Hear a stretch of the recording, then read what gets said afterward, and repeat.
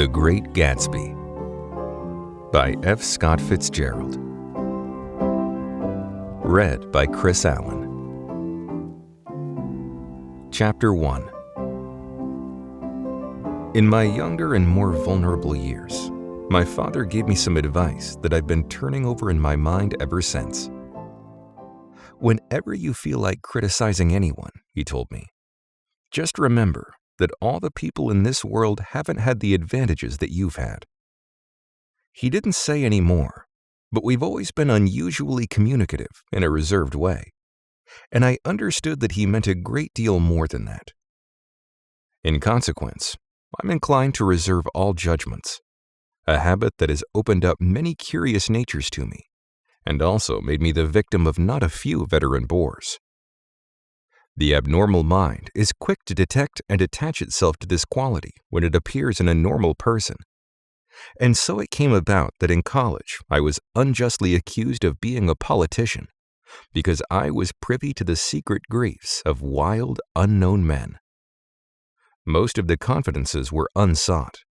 Frequently I have feigned sleep, preoccupation, or a hostile levity when I realized by some unmistakable sign that an intimate revelation was quivering on the horizon.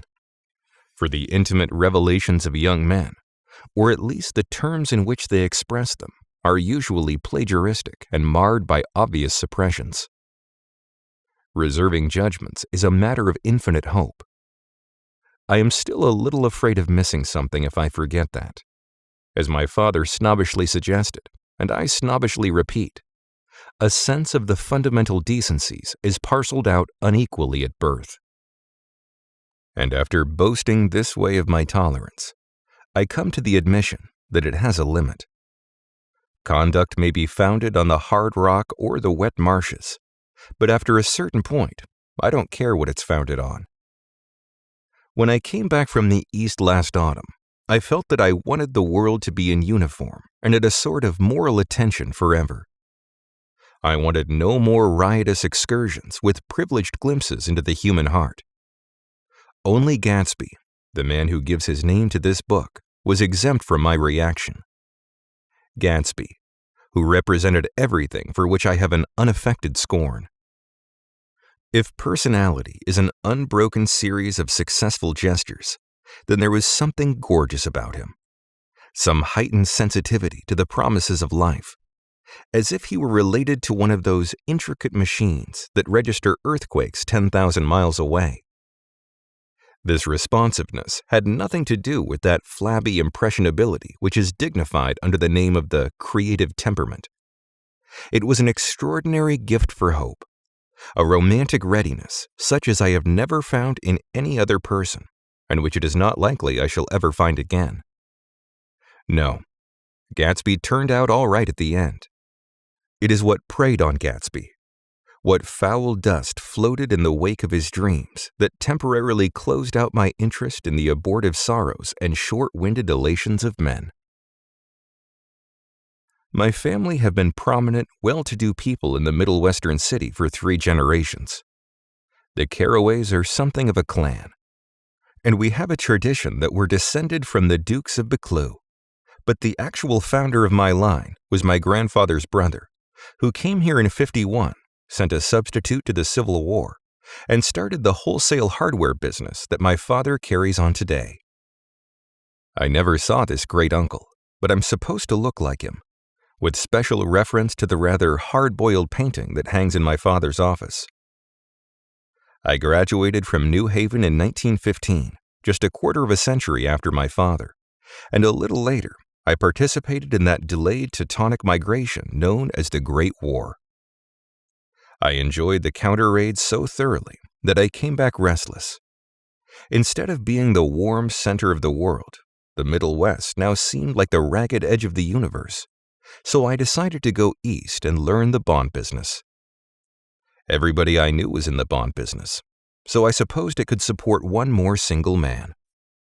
All my aunts and uncles talked it over, as if they were choosing a prep school for me, and finally said, "Why, yes," with very grave, hesitant faces.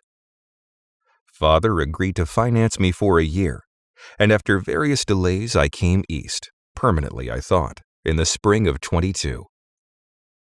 The practical thing was to find rooms in the city, but it was a warm season, and I had just left a country of wide lawns and friendly trees. So when a young man at the office suggested that we take a house together in a commuting town, it sounded like a great idea. He found the house, a weather-beaten cardboard bungalow at $80 a month. But at the last minute, the firm ordered him to go to Washington, and I went out to the country alone.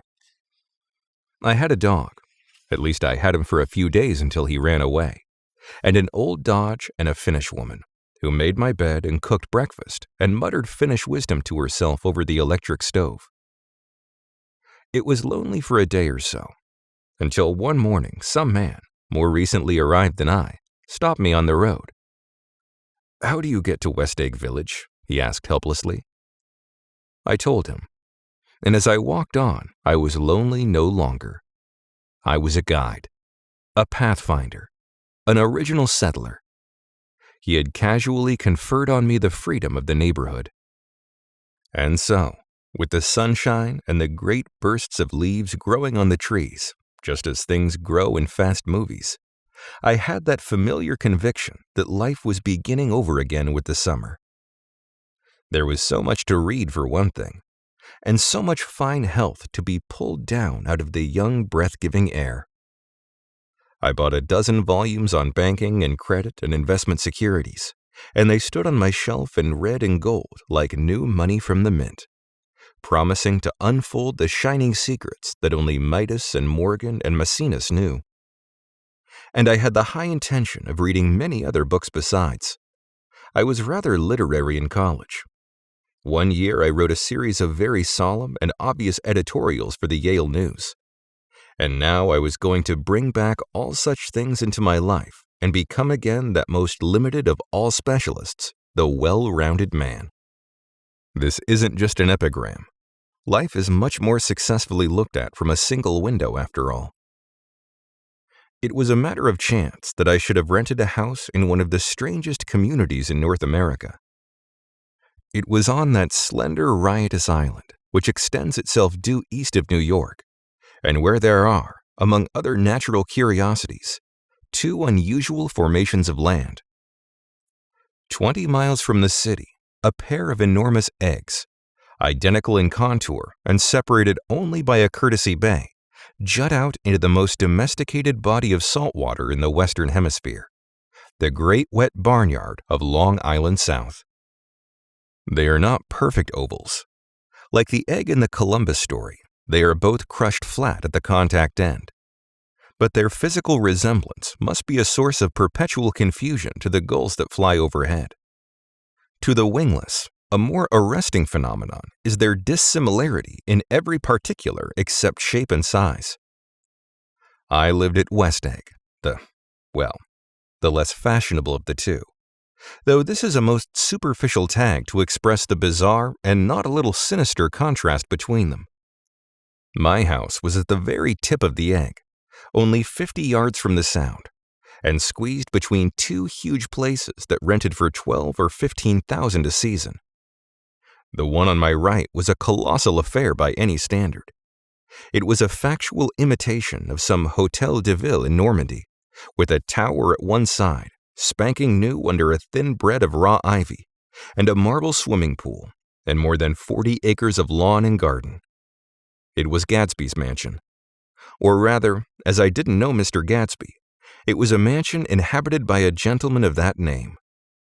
My own house was an eyesore, but it was a small eyesore, and it had been overlooked, so I had a view of the water, a partial view of my neighbor's lawn, and the consoling proximity of millionaires, all for $80 a month. Across the Courtesy Bay, the white palaces of fashionable East Egg glittered along the water. And the history of the summer really began on the evening I drove over there to have dinner with the Tom Buchanans. Daisy was my second cousin once removed, and I'd known Tom in college. And just after the war, I spent 2 days with them in Chicago.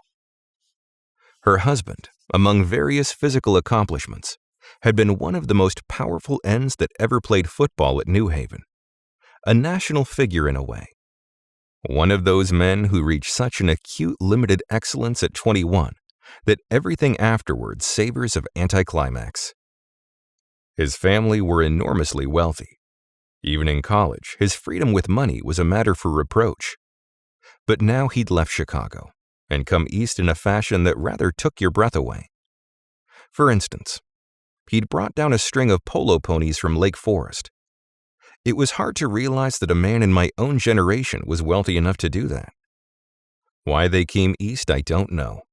They had spent a year in France for no particular reason, and then drifted here and there unrestfully wherever people played polo and were rich together. This was a permanent move, said Daisy over the telephone, but I didn't believe it. I had no sight into Daisy's heart, but I felt that Tom would drift on forever seeking, a little wistfully, for the dramatic turbulence of some irrecoverable football game. And so it happened. On a warm, windy evening, I drove over to East Egg to see two old friends whom I scarcely knew at all. Their house was even more elaborate than I expected. A cheerful red and white Georgian colonial mansion overlooking the bay. The lawn started at the beach and ran toward the front door for a quarter of a mile, jumping over sundials and brick walls and burning gardens. Finally, when it reached the house, drifting up the side in bright vines as though from the momentum of its run. The front was broken by a line of French windows, glowing now with reflected gold and wide open to the warm, windy afternoon. And Tom Buchanan, in riding clothes, was standing with his legs apart on the front porch. He had changed since his New Haven years. Now he was a sturdy, straw-haired man of 30, with a rather hard mouth and a supercilious manner. Two shining, arrogant eyes had established dominance over his face, and gave him the appearance of always leaning aggressively forward. Not even the effeminate swank of his riding clothes could hide the enormous power of that body. He seemed to fill those glistening boots until he strained the top lacing, and you could see a great pack of muscle shifting when his shoulders moved under his thin coat. It was a body capable of enormous leverage, a cruel body. His speaking voice, a gruff, husky tenor, added to the impression of fractiousness he conveyed. There was a touch of paternal contempt in it, even toward people he liked, and there were men at New Haven who had hated his guts. Now, don't think my opinion on these matters is final, he seemed to say, just because I'm stronger and more of a man than you are. We were in the same senior society, and while we were never intimate, I always had the impression that he approved of me and wanted me to like him with some harsh, defiant wistfulness of his own. We talked for a few minutes on the sunny porch. "I've got a nice place here," he said, his eyes flashing about restlessly. Turning me around by one arm, he moved a broad, flat hand along the front vista, including in its sweep a sunken Italian garden, a half-acre of deep, pungent roses, and a snub-nosed motorboat that bumped the tide offshore. It belonged to Domain, the oil man.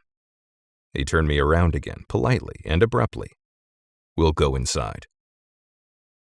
We walked through a high hallway into a bright, rosy-colored space, fragilely bound into the house by French windows at either end. The windows were ajar and gleaming white against the fresh grass outside that seemed to grow a little way into the house. A breeze blew through the room, blew curtains in at one end and out the other like pale flags, twisting them up toward the frosted wedding cake of the ceiling, and then rippled over the wine-colored rug, making a shadow on it as wind does on the sea. The only completely stationary object in the room was an enormous couch on which two young women were buoyed up as though upon an anchored balloon. They were both in white, and their dresses were rippling and fluttering, as if they had just been blown back in after a short flight around the house. I must have stood for a few moments, listening to the whip and snap of the curtains and the groan of a picture on the wall. Then there was a boom as Tom Buchanan shut the rear windows and the caught wind died out about the room, and the curtains and the rugs and the two young women ballooned slowly to the floor. The younger of the two was a stranger to me. She was extended full length at her end of the divan, completely motionless, and with her chin raised a little, as if she were balancing something on it which was quite likely to fall. If she saw me out of the corner of her eye, she gave no hint of it. Indeed, I was almost surprised into murmuring an apology for having disturbed her by coming in. The other girl, Daisy, made an attempt to rise. She leaned slightly forward with a conscientious expression. Then she laughed, an absurd, charming little laugh, and I laughed too, and came forward into the room. I'm paralyzed with happiness. She laughed again, as if she said something very witty, and held my hand for a moment, looking up into my face, promising that there was no one in the world she so much wanted to see. That was a way she had. She hinted in a murmur that the surname of the balancing girl was Baker. I've heard it said that Daisy's murmur was only to make people lean toward her, an irrelevant criticism that made it no less charming. At any rate, Miss Baker's lip fluttered. She nodded at me almost imperceptibly, and then quickly tipped her head back again. The object she was balancing had obviously tottered a little and given her something of a fright. Again a sort of apology arose to my lips. Almost any exhibition of complete self-sufficiency draws a stunned tribute from me. I looked back at my cousin, who began to ask me questions in her low, thrilling voice. It was the kind of voice that the ear follows up and down, as if each speech is an arrangement of notes that will never be played again. Her face was sad and lovely, with bright things in it. Bright eyes and a bright, passionate mouth. But there was an excitement in her voice that men who had cared for her found difficult to forget. A singing compulsion, a whispered listen, a promise that she had done gay, exciting things just a while since, and that there were gay, exciting things hovering in the next hour. I told her how I had stopped off in Chicago for a day on my way east, and how a dozen people had sent their love through me. "Do they miss me?" she cried ecstatically. The whole town is desolate. All the cars have left rear wheel painted black as a mourning wreath, and there's a persistent wail all night along the North Shore. "How gorgeous! Let's go back, Tom, tomorrow." Then she added irrelevantly, "You ought to see the baby." "I'd like to." "She's asleep. She's 3 years old. Haven't you ever seen her?" "Never." "Well, you ought to see her. She's—" Tom Buchanan, who had been hovering restlessly about the room, stopped and rested his hand on the back of my shoulder. "What are you doing, Nick?" "I'm a bondman." "Who with?" I told him. "Never heard of them," he remarked decisively. This annoyed me. "You will," I answered shortly. "You will if you stay in the East." "Oh, I'll stay in the East, don't you worry," he said, glancing at Daisy, and then back at me, as if he were alert for something more. "I'd be a goddamn fool to live anywhere else." At this point, Miss Baker said, "Absolutely," with such suddenness that I started. It was the first word she had uttered since I came into the room. Evidently, it surprised her as much as it did me, for she yawned and with a series of rapid, deft movements, stood up into the room. "I'm stiff," she complained. "I've been lying on that sofa for as long as I can remember." "Don't look at me," Daisy retorted. "I've been trying to get you to New York all afternoon." "No thanks," said Miss Baker to the 4 cocktails just in from the pantry. "I'm absolutely in training." Her host looked at her incredulously. "You are?" He took down his drink as if it were a drop in the bottom of a glass. "How you ever get anything done is beyond me." I looked at Miss Baker, wondering what it was she got done. I enjoyed looking at her. She was a slender, small-breasted girl with an erect carriage, which she accentuated by throwing her body backward at the shoulders like a young cadet. Her gray, sun-strained eyes looked back at me with polite, reciprocal curiosity out of a wan, charming, discontented face. It occurred to me now that I had seen her, or a picture of her, somewhere before. "You live in West Egg," she remarked contemptuously. "I know somebody there." "I don't know a single—" "You must know Gatsby." "Gatsby?" demanded Daisy. "What Gatsby?" Before I could reply that he was my neighbor, dinner was announced. Wedging his tense arm imperatively under mine, Tom Buchanan compelled me from the room as though he were moving a checker to another square. Slenderly, languidly, their hands set tightly on their hips, the two young women preceded us out onto a rosy-colored porch, open toward the sunset, where 4 candles flickered on the table in the diminished wind. "Why candles?" objected Daisy, frowning. She snapped them out with her fingers. "In 2 weeks, it'll be the longest day in the year." She looked at us all radiantly. "Do you always watch for the longest day of the year and then miss it?" "I always watch for the longest day in the year and then miss it." "We ought to plan something," yawned Miss Baker, sitting down at the table as if she were getting into bed. "All right," said Daisy. "What'll we plan?" She turned to me helplessly. "What do people plan?" Before I could answer, her eyes fastened with an odd expression on her little finger.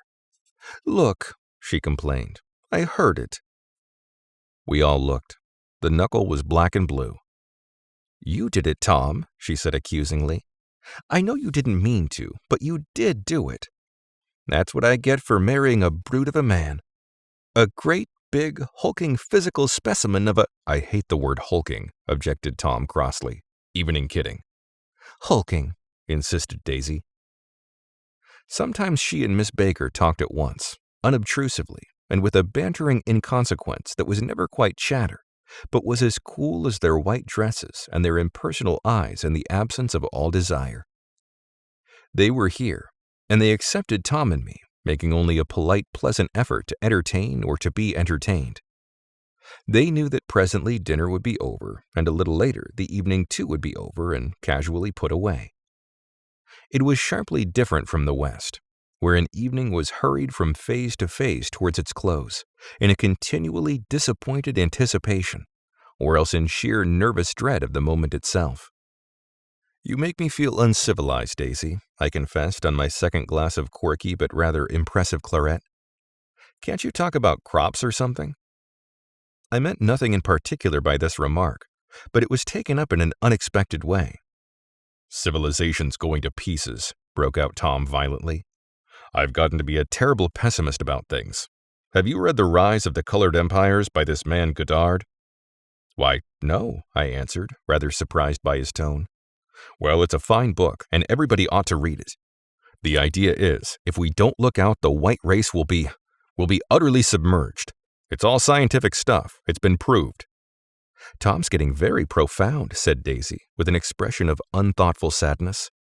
"He reads deep books with long words in them. What was that word we—" "Well, these books are all scientific," insisted Tom, glancing at her impatiently.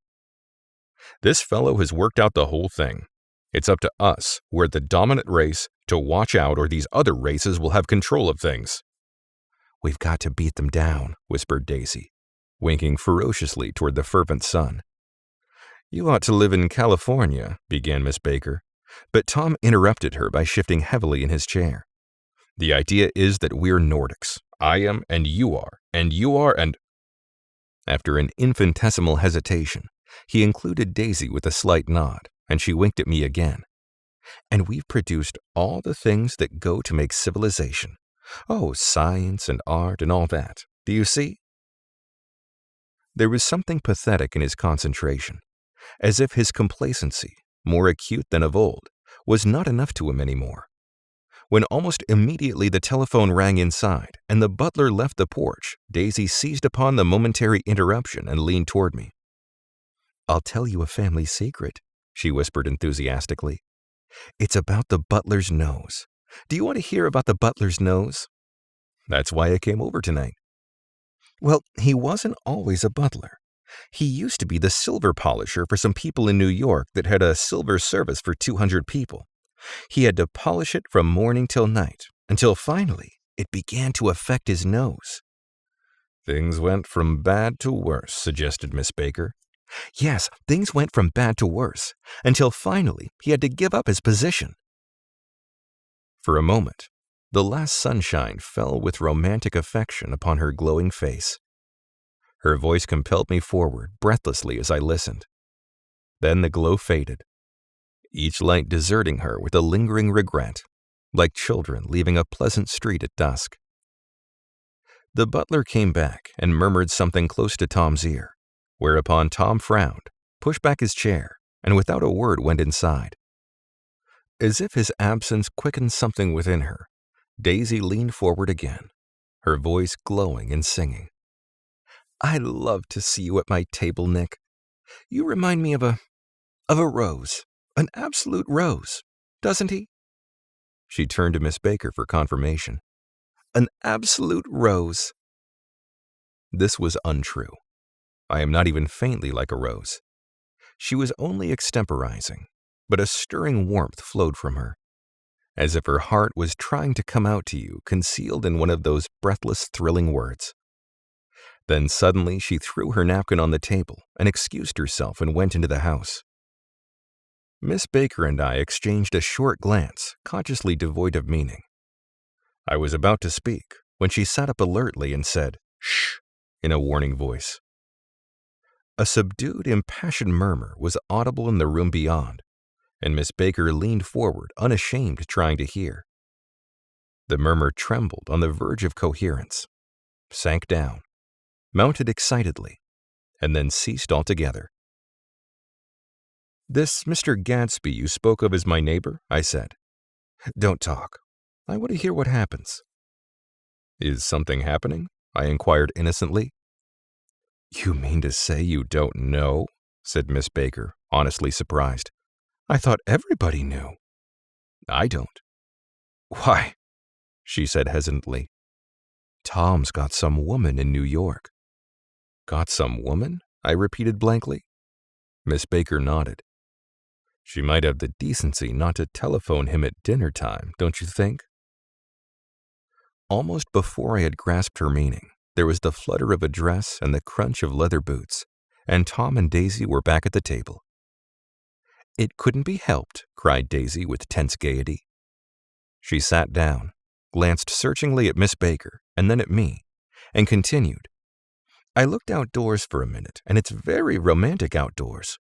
There's a bird on the lawn that I think must be a nightingale come over on the Cunard or White Star Line. He's singing away." Her voice sang. "It's romantic, isn't it, Tom?" "Very romantic," he said, and then miserably to me, "If it's light enough after dinner, I want to take you down to the stables." The phone rang inside, startlingly, and as Daisy shook her head decisively at Tom, the subject of the stables, in fact all subjects, vanished into air. Among the broken fragments of the last 5 minutes at table, I remember the candles being lit again, pointlessly, and I was conscious of wanting to look squarely at everyone and yet to avoid all eyes. I couldn't guess what Daisy and Tom were thinking, but I doubt if even Miss Baker, who seemed to have mastered a certain hearty skepticism, was able utterly to put this fifth guest's shrill metallic urgency out of mind. To a certain temperament, the situation might have seemed intriguing.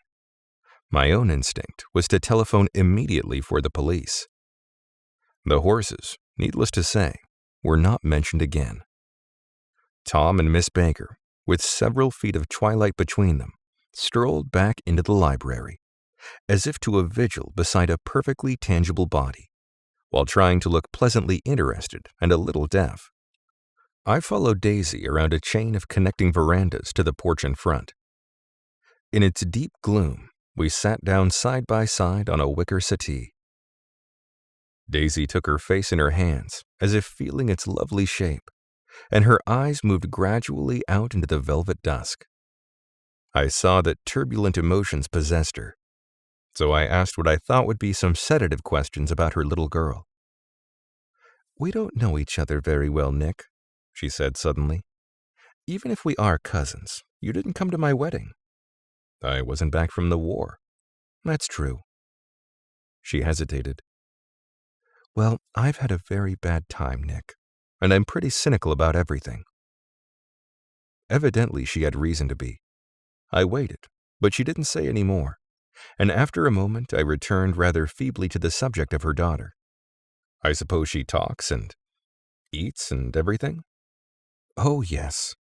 She looked at me absently. "Listen, Nick, let me tell you what I said when she was born. Would you like to hear?" "Very much." "It'll show you how I've gotten to feel about things. Well, she was less than an hour old, and Tom was God knows where. I woke up out of the ether with an utterly abandoned feeling, and asked the nurse right away if it was a boy or a girl. She told me it was a girl, and so I turned my head away and wept. "All right," I said, "I'm glad it's a girl, and I hope she'll be a fool. That's the best thing a girl can be in this world, a beautiful little fool." "You see, I think everything's terrible anyhow," she went on in a convinced way. "Everybody thinks so. The most advanced people, and I know. I've been everywhere and seen everything and done everything." Her eyes flashed around her in a defiant way, rather like Tom's, and she laughed with a thrilling scorn. "Sophisticated. God, I'm sophisticated." The instant her voice broke off, ceasing to compel my attention, my belief, I felt the basic insincerity of what she had said. It made me uneasy, as though the whole evening had been a trick of some sort to exact a contributory emotion from me. I waited, and sure enough, in a moment she looked at me with an absolute smirk on her lovely face, as if she had asserted her membership in a rather distinguished secret society to which she and Tom belonged.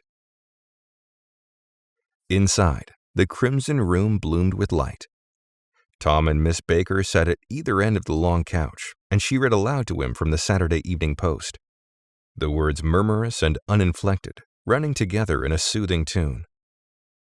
The lamplight, bright on his boots and dull on the autumn leaf yellow of her hair, glinted along the paper as she turned a page with a flutter of slender muscles in her arms.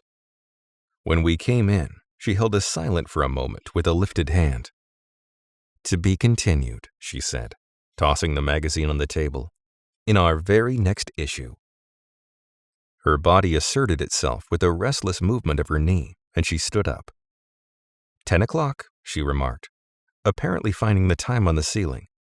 "Time for this good girl to go to bed." "Jordan's going to play in the tournament tomorrow," explained Daisy, "over at Westchester." "Oh, you're Jordan Baker." I knew now why her face was familiar. Its pleasing, contemptuous expression had looked out at me from many rotogravure pictures of the sporting life at Asheville and Hot Springs and Palm Beach. I had heard some of her story, too, a critical, unpleasant story, but what it was I had forgotten long ago. "Good night," she said softly. "Wake me at 8, won't you? If you'll get up." "I will." "Good night, Mr. Carraway. See you anon." "Of course you will," confirmed Daisy. "In fact, I think I'll arrange a marriage. Come over often, Nick, and I'll sort of, fling you together. You know, lock you up accidentally in linen closets and push you out to sea in a boat and all sorts of things." "Good night," called Miss Baker from the stairs. "I haven't heard a word." "She's a nice girl," said Tom after a moment. "They oughtn't to let her run around the country this way." "Who oughtn't to?" inquired Daisy coldly. "Her family." "Her family is one aunt about 1,000 years old. Besides, Nick's going to look after her, aren't you, Nick? She's going to spend lots of weekends out here this summer. I think the home influence will be very good for her." Daisy and Tom looked at each other for a moment in silence. "Is she from New York?" I asked quickly. "From Louisville. Our white girlhood was passed together there. Our beautiful white—" "Did you give Nick a little heart-to-heart talk on the veranda?" demanded Tom suddenly. "Did I?" She looked at me. "I can't seem to remember. But I think we talked about the Nordic race. Yes, I'm sure we did. It sort of crept up on us, and first thing you knew—" "Don't believe everything you hear, Nick," he advised me. I said lightly that I had heard nothing at all, and a few minutes later I got up to go home. They came to the door with me and stood side by side in a cheerful square of light. As I started my motor, Daisy peremptorily called, "Wait! I forgot to ask you something, and it's important. We heard you were engaged to a girl out west." "That's right," corroborated Tom kindly. "We heard that you were engaged." "It's a libel. I'm too poor." "But we heard it," insisted Daisy, surprising me by opening up again in a flower-like way. "We heard it from 3 people, so it must be true." Of course I knew what they were referring to. but I wasn't even vaguely engaged. The fact that gossip had published the bans was one of the reasons I had come east. You can't stop going with an old friend on account of rumors, and on the other hand, I had no intention of being rumored into marriage. Their interest rather touched me and made them less remotely rich. Nevertheless, I was confused and a little disgusted as I drove away. It seemed to me that the thing for Daisy to do was to rush out of the house, child in arms, but apparently there were no such intentions in her head. As for Tom, the fact that he had some woman in New York was really less surprising than that he had been depressed by a book. Something was making him nibble at the edge of stale ideas, as if his sturdy physical egotism no longer nourished his peremptory heart. Already it was deep summer on roadhouse roofs, and in front of wayside garages where new red gas pumps sat out in pools of light, and when I reached my estate at West Egg, I ran the car under its shed and sat for a while on the abandoned grass roller in the yard. The wind had blown off, leaving a loud, bright night, with wings beating in trees and a persistent organ sound as the full bellows of the earth blew the frogs full of life. The silhouette of a moving car wavered across the moonlight, and turning my head to watch it, I saw that I was not alone. 50 feet away, a figure had emerged from the shadow of my neighbor's mansion and was standing with his hands in his pockets regarding the silver pepper of the stars. Something in his leisurely movements and the secure position of his feet upon the lawn suggested that it was Mr. Gatsby himself, come out to determine what share of his was our local heavens. I decided to call to him. Miss Baker had mentioned him at dinner, and that would do for an introduction. But I didn't call to him, for he gave a sudden intimation that he was content to be alone. He stretched out his arms toward the dark water in a curious way, and far as I was from him, I could have sworn he was trembling. Involuntarily, I glanced seaward, and distinguished nothing except a single green light, minute and far away, that might have been at the end of a dock. When I looked once more for Gatsby, he had vanished, and I was alone again in the unquiet darkness.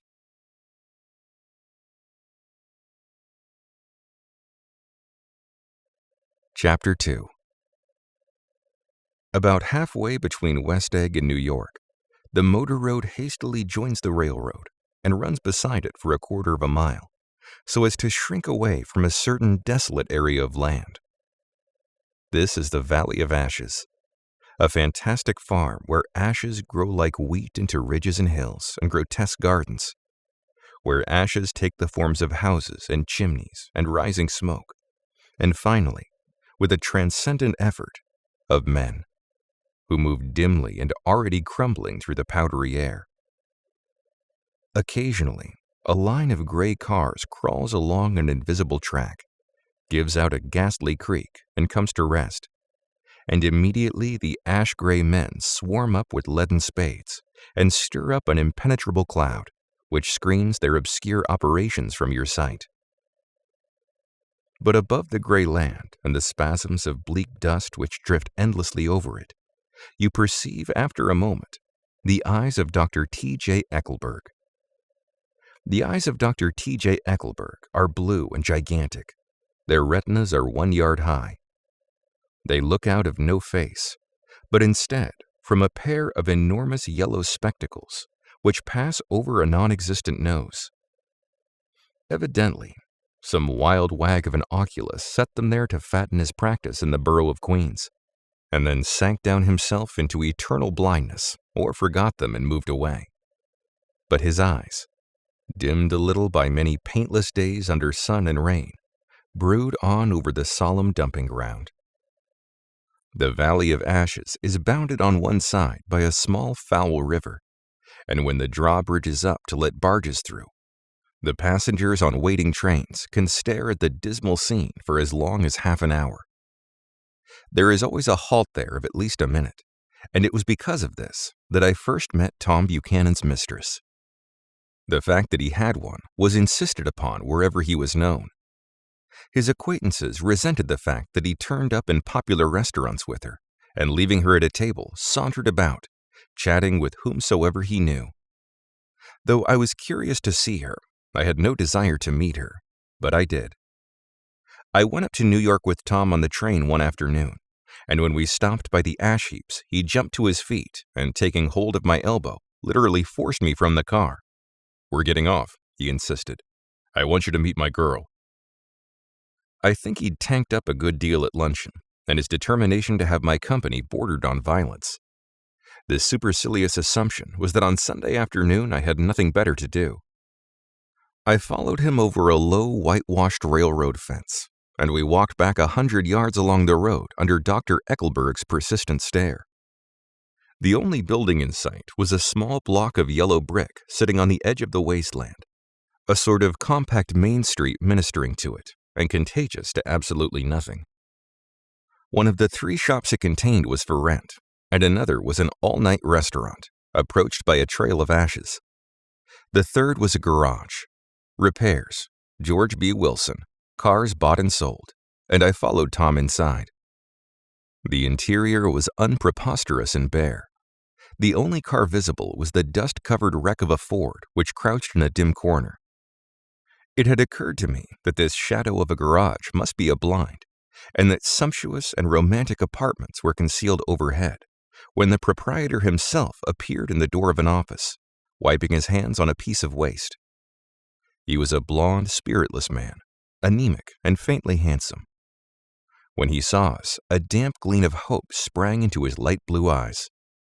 "Hello, Wilson, old man," said Tom, slapping him jovially on the shoulder. "How's business?" "I can't complain," answered Wilson unconvincingly. "When are you going to sell me that car?" "Next week. I've got my man working on it now." "Works pretty slow, don't he?" "No, he doesn't," said Tom coldly. "And if you feel that way about it, maybe I'd better sell it to someone else after all." "I didn't mean that," explained Wilson quickly. "I just meant—" His voice faded off, and Tom glanced impatiently around the garage. Then I heard footsteps on a stairs, and in a moment the thickish figure of a woman blocked out the light from the office door. She was in the middle 30s and faintly stout, but she carried her surplus flesh sensuously as some women can. Her face, above a spotted dress of dark blue crepe de chine, contained no facet of gleam or beauty, but there was immediately perceptible vitality about her, as if the nerves of her body were continually smoldering. She smiled slowly, and walking through her husband as if he were a ghost, shook hands with Tom, looking him flush in the eye. Then she wet her lips, and without turning around spoke to her husband in a soft, coarse voice. "Get some chairs, why don't you, so somebody can sit down?" "Oh, sure," agreed Wilson hurriedly, and went toward the little office, mingling immediately with the cement color of the walls. A white ashen dust veiled his dark suit and his pale hair, as it veiled everything in the vicinity, except his wife, who moved close to Tom. "I want to see you," said Tom intently. "Get on the next train." "All right. I'll meet you by the newsstand on the lower level." She nodded and moved away from him just as George Wilson emerged with 2 chairs from his office door. We waited for her down the road and out of sight. It was a few days before the 4th of July, and a gray, scrawny Italian child was setting torpedoes in a row along the railroad track. "Terrible place, isn't it?" said Tom, exchanging a frown with Dr. Eckelberg. "Awful. It does her good to get away." "Doesn't her husband object?" "Wilson? He thinks she goes to see her sister in New York. He's so dumb he doesn't know he's alive." So Tom Buchanan and his girl and I went up together to New York, or not quite together, for Mrs. Wilson sat discreetly in another car. Tom deferred that much to the sensibilities of those East Eggers who might be on the train. She had changed her dress to a brown-figured muslin, which stretched tight over her rather wide hips as Tom helped her on the platform in New York. At the newsstand, she bought a copy of Town Tattle and a moving picture magazine, and in the station drugstore some cold cream and a small flask of perfume. Upstairs, in the solemn echoing drive, she let 4 taxicabs drive away before she selected a new one, lavender-colored with gray upholstery, and in this we slid out from the mass of the station into the glowing sunshine.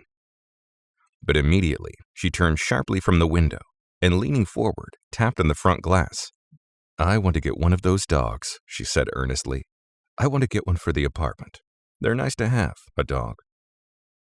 We backed up to an old gray man who bore an absurd resemblance to John D. Rockefeller.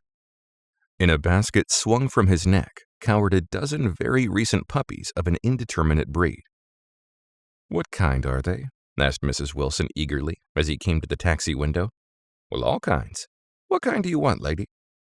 "I'd like to get one of those police dogs. I don't suppose you got that kind." The man peered doubtfully into the basket, plunged in his hand and drew one up, wriggling by the back of the neck. "That's no police dog," said Tom. "No, it's not exactly a police dog," said the man with disappointment in his voice.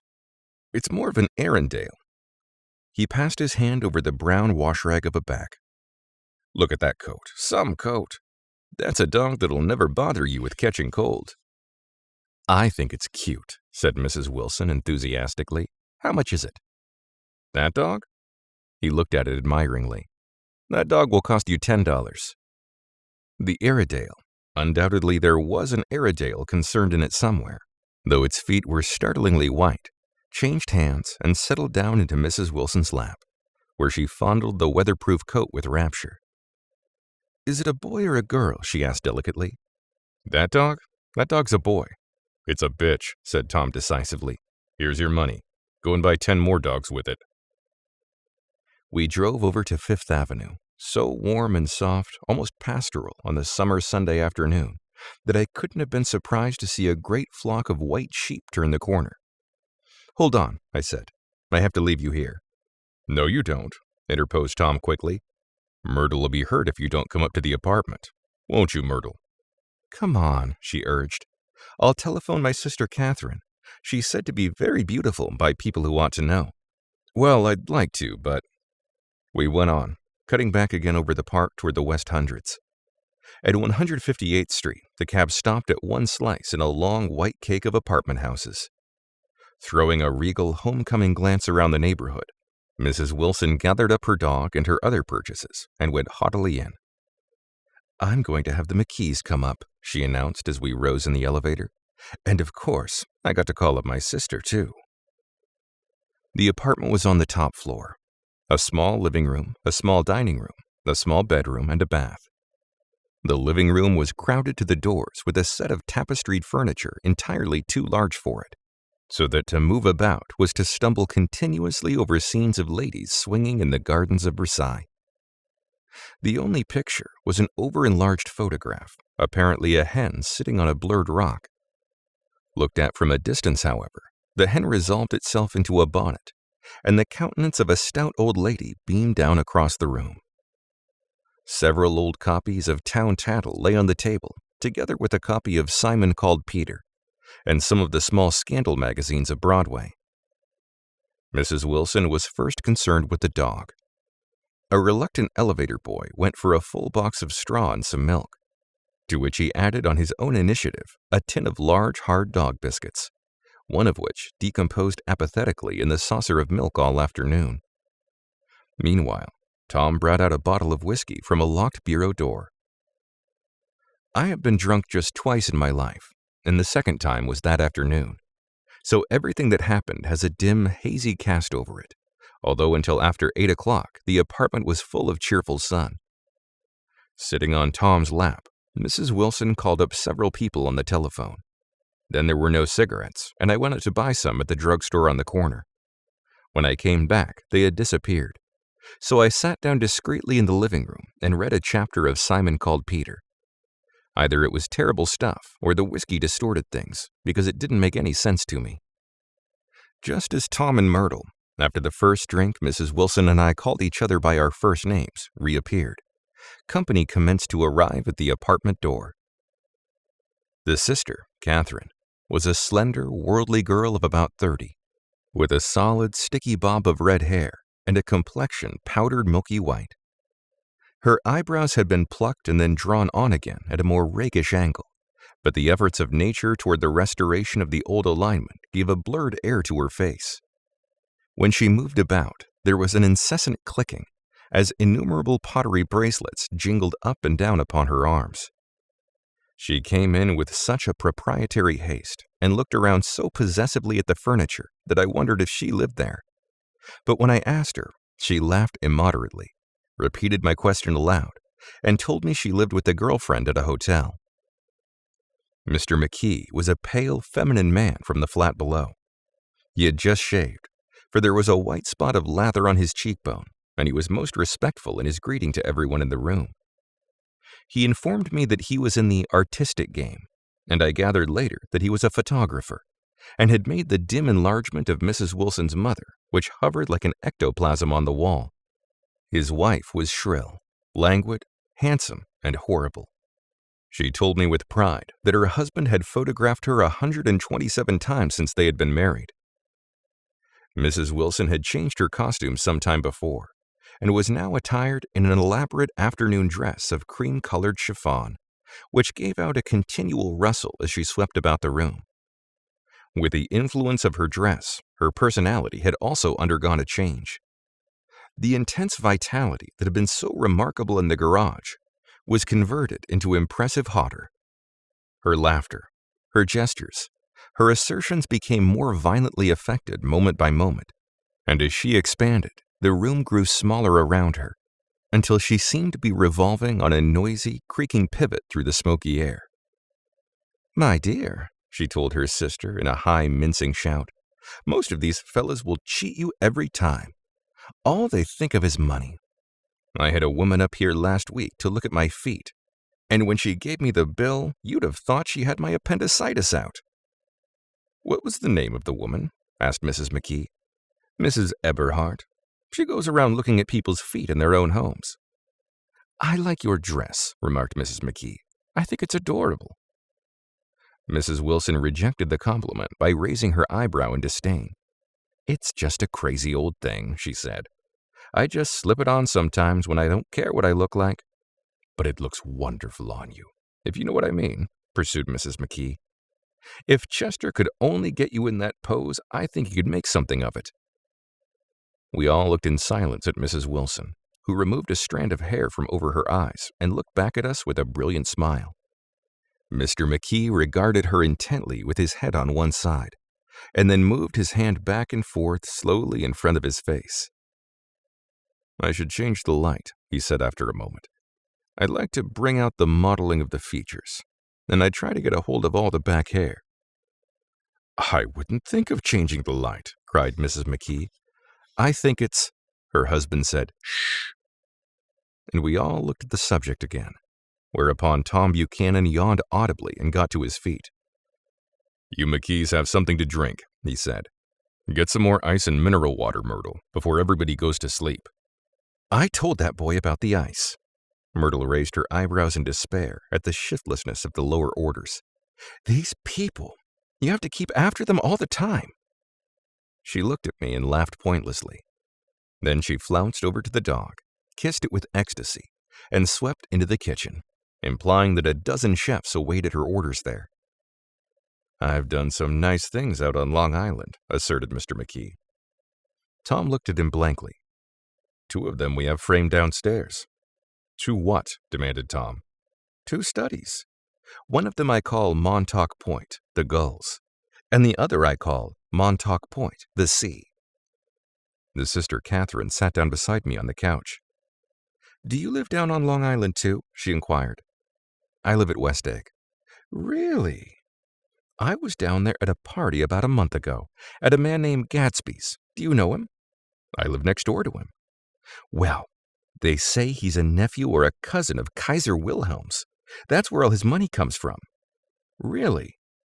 She nodded. "I'm scared of him. I'd hate to have him get anything on me." This absorbing information about my neighbor was interrupted by Mrs. McKee's pointing suddenly at Catherine. "Chester, I think you could do something with her," she broke out. But Mr. McKee only nodded in a bored way and turned his attention to Tom. "I'd like to do more work on Long Island, if I could get the entry. All I ask is that they should give me a start." "Ask Myrtle," said Tom, breaking into a short shout of laughter as Mrs. Wilson entered with the tray. "She'll give you a letter of introduction, won't you, Myrtle?" "Do what?" she asked, startled.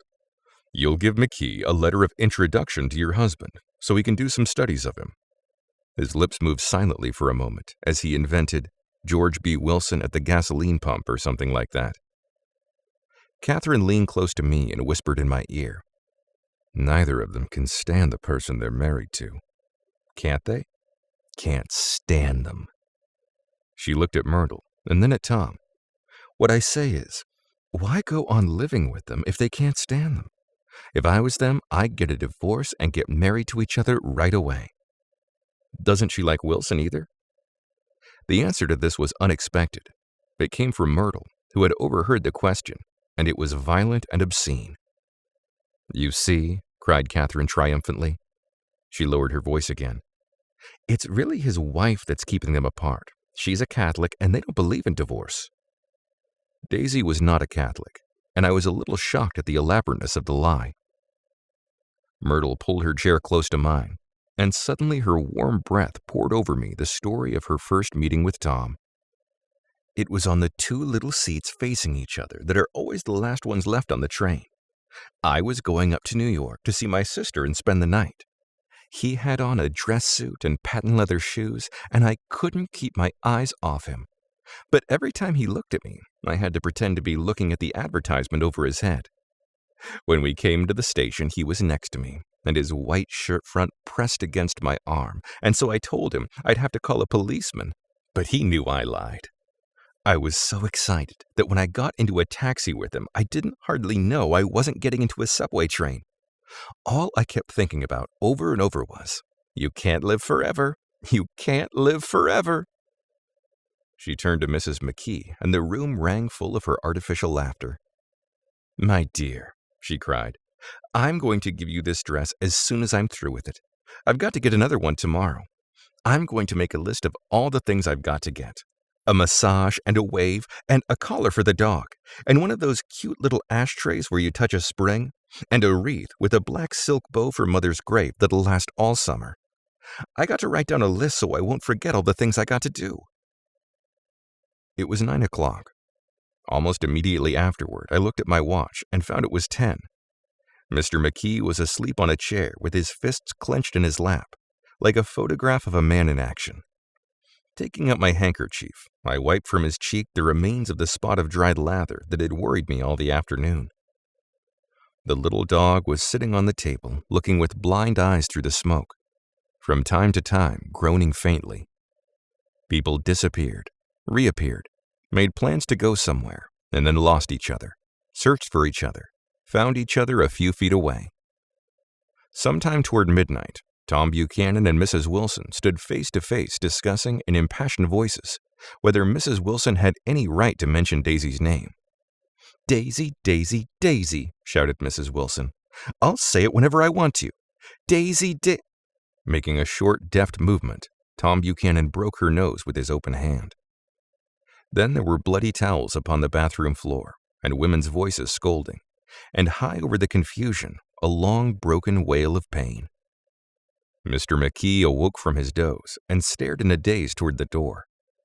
When he had gone halfway, he turned around and stared at the scene, his wife and Catherine scolding and consoling as they stumbled here and there among the crowded furniture with articles of aid, and the despairing figure on the couch, bleeding fluently, and trying to spread a copy of Town Tattle over the tapestry scenes of Versailles. Then Mr. McKee turned and continued on out the door.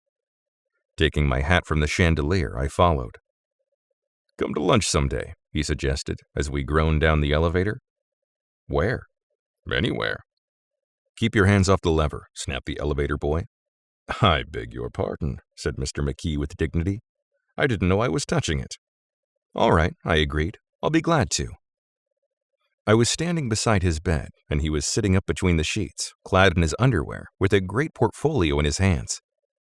Beauty and the Beast, Loneliness, Old Grocery Horse, Brooklyn Bridge. Then I was lying half asleep in the cold lower level of the Pennsylvania station, staring at the Morning Tribune and waiting for the 4 o'clock train.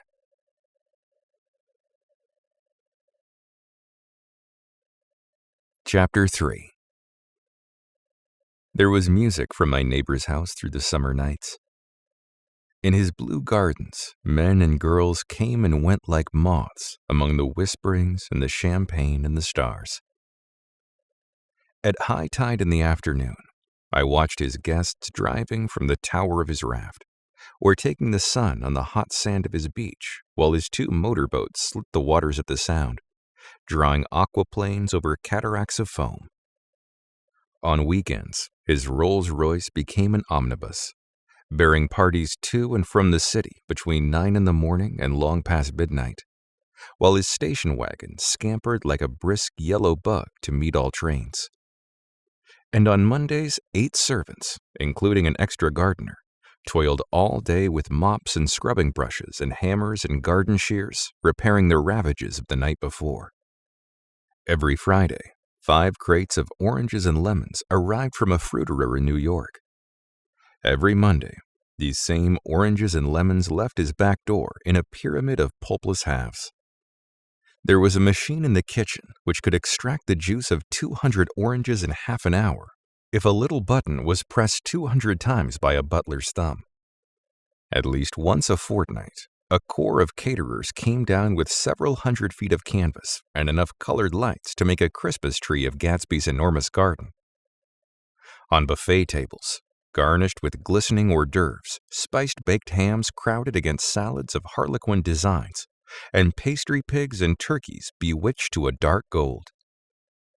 In the main hall, a bar with a real brass rail was set up, and stocked with gins and liquors and with cordials so long forgotten that most of his female guests were too young to know one from another.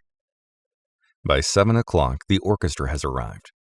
No thin 5-piece affair, but a whole pitful of oboes and trombones and saxophones and violas and cornets and piccolos, and low and high drums. The last swimmers have come in from the beach now and are dressing upstairs. The cars from New York are parked 5 deep in the drive, and already the halls and salons and verandas are gaudy with primary colors, and hair shorn in strange new ways, and shawls beyond the dreams of Castile.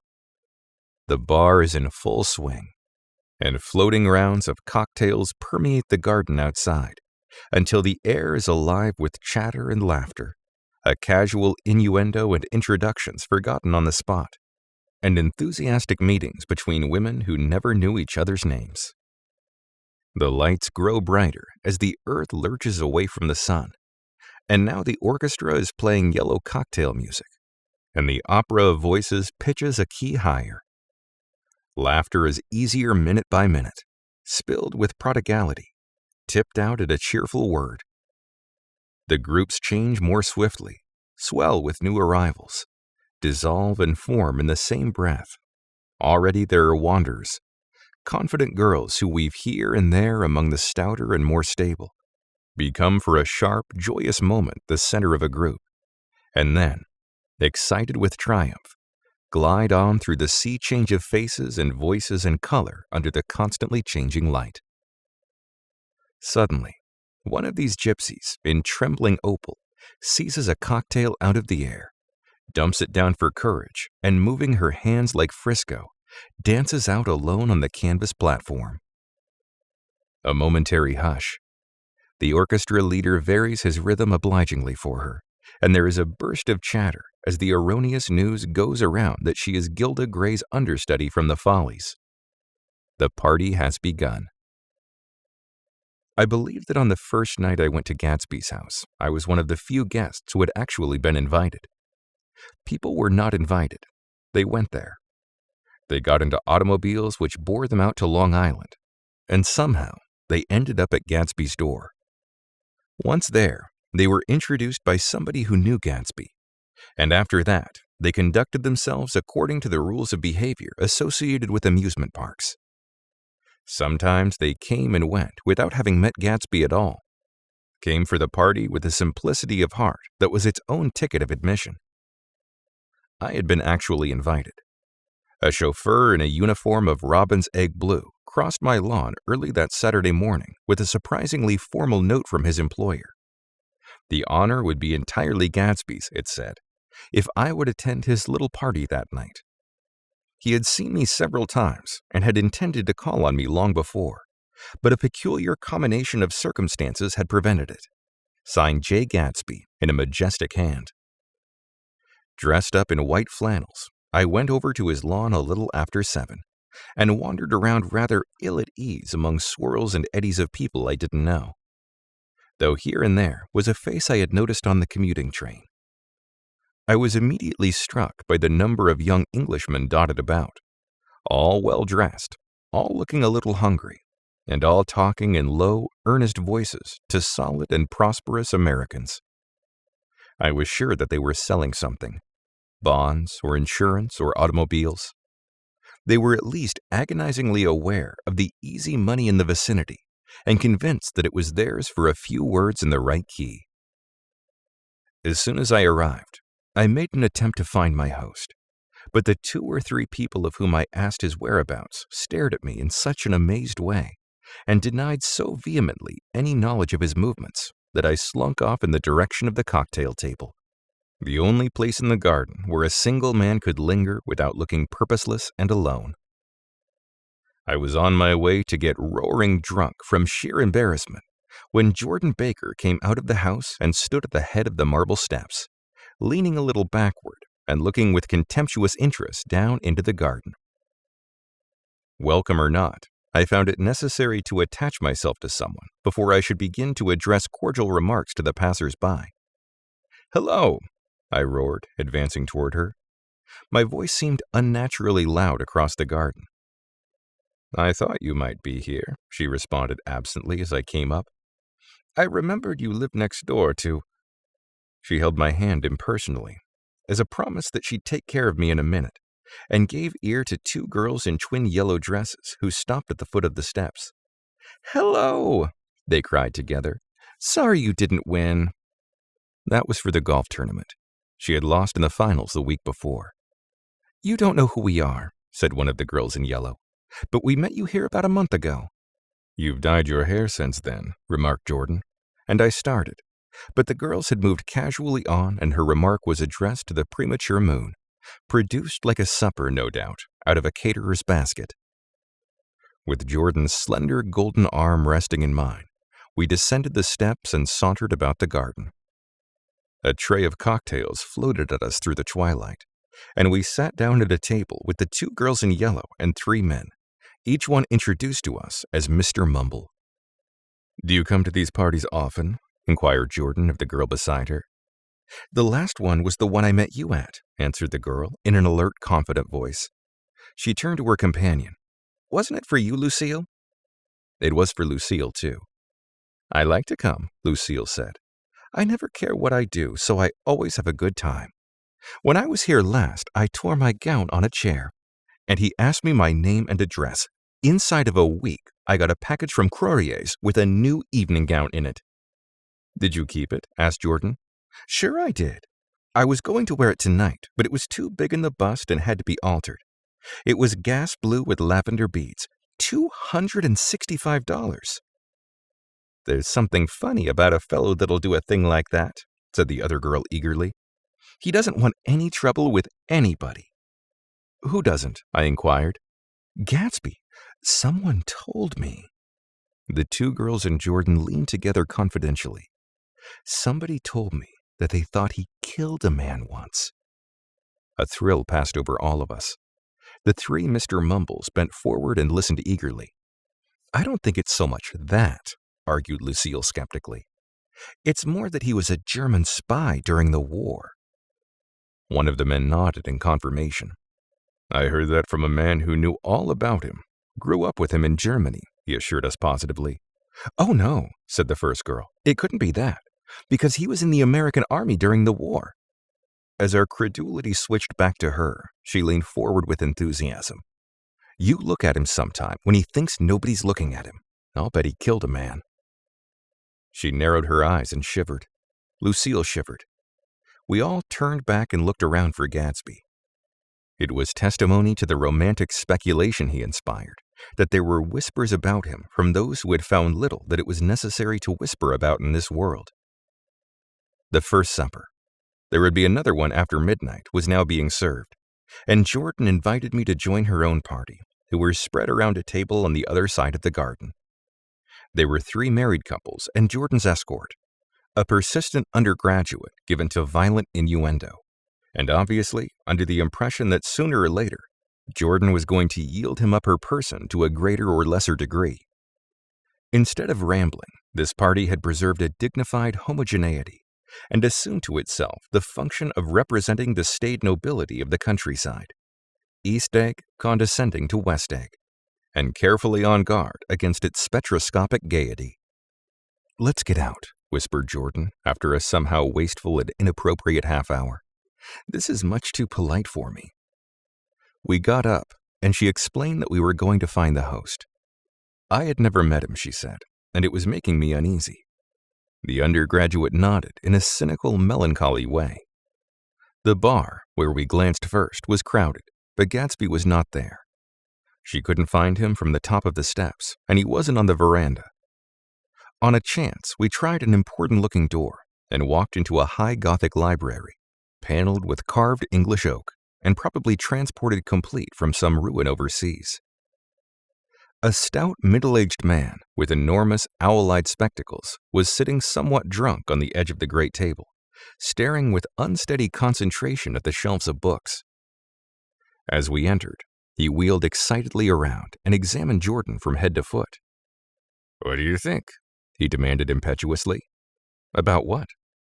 He waved his hand toward the bookshelves. "About that. As a matter of fact, you needn't bother to ascertain.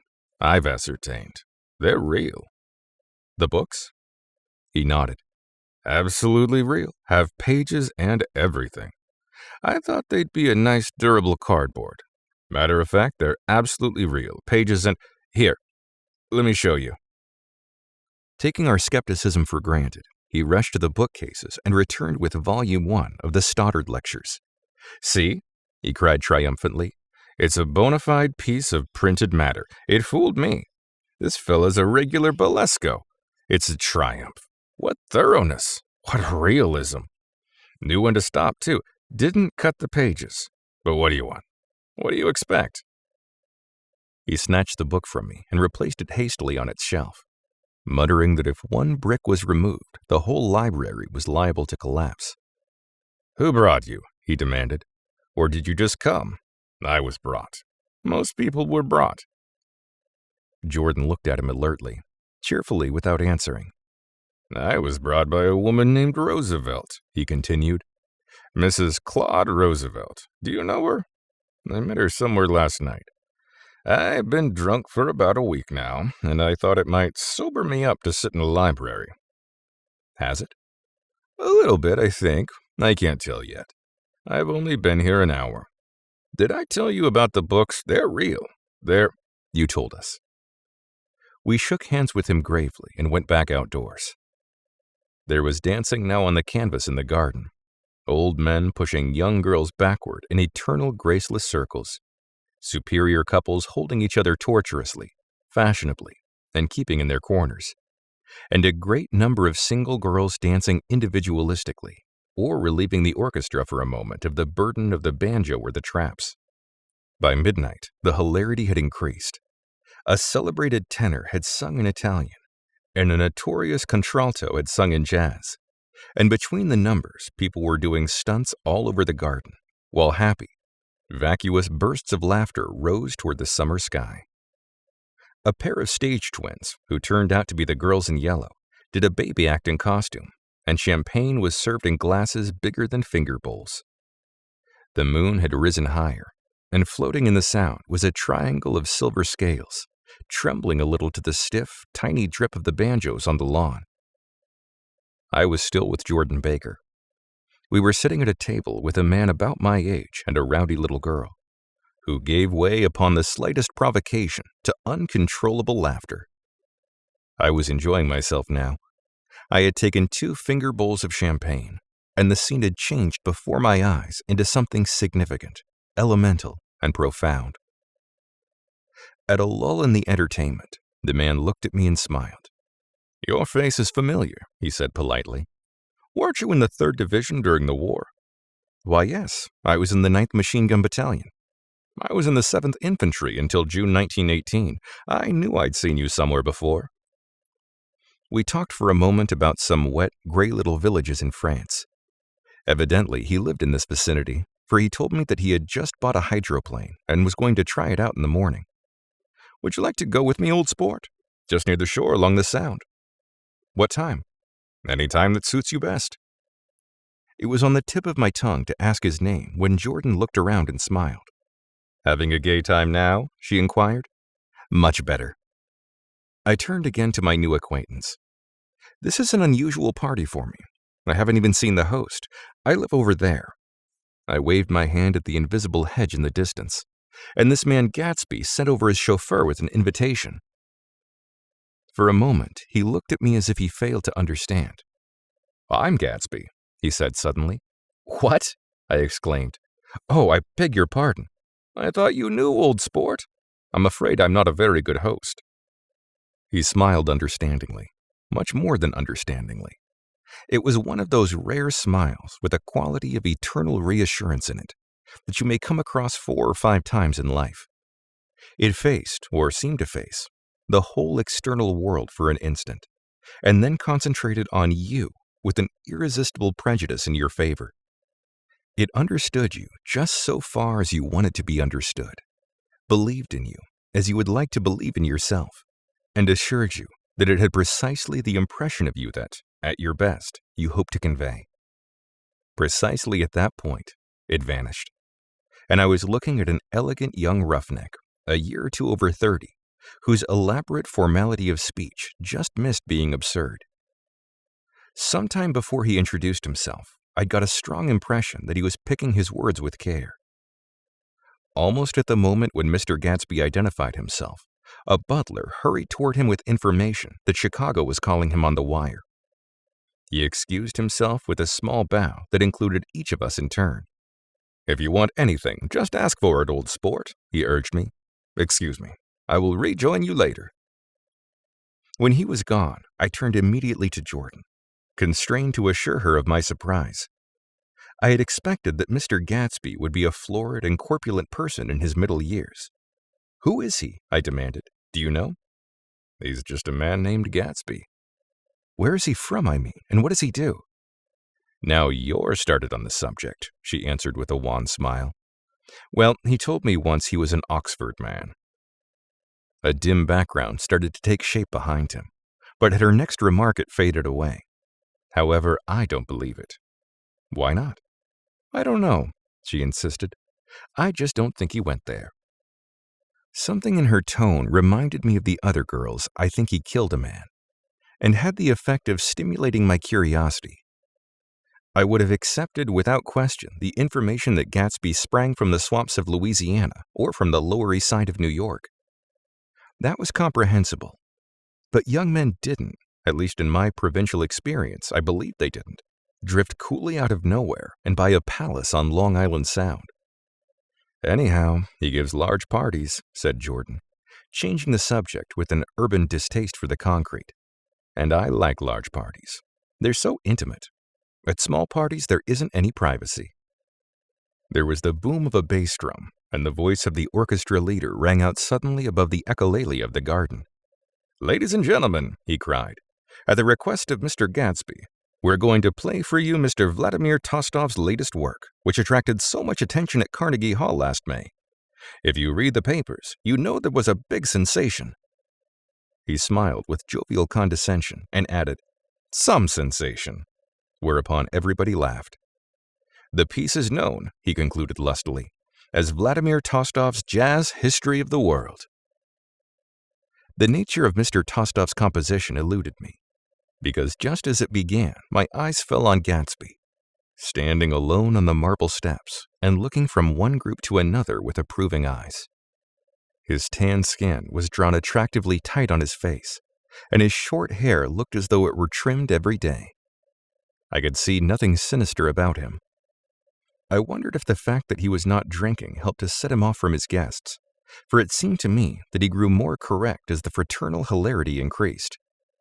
When the Jazz History of the World was over, girls were putting their heads on men's shoulders in a puppyish, convivial way. Girls were swooning backwards playfully into men's arms, even into groups, knowing that someone would arrest their falls. But no one swooned backward on Gatsby, and no French bob touched Gatsby's shoulder, and no singing quartets were formed with Gatsby's head for one link. "I beg your pardon." Gatsby's butler was suddenly standing beside us.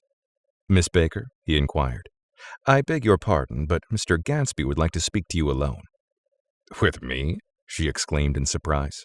"Yes, madame." She got up slowly, raising her eyebrows at me in astonishment, and followed the butler toward the house. I noticed that she wore her evening dress, all her dresses, like sports clothes. There was a jauntiness about her movements, as if she had first learned to walk upon golf courses on clean, crisp mornings. I was alone, and it was almost 2. For some time, confused and intriguing sounds had issued from a long, many-windowed room which overhung the terrace. Eluding Jordan's undergraduate, who was now engaged in an obstetrical conversation with 2 chorus girls, and who implored me to join him, I went inside. The large room was full of people. One of the girls in yellow was playing the piano, and beside her stood a tall, red-haired young lady from a famous chorus, engaged in song. She had drunk a quantity of champagne, and during the course of her song, she had decided ineptly that everything was very, very sad. She was not only singing, she was weeping too. Whenever there was a pause in the song, she filled it with gasping, broken sobs, and then took up the lyric again in a quavering soprano. The tears coursed down her cheeks, not freely, however, for when they came into contact with her heavily beaded eyelashes, they assumed an inky color, and pursued the rest of their way in slow black rivulets. A harmonious suggestion was made that she sing the notes on her face, whereupon she threw up her hands, sank into a chair, and went off into a deep, vinous sleep. "She had a fight with a man who says he's her husband," explained a girl at my elbow. I looked around. Most of the remaining women were now having fights with men said to be their husbands. Even Jordan's party, the quartet from East Egg, were rent asunder by dissension. One of the men was talking with curious intensity to a young actress, and his wife, after attempting to laugh at the situation in a dignified and indifferent way, broke down entirely and resorted to flank attacks. At intervals, she appeared suddenly at his side like an angry diamond and hissed, "You promised," into his ear. The reluctance to go home was not confined to wayward men. The hall was at present occupied by 2 deplorably sober men and their highly indignant wives. The wives were sympathizing with each other in slightly raised voices. "When he sees I'm having a good time, he wants to go home. Never heard anything so selfish in my life. We're always the first ones to leave. So we are." "Well, we're almost the last tonight," said one of the men sheepishly. "The orchestra left half an hour ago." In spite of the wives' agreement that such malevolence was beyond credibility, the dispute ended in a short struggle, and both wives were lifted kicking into the night. As I waited for my hat in the hall, the door of the library opened, and Jordan Baker and Gatsby came out together. He was saying some last words to her, but the eagerness in his manner tightened abruptly into formality as several people approached him to say goodbye. Jordan's party were calling impatiently to her from the front porch, but she lingered for a moment to shake hands. "I've just heard the most amazing things," she whispered. "How long were we in there?" "Why, about an hour. It was simply amazing," she repeated abstractly. "But I swore I wouldn't tell it, and here I am tantalizing you." She yawned gracefully in my face. "Please come and see me. Phone book, under the name of Mrs. Sigourney Howard, my aunt." She was hurrying off as she talked. Her brown hand waved a jaunty salute as she melted into her party at the door. Rather ashamed that on my first appearance I had stayed so late, I joined the last of Gatsby's guests who were clustered around him. I wanted to explain that I'd hunted for him early in the evening and to apologize for not having known him in the garden. "Don't mention it," he enjoined me eagerly. "Don't give it another thought, old sport." The familiar expression held no more familiarity than the hand which reassuringly brushed my shoulder. "And don't forget, we're going up in the hydroplane tomorrow morning at 9 o'clock. Then the butler, behind his shoulder, "Philadelphia wants you on the phone, sir." "All right, in a minute. Tell them I'll be right there." Good night. Good night. Good night, he smiled. And suddenly there seemed to be a pleasant significance in having been among the last to go, as if he desired it all the time. Good night, old sport. Good night. But as I walked down the steps, I saw that the evening was not quite over. 50 feet from the door, a dozen headlights illuminated a bizarre and tumultuous scene. In the ditch beside the road, right side up, but violently shorn of one wheel, rested a new coupe, which had left Gatsby's Drive not 2 minutes before. The sharp jut of a wall accounted for the detachment of the wheel, which was now getting considerable attention from half a dozen curious chauffeurs. However, as they had left their cars blocking the road, a harsh, discordant din from those in the rear had been audible for some time, and added to the already violent confusion of the scene. A man in a long duster had dismounted from the wreck and now stood in the middle of the road, looking from the car to the tire and from the tire to the observers in a pleasant, puzzled way. "See?" he explained. "It went in the ditch." The fact was infinitely astonishing to him, and I recognized first the unusual quality of wonder, and then the man. It was the late patron of Gatsby's library. How did it happen? He shrugged his shoulders. "I know nothing whatever about mechanics," he said decisively. "But how did it happen? Did you run into a wall?" "Don't ask me," said Owl Eyes, washing his hands of the whole matter. "I know very little about driving. Next to nothing. It happened, and that's all I know." "Well, if you're a poor driver, you oughtn't to try driving at night." "But I wasn't even trying," he explained indignantly. "I wasn't even trying." An odd hush fell upon the bystanders. "Do you want to commit suicide?" "You're lucky it's just a wheel. A bad driver and not even trying?" "You don't understand," explained the criminal. "I wasn't driving. There's another man in the car." The shock that followed this declaration found voice in a sustained "ah-ha-ha" as the door to the coupe swung slowly open. The crowd, it was now a crowd, stepped back involuntarily, and when the door had opened wide, there was a ghostly pause. Then, very gradually, part by part, a pale, dangling individual stepped out of the wreck, pawing tentatively at the ground with a large, uncertain dancing shoe. Blinded by the glare of the headlights and confused by the incessant groaning of the horns, the apparition stood swaying for a moment before he perceived the man in the duster. "What was the matter?" he inquired calmly. "Did we run out of gas?" "Look." Half a dozen fingers pointed at the amputated wheel. He stared at it for a moment, and then looked upward as though he suspected that it had dropped from the sky. "It came off," someone explained. He nodded. "At first I didn't notice we stopped." A pause. Then, taking a long breath and straightening his shoulders, he remarked in a determined voice, "Wonder if he'll tell me where there's a gas line station." At least a dozen men, some of them a little better off than he was, explained to him that wheel and car were no longer joined by any physical bond. "Back out," he suggested after a moment. "Put her in reverse." "But the wheel's off." He hesitated. "No harm in trying," he said. The caterwauling horns had reached a crescendo, and I turned away and cut across the lawn toward home. I glanced back once. A wafer of a moon was shining over Gatsby's house, making the night fine as before, and surviving the laughter and sound of his still glowing garden. A sudden emptiness seemed to flow now from the windows and the great doors, endowing with complete isolation the figure of the host, who stood on the porch, his hand up in a formal gesture of farewell. Reading over what I have written so far, I see I have given the impression that the events of 3 nights several weeks apart were all that absorbed me. On the contrary, they were merely casual events in a crowded summer, and until much later, they absorbed me infinitely less than my personal affairs. Most of the time, I worked. In the early morning, the sun threw my shadow westward as I hurried down the white chasms of lower New York to the Probity Trust.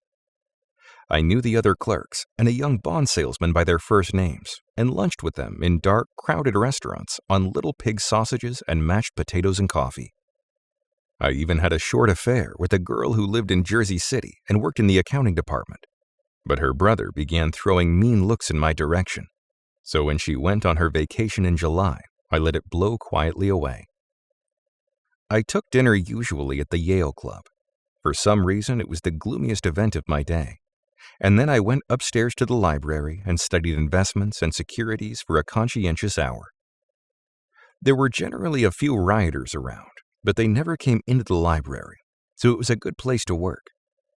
After that, if the night was mellow, I strolled down Madison Avenue past the old Murray Hill Hotel and over 33rd Street to the Pennsylvania Station. I began to like New York, the racy, adventurous feel of it at night, and the satisfaction that the constant flicker of men and women and machines gives to the restless eye. I like to walk up Fifth Avenue and pick out romantic women from the crowd and imagine that in a few minutes I was going to enter into their lives, and no one would ever know or disapprove. Sometimes, in my mind, I followed them to their apartments on the corners of hidden streets. Then they turned and smiled back at me before they faded through a door into warm darkness. At the enchanted metropolitan twilight, I felt a haunting loneliness sometimes, and felt it in others.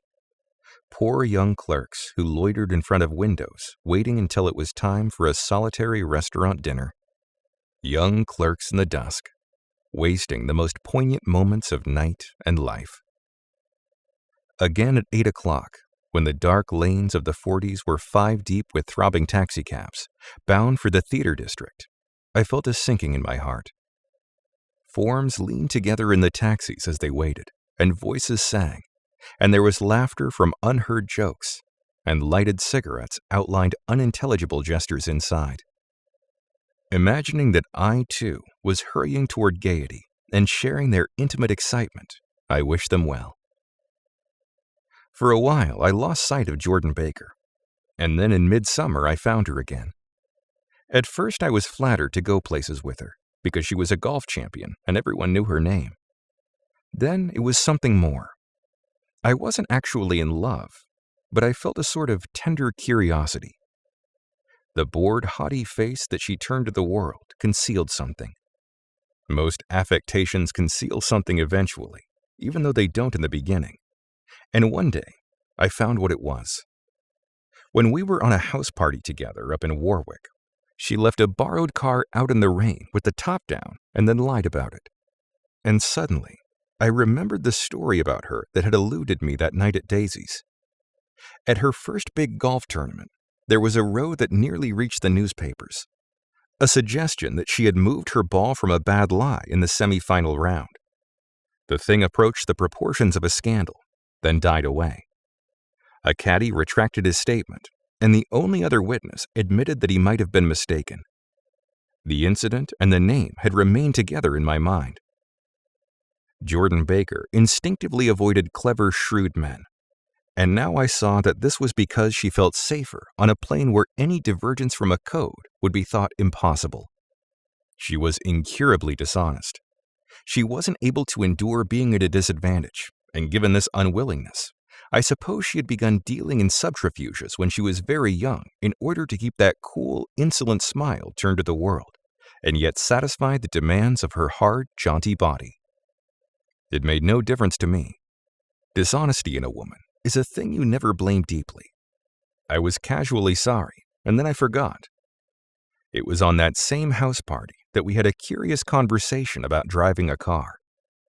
It started because she passed so close to some workmen that our fender flicked a button on one man's coat. "You're a rotten driver," I protested. "Either you ought to be more careful, or you oughtn't to drive at all." "I am careful." "No, you're not." "Well, other people are," she said lightly. "What's that got to do with it?" "I'll keep out of my way," she insisted. "It takes two to make an accident." "Suppose you met someone just as careless as yourself." "I hope I never will," she answered.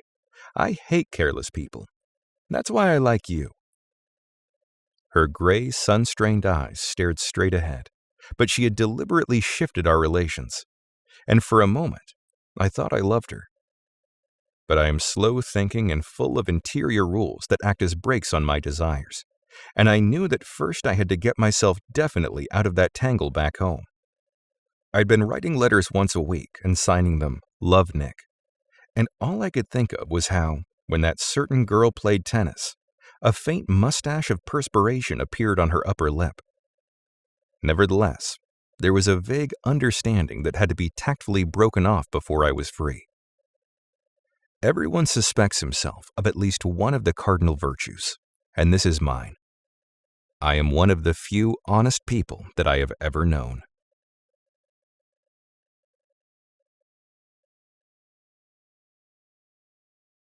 Chapter 4.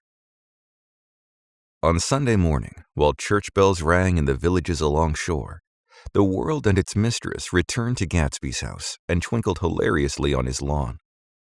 "He's a bootlegger," said the young ladies, moving somewhere between his cocktails and his flowers. One time he killed a man who had found out that he was nephew to von Hindenburg and second cousin to the devil. "Reach me a rose, honey, and pour me a last drop into that there crystal glass." Once I wrote down on the empty spaces of a timetable the names of those who came to Gatsby's house that summer. It's an old timetable now, disintegrating at its folds, and headed, "This schedule in effect July 5th, 1922. But I can still read the gray names, and they'll give you a better impression than my generalities of those who accepted Gatsby's hospitality and paid him the subtle tribute of knowing nothing whatever about him. From East Egg, then, came Chester Beckers and the Leaches, and a man named Bunsen whom I knew at Yale, and Dr. Webster Civet, who was drowned last summer up in Maine, and the Hornbeams and the Willie Voltaires, and a whole clan named Blackbuck, who always gathered in a corner and flipped up their noses like goats at whosoever came near, and the Ismays and the Christies, or rather Hubert Auerbach and Mr. Christie's wife, and Edgar Beaver, whose hair, they say, turned cotton white one winter afternoon for no good reason at all. Clarence Endive was from East Egg, as I remember. He came only once, in white knickerbockers, and had a fight with a bum named Eddie in the garden. From further out on the island came the Cheadles and the O.R.P. Schraders, and the Stonewall Jackson Abrams of Georgia, and the Fishguards and the Ripley Snells. Snell was there 3 days before he went to the penitentiary, so drunk out on the gravel drive that Mrs. Ulysses Sweat's automobile ran over his right hand. The Danceys came too, and S.B. Whitebait, who was well over 60, and Maurice A. Flink, and the Hammerheads, and Beluga the tobacco importer, and Beluga's girls. From West Egg came the Poles and the Mulreadys, and Cecil Roebuck and Cecil Schoen, and Gulick the state senator, and Newton Orchid, who controlled films par excellence, and Eckhoust, and Clyde Cohen, and Don S. Schwartz, the son, and Arthur McMarty, all connected with the movies in one way or another, and the Catlips, and the Bembergs, and G. Earl Muldoon, brother to that Muldoon who afterwards strangled his wife. De Fontano, the promoter, came there, and Ed Legros, and James B. Rotgut Ferret, and the De Jongs, and Ernest Lilly. They came to gamble, and when Ferret wandered into the garden, it meant he was cleaned out, and Associated Traction would have to fluctuate profitable next day. A man named Klipspringer was there so often and so long that he became known as the Boarder. I doubt if he had any other home. Of theatrical people, they were Gus Ways and Horace O'Donovan and Lester Meyer and George Duckweed and Francis Bull. Also from New York were the Chromes and the Backhysons and the Denekers and Russell Betty and the Corrigans and the Kellers and the Dewars and the Scullys and S.W. Belcher and Smirks and the Young Quins, divorced now, and Henry L. Palmetto, who killed himself by jumping in front of a subway train in Times Square. Benny McClenahan arrived always with 4 girls. They were never quite the same ones in physical person, but they were so identical one with another that it inevitably seemed like they had been there before. I have forgotten their names. Jacqueline, I think, or else Consuela, or Gloria, or Judy, or June, and their last names were either the melodious names of flowers and months, or the sterner ones of the great American capitalists whose cousins, if pressed, they would confess themselves to be. In addition to all these, I can remember that Faustina O'Brien came there at least once, and that the Bedecker girls and young Brewer, who had his nose shot off in the war, and Mr. Albruxberger and Miss Haig, his fiancée, and Ardita Fitzpeters, and Mr. P. Jewett, once head of the American Legion, and Miss Claudia Hip, with a man reputed to be her chauffeur, and a prince of something who we called Duke, and whose name, if I ever knew it, I have forgotten. All these people came to Gatsby's house in the summer. At 9 o'clock one morning late July, Gatsby's gorgeous car lurched up the rocky drive to my door and gave out a burst of melody from its three-noted horn. It was the first time he had called on me, though I had gone to 2 of his parties, mounted in his hydroplane, and at his urgent invitation made frequent use of his beach. "Good morning, old sport. You're having lunch with me today, and I thought we'd ride up together." He was balancing himself on the dashboard of his car with that resourcefulness of movement that is so peculiarly American, that comes, I suppose, with the absence of lifting work or rigid sitting in youth, and even more, with the formless grace of our nervous, sporadic games. This quality was continually breaking through his punctilious manner in the shape of restlessness. He was never quite still. There is always a tapping foot somewhere, or the impatient opening and closing of a hand. He saw me looking with admiration at his car. "It's pretty, isn't it, old sport?" He jumped off to give me a better view. "Haven't you ever seen it before?" I'd seen it. Everyone had seen it. It was a rich cream color, bright with nickel, swollen here and there in its monstrous length with triumphant hat boxes and super boxes and tool boxes, and terraced with a labyrinth of windshields that mirrored a dozen suns. Sitting down behind many layers of glass in a sort of green leather conservatory, we started to town. I had talked with him perhaps half a dozen times in the past month, and found to my disappointment that he had little to say. So my first impression, that he was a person of some undefined consequence, had gradually faded, and he had become simply the proprietor of an elaborate roadhouse next door. And then came that disconcerting ride. We hadn't reached Westegg Village before Gatsby began leaving his elegant sentences unfinished and slapping himself indecisively on the knee of his caramel-colored suit. "Look here, old sport," he broke out surprisingly. "What's your opinion of me anyhow?" A little overwhelmed, I began the generalized evasions which that question deserves. "Well, I'm going to tell you something about my life," he interrupted. "I don't want you to get a wrong idea of me from all these stories you hear." So he was aware of the bizarre accusations that flavored conversations in his halls. "I'll tell you God's truth." His right hand suddenly ordered divine retribution to stand by. "I am the son of some wealthy people in the Middle West, all dead now. I was brought up in America, but educated at Oxford, because all my ancestors have been educated there for many years. It's a family tradition." He looked at me sideways, and I knew why Jordan Baker had believed he was lying. He hurried the phrase "educated at Oxford," or swallowed it, or choked on it, as though it had bothered him before. And with this doubt, his whole statement fell to pieces, and I wondered if there wasn't something a little sinister about him after all. "What part of the Middle West?" I inquired casually. "San Francisco." "I see. My family all died, and I came into a good deal of money."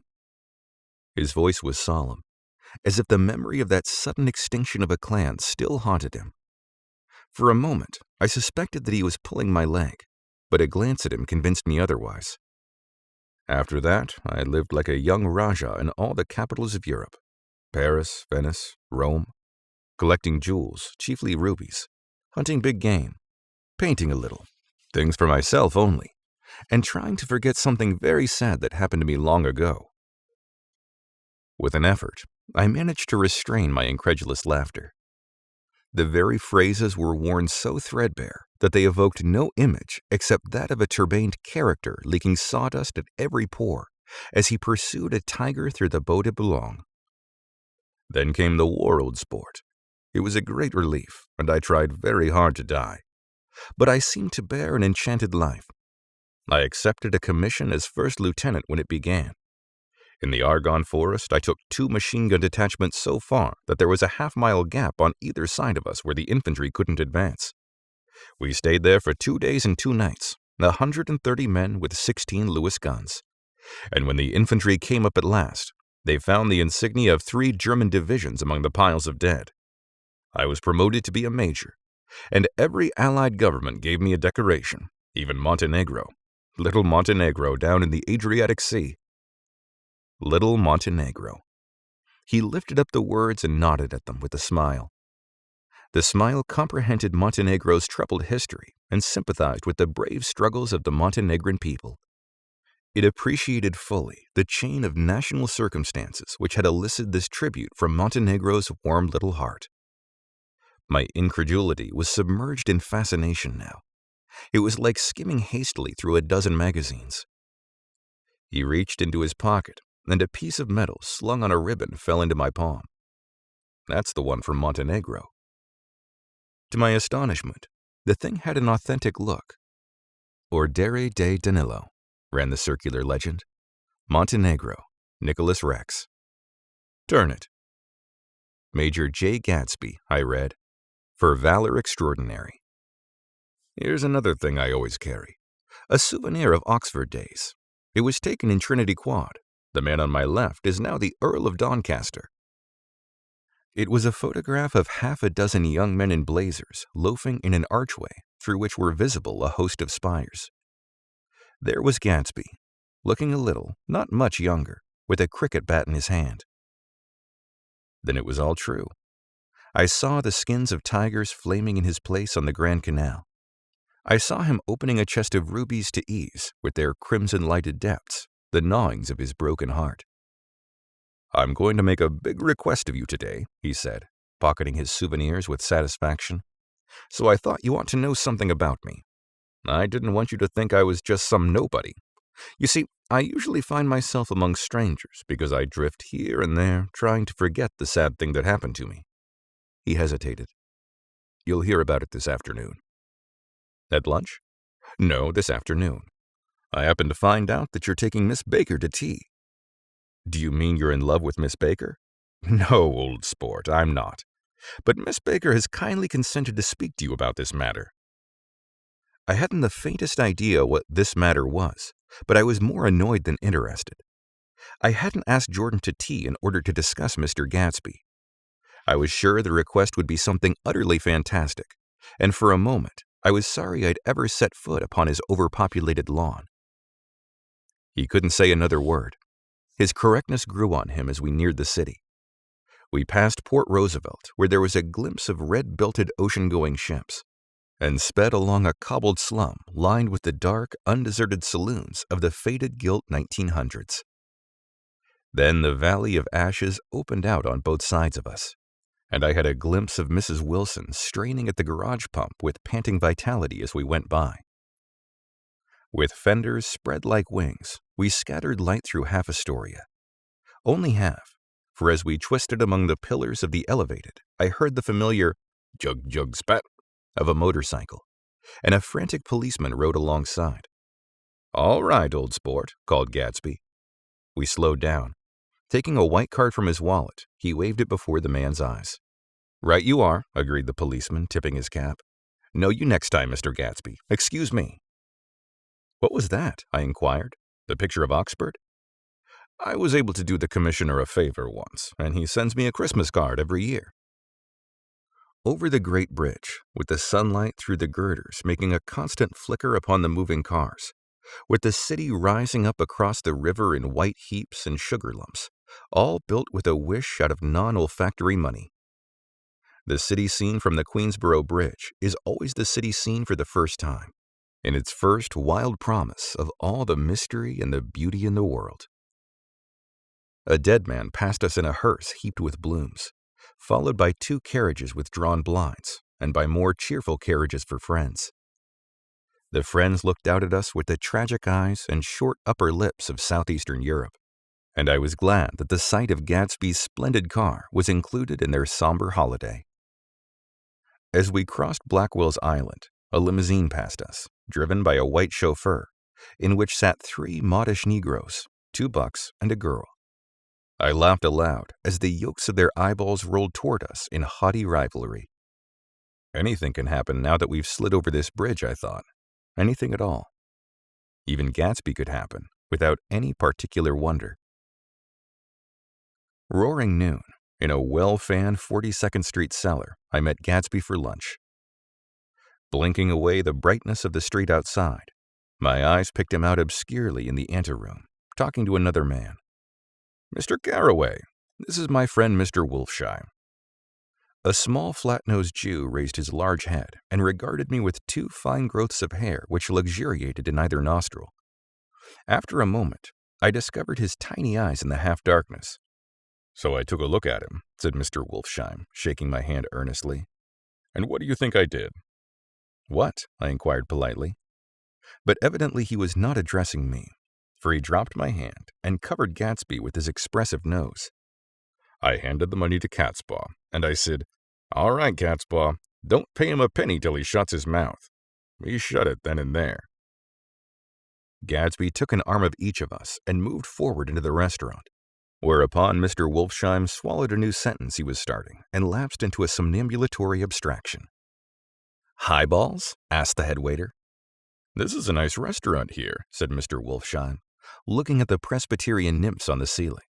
"But I like across the street better." "Yes, highballs," agreed Gatsby. And then to Mr. Wolfsheim, "It's too hot over there." "Hot and small, yes," said Mr. Wolfsheim, "but full of memories."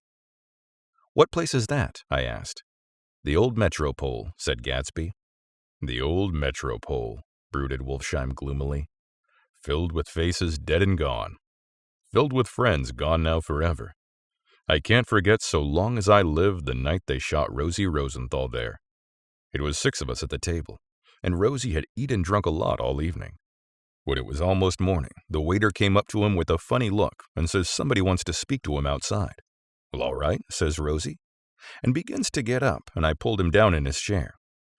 'Let the bastards come in here if they want you, Rosie, but don't you so help me move outside this room.' It was 4 o'clock in the morning then, and if we'd have raised the blinds, we'd have seen daylight." "Did he go?" I asked innocently. "Sure he went." Mr. Wolfsheim's nose flashed at me indignantly. "He turned around in the door and said, 'Don't let that waiter take away my coffee.' Then he went out on the sidewalk, and they shot him 3 times in his full belly and drove away." 4 of them were electrocuted," I said, remembering. 5, with Becker." His nostrils turned to me in an interested way. "I understand you're looking for a business connection." The juxtaposition of these 2 remarks was startling. Gatsby answered for me. "Oh no," he exclaimed, "this isn't the man." "No?"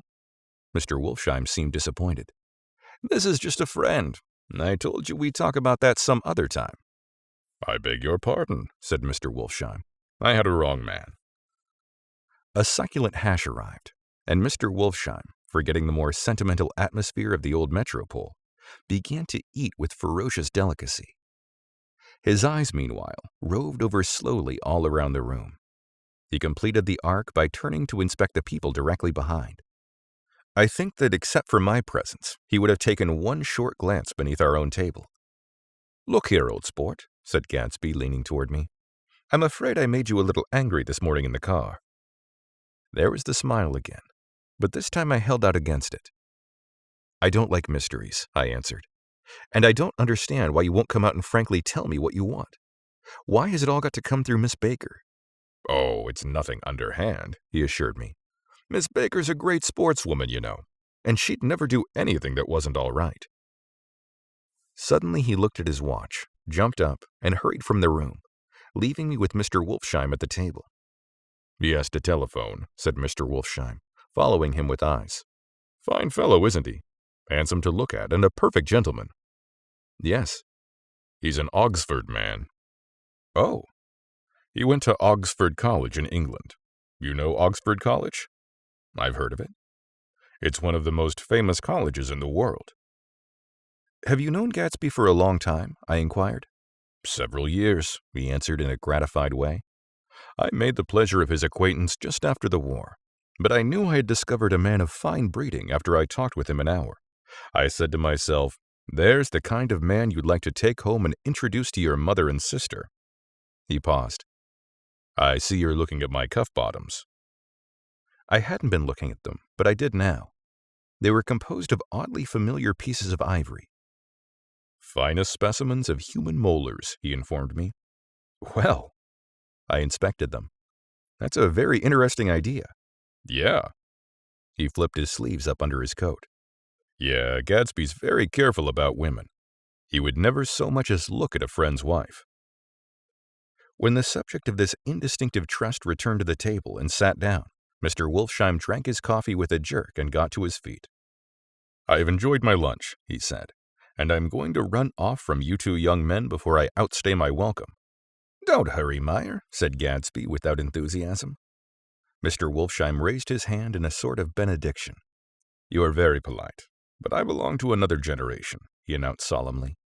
"You sit here and discuss your sports and your young ladies and your—" He supplied an imaginary noun with another wave of his hand. "As for me, I am 50 years old, and I won't impose myself on you any longer." As he shook hands and turned away, his tragic nose was trembling. I wonder if I had said anything to offend him. "He becomes very sentimental sometimes," explained Gatsby.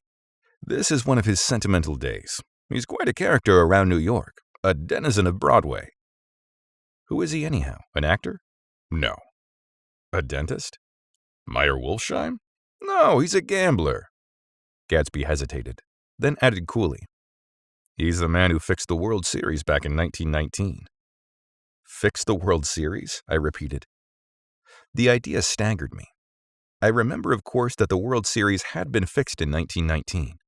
But if I had thought of it at all, I would have thought of it as a thing that merely happened, the end of some inevitable chain.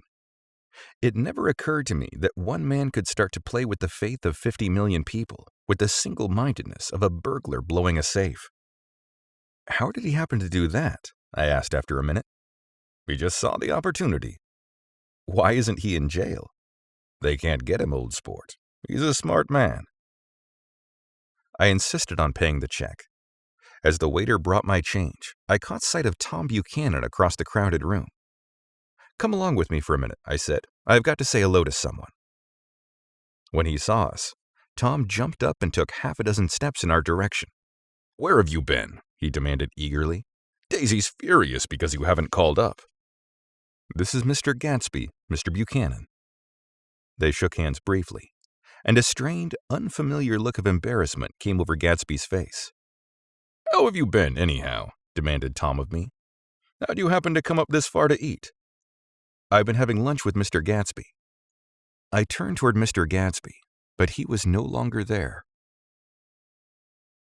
"One October day in 1917, said Jordan Baker that afternoon, stirring up very straight on a straight chair in the tea garden at the Plaza Hotel. I was walking along from one place to another, half on the sidewalks and half on the lawns. I was happier on the lawns because I had on shoes from England with rubber knobs on the soles that bit into the soft ground. I had on a new plaid skirt also that blew a little in the wind, and whenever this happened, the red, white, and blue banners in front of all the houses stretched out stiff and said, "Tut, tut, tut, tut," in a disapproving way.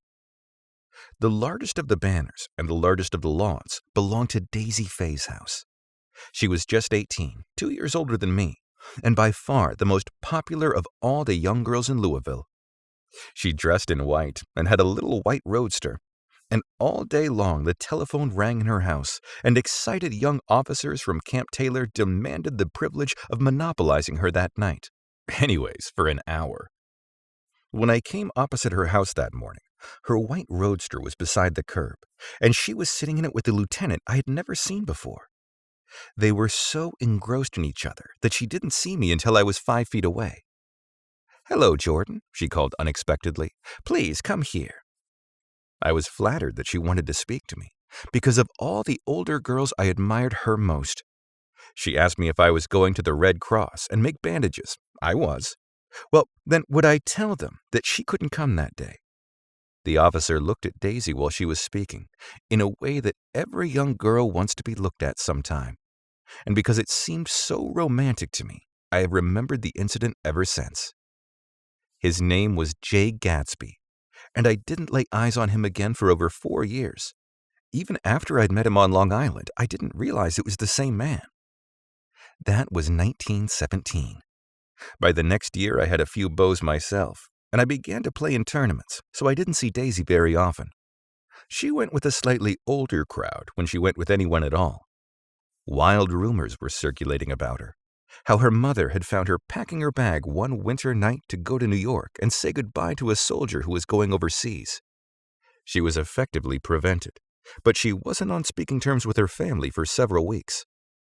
After that, she didn't play around with the soldiers anymore, but only with a few flat-footed, short-sighted young men in town who couldn't get into the army at all. By the next autumn, she was gay again, gay as ever, and had a debut after the armistice, and in February, she was presumably engaged to a man from New Orleans. In June, she married Tom Buchanan of Chicago, with more pomp and circumstance than Louisville ever knew before. He came down with 100 people in 4 private cars, and hired a whole floor of the Seelbach Hotel, and the day before the wedding, he gave her a string of pearls valued at $350,000. I was a bridesmaid. I came into a room half an hour before the bridal dinner and found her lying on her bed as lovely as the June night in her flowered dress, and as drunk as a monkey. She had a bottle of Sauterne in one hand and a letter in the other. "Congratulate me," she muttered. "Never had a drink before, but oh, how I do enjoy it." "What's the matter, Daisy?" I was scared, I can tell you. I'd never seen a girl like that before. "Here, dears." She groped around in a wastebasket she had with her on the bed and pulled out the string of pearls. "Take 'em downstairs and give 'em back to whoever they belong to. Tell 'em all Daisy's changed her mind. Say Daisy's changed her mind." She began to cry. She cried and cried. I rushed out and found her mother's maid, and we locked the door and got her into a cold bath. She wouldn't let go of the letter. She took it into the tub with her and squeezed it up into a wet ball, and only let me leave it in the soap dish when she saw it was coming to pieces like snow. But she didn't say another word. We gave her spirits of ammonia and put ice on her forehead and hooked her back into her dress. And half an hour later, when we walked out of the room, the pearls were around her neck and the incident was over. Next day, at 5 o'clock, she married Tom Buchanan without so much as a shiver, and started off on a 3-month trip to the South Seas. I saw them in Santa Barbara when they came back, and I thought I'd never seen a girl so mad about her husband. If he left the room for a minute, she'd look around uneasily and say, "Where's Tom gone?" and wear the most abstracted expression until she saw him coming in the door. She used to sit on the sand with his head in her lap by the hour, rubbing her fingers over his eyes and looking at him with unfathomable delight. It was touching to see them together. It made you laugh in a hushed, fascinated way. That was in August. A week after I left Santa Barbara, Tom ran into a wagon on the Ventura Road one night and ripped a front wheel off his car. The girl who was with him got into the papers too, because her arm was broken. She was one of the chambermaids in the Santa Barbara hotel. The next April, Daisy had a little girl, and they went to France for a year. I saw them one spring in Cannes and later in Deauville, and then they came back to Chicago to settle down. Daisy was popular in Chicago, as you know. They moved with a fast crowd, all of them young and rich and wild. But she came out with an absolutely perfect reputation. Perhaps because she doesn't drink. It's a great advantage not to drink among hard-drinking people. You can hold your tongue, and moreover, you can time any little irregularity of your own so that everyone else is so blind that they don't see or care. Perhaps Daisy never went in for amour at all. And yet there's something in that voice of hers. Well, about 6 weeks ago, she heard the name Gatsby for the first time in years. It was when I asked you, do you remember, if you knew Gatsby in West Egg? After you had gone home, she came into my room and woke me up and said, "What Gatsby?" And when I described him, I was half asleep. She said in the strangest voice that it must be the man she used to know. It wasn't until then that I connected this Gatsby with the officer in her white car. When Jordan Baker had finished telling all this, we had left the plaza for half an hour and were driving in a Victoria through Central Park. The sun had gone down behind the tall apartments of the movie stars in the West 50s, and the clear voices of children, already gathered like crickets on the grass, rose through the hot twilight. "I'm the Sheik of Araby. Your love belongs to me. At night when you're asleep, into your tent I'll creep." "It was a strange coincidence," I said. "But it wasn't a coincidence at all." "Why not?" "Gatsby bought that house so that Daisy would be just across the bay." Then it had not been merely the stars to which he had aspired on that June night. He came alive to me, delivered suddenly from the womb of his purposeless splendor. "He wants to know," continued Jordan, "if you'll invite Daisy to your house some afternoon and then let him come over."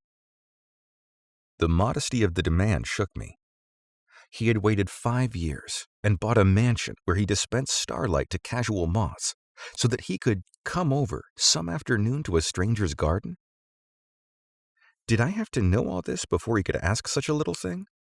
"He's afraid. He's waited so long, he thought you might be offended. You see, he's a regular tough underneath it all." Something worried me. "Why didn't he ask you to arrange a meeting?" "He wants her to see his house," she explained, "and your house is right next door." "Oh." "I think he half expected her to wander into one of his parties some night," went on Jordan, "but she never did. Then he began asking people casually if they knew her, and I was the first one he found. It was that night he sent for me at his dance, and you should have heard the elaborate way he worked up to it. Of course, I immediately suggested a luncheon in New York, and I thought he'd go mad. 'I don't want to do anything out of the way,' he kept saying. 'I want to see her right next door.' When I said you were a particular friend of Tom's, he started to abandon the whole idea. He doesn't know very much about Tom, though he says he's read a Chicago paper for years, just on the chance of catching a glimpse of Daisy's name." It was dark now, and as we dipped under a little bridge, I put my arm around Jordan's golden shoulder and drew her toward me and asked her to dinner. Suddenly I wasn't thinking of Daisy and Gatsby anymore, but of this clean, hard, limited person who dealt in universal skepticism, who had leaned back jauntily just within the circle of my arm. A phrase began to beat in my ears with a sort of heady excitement. "There are only the pursued, the pursuing, the busy, and the tired." "And Daisy ought to have something in her life," murmured Jordan to me. "Does she want to see Gatsby?" "She's not to know about it. Gatsby doesn't want her to know. You're just supposed to invite her to tea." We passed a barrier of dark trees, and then the facade of 59th Street. A block of delicate pale light beamed down into the park. Unlike Gatsby and Tom Buchanan, I had no girl whose disembodied face floated along the dark cornices and blinding signs, and so I drew up the girl beside me, tightening my arms. Her wan, scornful mouth smiled, and so I drew her up again closer, this time to my face.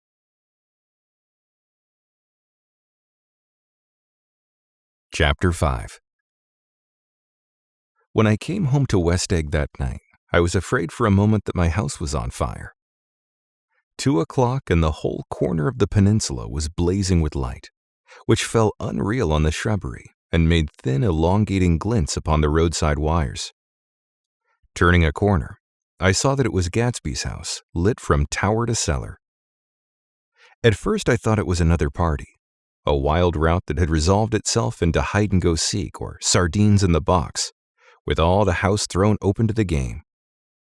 But there wasn't a sound, only wind in the trees, which blew the wires and made the lights go off and on again, as if the house had winked into the darkness. As my taxi groaned away, I saw Gatsby walking toward me across his lawn. "Your place looks like the World's Fair," I said. "Does it?" He turned his eyes toward it absently. "I've been glancing into some of the rooms. Let's go to Coney Island, old sport, in my car."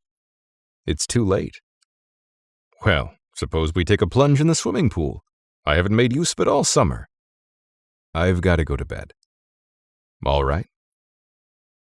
He waited, looking at me with suppressed eagerness. "I talked with Miss Baker," I said after a moment. "I'm going to call up Daisy tomorrow and invite her over here to tea." "Oh, that's all right," he said carelessly. "I don't want to put you to any trouble." "What day would suit you?" "What day would suit you?" he corrected me quickly. "I don't want to put you to any trouble, you see." How about the day after tomorrow? He considered for a moment, then with reluctance. I want to get the grass cut, he said. We both looked at the grass. There was a sharp line where my ragged lawn ended and the darker, well-kept expanse of his began. I suspected that he meant my grass. There's another little thing, he said uncertainly and hesitated. Would you rather put it off for a few days? I asked. Oh, it isn't about that, at least. He fumbled with a series of beginnings. Why, look here, old sport. You don't make much money, do you? Not very much. This seemed to reassure him, and he continued more confidently. I thought you didn't. If you'll pardon You see, I carry on a little business on the side, a sort of sideline, you understand? And I thought that if you don't make very much, you're selling bonds, aren't you, old sport? Trying to. Well, this would interest you. It wouldn't take up much of your time, and you might pick up a nice bit of money. It happens to be a rather confidential sort of thing. I realize now that under different circumstances, that conversation might have been one of the crises of my life. But because the offer was obviously and tactlessly for a service to be rendered, I had no choice except to cut him off there. I've got my hands full, I said. I'm much obliged, but I couldn't take on any more work. You wouldn't have to do any business with Wolfsheim. Evidently, he thought that I was shying away from the connection mentioned at lunch, but I assured him he was wrong. He waited a moment longer, hoping I'd begin a conversation, but I was too absorbed to be responsive, so he went unwillingly home. The evening had made me light-headed and happy. I think I walked into a deep sleep as I entered my front door. So I don't know whether or not Gatsby went to Coney Island or for how many hours he glanced into rooms while his house was blazed gaudily on. I called up Daisy from the office the next morning and invited her to come to tea. Don't bring Tom, I warned her. What? Don't bring Tom. Who is Tom? She asked innocently. The day agreed upon was pouring rain. At 11 o'clock, a man in a raincoat, dragging a lawnmower, tapped at my front door and said that Mr. Gatsby had sent him over to cut my grass. This reminded me that I had forgotten to tell my Finn to come back, so I drove to West Egg Village to search for her among soggy, whitewashed alleys and to buy some cups and lemons and flowers. The flowers were unnecessary, for at 2 o'clock a greenhouse arrived from Gatsby's, with innumerable receptacles to contain it. An hour later, the front door opened nervously, and Gatsby, in a white flannel suit, silver shirt, and gold-colored tie, hurried in. He was pale, and there were dark signs of sleeplessness beneath his eyes. Is everything all right? He asked immediately. The grass looks fine, if that's what you mean. What grass? He inquired blankly. Oh, the grass in the yard. He looked out the window at it, but judging from his expression, I don't believe he saw a thing. Looks very good, he remarked vaguely. One of the papers said they thought the rain would stop about 4. I think it was the Journal. Have you got everything you need in the shape of tea? I took him into the pantry, where he looked a little reproachful at the Finn. Together, we scrutinized the 12 lemon cakes from the delicatessen shop. Will they do? I asked. Of course, they're fine. And he added hollowly, Old sport. The rain cooled about 3:30 to a damp mist, through which occasional thin drops swam like dew. Gatsby looked with vacant eyes through a copy of Clay's Economics, staring at the finished tread that shook the kitchen floor, and peering toward the bleared window from time to time, as if a series of invisible but alarming happenings were taking place outside. Finally, he got up and informed me, in an uncertain voice, that he was going home. Why's that? Nobody's coming to tea. It's too late. He looked at his watch, as if there was some pressing demand on his time elsewhere. I can't wait all day. Don't be silly. It's just 2 minutes to 4. He sat down miserably, as if I had pushed him, and simultaneously there was the sound of a motor turning into my lane. We both jumped up, and a little harrowed myself, I went out into the yard. Under the dripping bare lilac trees, a large open car was coming up the drive. It stopped. Daisy's face, tipped sideways beneath a three-cornered lavender hat, looked out at me with a bright, ecstatic smile. "Is this absolutely where you live, my dearest one?" The exhilarating ripple of her voice was a wild tonic in the rain. I had to follow the sound of it for a moment, up and down with my ear alone before any words came through. A damp streak of hair lay like a dash of blue paint across her cheek, and her hand was wet with glistening drops as I took it to help her from the car. "Are you in love with me?" she said low in my ear. "Or why did I have to come alone?" "That's the secret of Castle Rackrent. Tell your chauffeur to go far away and spend an hour." "Come back in an hour, Ferdy." Then in a grave murmur, "His name is Ferdy." "Does the gasoline affect his nose?" "I don't think so," she said innocently. "Why?" We went in. To my overwhelming surprise, the living room was deserted. "Well, that's funny," I exclaimed. "What's funny?" She turned her head as there was a light, dignified knocking at the front door. I went out and opened it. Gatsby, pale as death, with his hands plunged like weights in his coat pockets, was standing in a puddle of water glaring tragically into my eyes. With his hands still in his coat pockets, he stalked by me into the hall, turned sharply as if he were on a wire, and disappeared into the living room. It wasn't a bit funny. Aware of the loud beating of my own heart, I pulled the door to against the increasing rain. For half a minute, there wasn't a sound. Then from the living room, I heard a sort of choking murmur and part of a laugh, followed by Daisy's voice on a clear artificial note. "I certainly am awfully glad to see you again." A pause. It endured horribly. I had nothing to do in the hall, so I went into the room. Gatsby, his hands still in his pockets, was reclining against the mantelpiece in a strained counterfeit of perfect ease, even of boredom.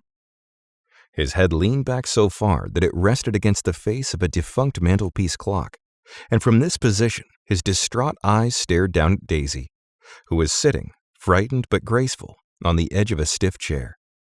"We've met before," muttered Gatsby. His eyes glanced momentarily at me, and his lips parted with an abortive attempt at a laugh. Luckily, the clock took this moment to tilt dangerously at the pressure of his head, whereupon he turned and caught it with trembling fingers and set it back in place. Then he sat down, rigidly, his elbow on the arm of the sofa and his chin in his hand. "I'm sorry about the clock," he said. My own face had now assumed a deep tropical burn. I couldn't muster up a single commonplace out of the thousands in my head. "It's an old clock," I told him idiotically. I think we all believed for a moment that it had smashed in pieces on the floor. "We haven't met for many years," said Daisy, her voice as matter-of-fact as it could ever be. 5 years next November." The automatic quality of Gatsby's answer set us all back at least another minute. I had them back on their feet with the desperate suggestion that they help me make tea in the kitchen when the demonic Finn brought it in on a tray. Amid the welcome confusion of cups and cakes, a certain physical decency established itself. Gatsby got himself into a shadow, and while Daisy and I talked, looked conscientiously from one to the other of us with tense, unhappy eyes. However, as calmness wasn't an end in itself, I made an excuse at the first possible moment and got to my feet. "Where are you going?" demanded Gatsby in immediate alarm. "I'll be back." "I've got to speak to you about something before you go." He followed me wildly into the kitchen, closed the door, and whispered, "Oh, God," in a miserable way. "What's the matter?" "This is a terrible mistake," he said, shaking his head from side to side. "A terrible, terrible mistake." "You're just embarrassed, that's all." And luckily, I added, "Daisy's embarrassed too." "She's embarrassed?" he repeated incredulously. "Just as much as you are." "Don't talk so loud." "You're acting like a little boy," I broke out impatiently. "Not only that, but you're rude. Daisy's sitting in there all alone." He raised his hand to stop my words, looked at me with unforgettable reproach, and opening the door cautiously, went back into the other room. I walked out the back way, just as Gatsby had when he had made his nervous circuit of the house half an hour before, and ran for a huge black-knotted tree, whose massed leaves made a fabric against the rain. Once more it was pouring, and my irregular lawn, well shaved by Gatsby's gardener, abounded in small muddy swamps and prehistoric marshes. There was nothing to look at from under the tree except Gatsby's enormous house, so I stared at it, like Kant at his church steeple for half an hour. A brewer had built it early in the period craze a decade before, and there was a story that he'd agreed to pay 5 years' taxes on all the neighboring cottages if the owners would have their roofs thatched with straw. Perhaps their refusal took the heart out of his plan to found a family. He went into an immediate decline. His children sold his house with the black wreath still in the door. Americans, while occasionally willing to be serfs, have always been obstinate about being peasantry. After half an hour, the sun shone again, and the grocer's automobile rounded Gatsby's driveway with the raw material for his servant's dinner. I was sure he wouldn't eat a spoonful. A maid began opening the upper windows of his house, appeared momentarily in each, and leaning from a large central bay, spat meditatively into the garden. It was time I went back. While the rain continued, it had seemed like the murmur of their voices, rising and swelling a little now and then with gusts of emotion. But in the new silence, I felt that silence had fallen within the house too. I went in, after making every possible noise in the kitchen short of pushing over the stove, but I don't believe they heard a sound. They were sitting at either end of the couch, looking at each other as if some question had been asked or was in the air, and every vestige of embarrassment was gone. Daisy's face was smeared with tears, and when I came in she jumped up and began wiping at it with her handkerchief before a mirror. But there was a change in Gatsby that was simply confounding. He literally glowed. Without a word or a gesture of exultation, a new well-being radiated from him and filled the little room. "Oh, hello, old sport," he said, as if he hadn't seen me for years. I thought for a moment he was going to shake hands. It stopped raining. Has it? When he realized what I was talking about, that there were twinkle bells of sunshine in the room, he smiled like a weatherman, like an ecstatic patron of recurrent light, and repeated the news to Daisy. "What do you think of that? It stopped raining." "I'm glad, Jay." Her throat, full of aching, grieving beauty, told only of her unexpected joy. "I want you and Daisy to come over to my house," he said. "I'd like to show her around." "You're sure you want me to come?" "Absolutely, old sport." Daisy went upstairs to wash her face. Too late, I thought, with humiliation of my towels, while Gatsby and I waited on the lawn. "My house looks well, doesn't it?" he demanded. "See how the whole front of it catches the light." I agreed that it was splendid. Yes. His eyes went over it. Every arched door and square tower. "It took me just 3 years to earn the money that bought it." "I thought you inherited your money." "I did, old sport," he said automatically. "But I lost most of it in the big panic, the panic of the war." I think he already knew what he was saying, for when I asked him what business he was in, he answered, "That's my affair," before he realized that it wasn't an appropriate reply. "Oh, I've been in several things," he corrected himself. "I was in the drug business, and then I was in the oil business, but I'm not in either one now." He looked at me with more attention. "Do you mean you've been thinking over what I proposed the other night?" Before I could answer, Daisy came out of the house and 2 rows of brass buttons on her dress gleamed in the sunlight. "That huge place there?" she cried, pointing. "Do you like it?" "I love it, but I don't see how you live there all alone." "I keep it always full of interesting people night and day. People who do interesting things. Celebrated people." Instead of taking the shortcut along the Sound, we went down to the road and entered by the big postern. With enchanting murmurs, Daisy admired this aspect or that of the feudal silhouette against the sky, admired the gardens, the sparkling odor of jonquils, and the frothy odor of hawthorn and plum blossoms, and the pale odor of kiss me at the gate. It was strange to reach the marble steps and find no stir of bright dresses in and out the door, and hear no sound but bird voices in the trees. And inside, as we wandered through Marie Antoinette music rooms and restoration salons, I felt that there were guests concealed behind every couch and table, under orders to be breathlessly silent until we had passed through. As Gatsby closed the door of the Merton College library, I could have sworn I heard the owl-eyed man break into ghostly laughter.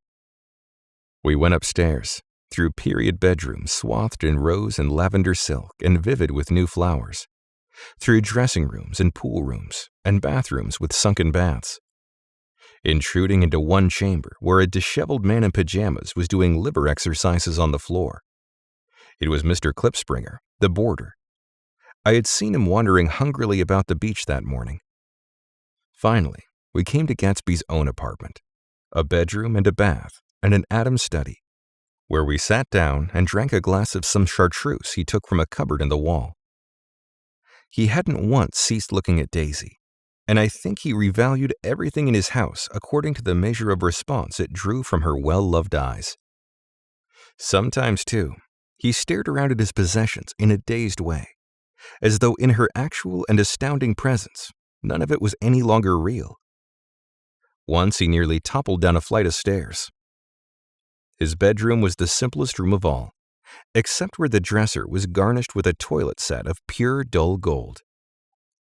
Daisy took the brush with delight and smoothed her hair, whereupon Gatsby sat down and shaded his eyes and began to laugh.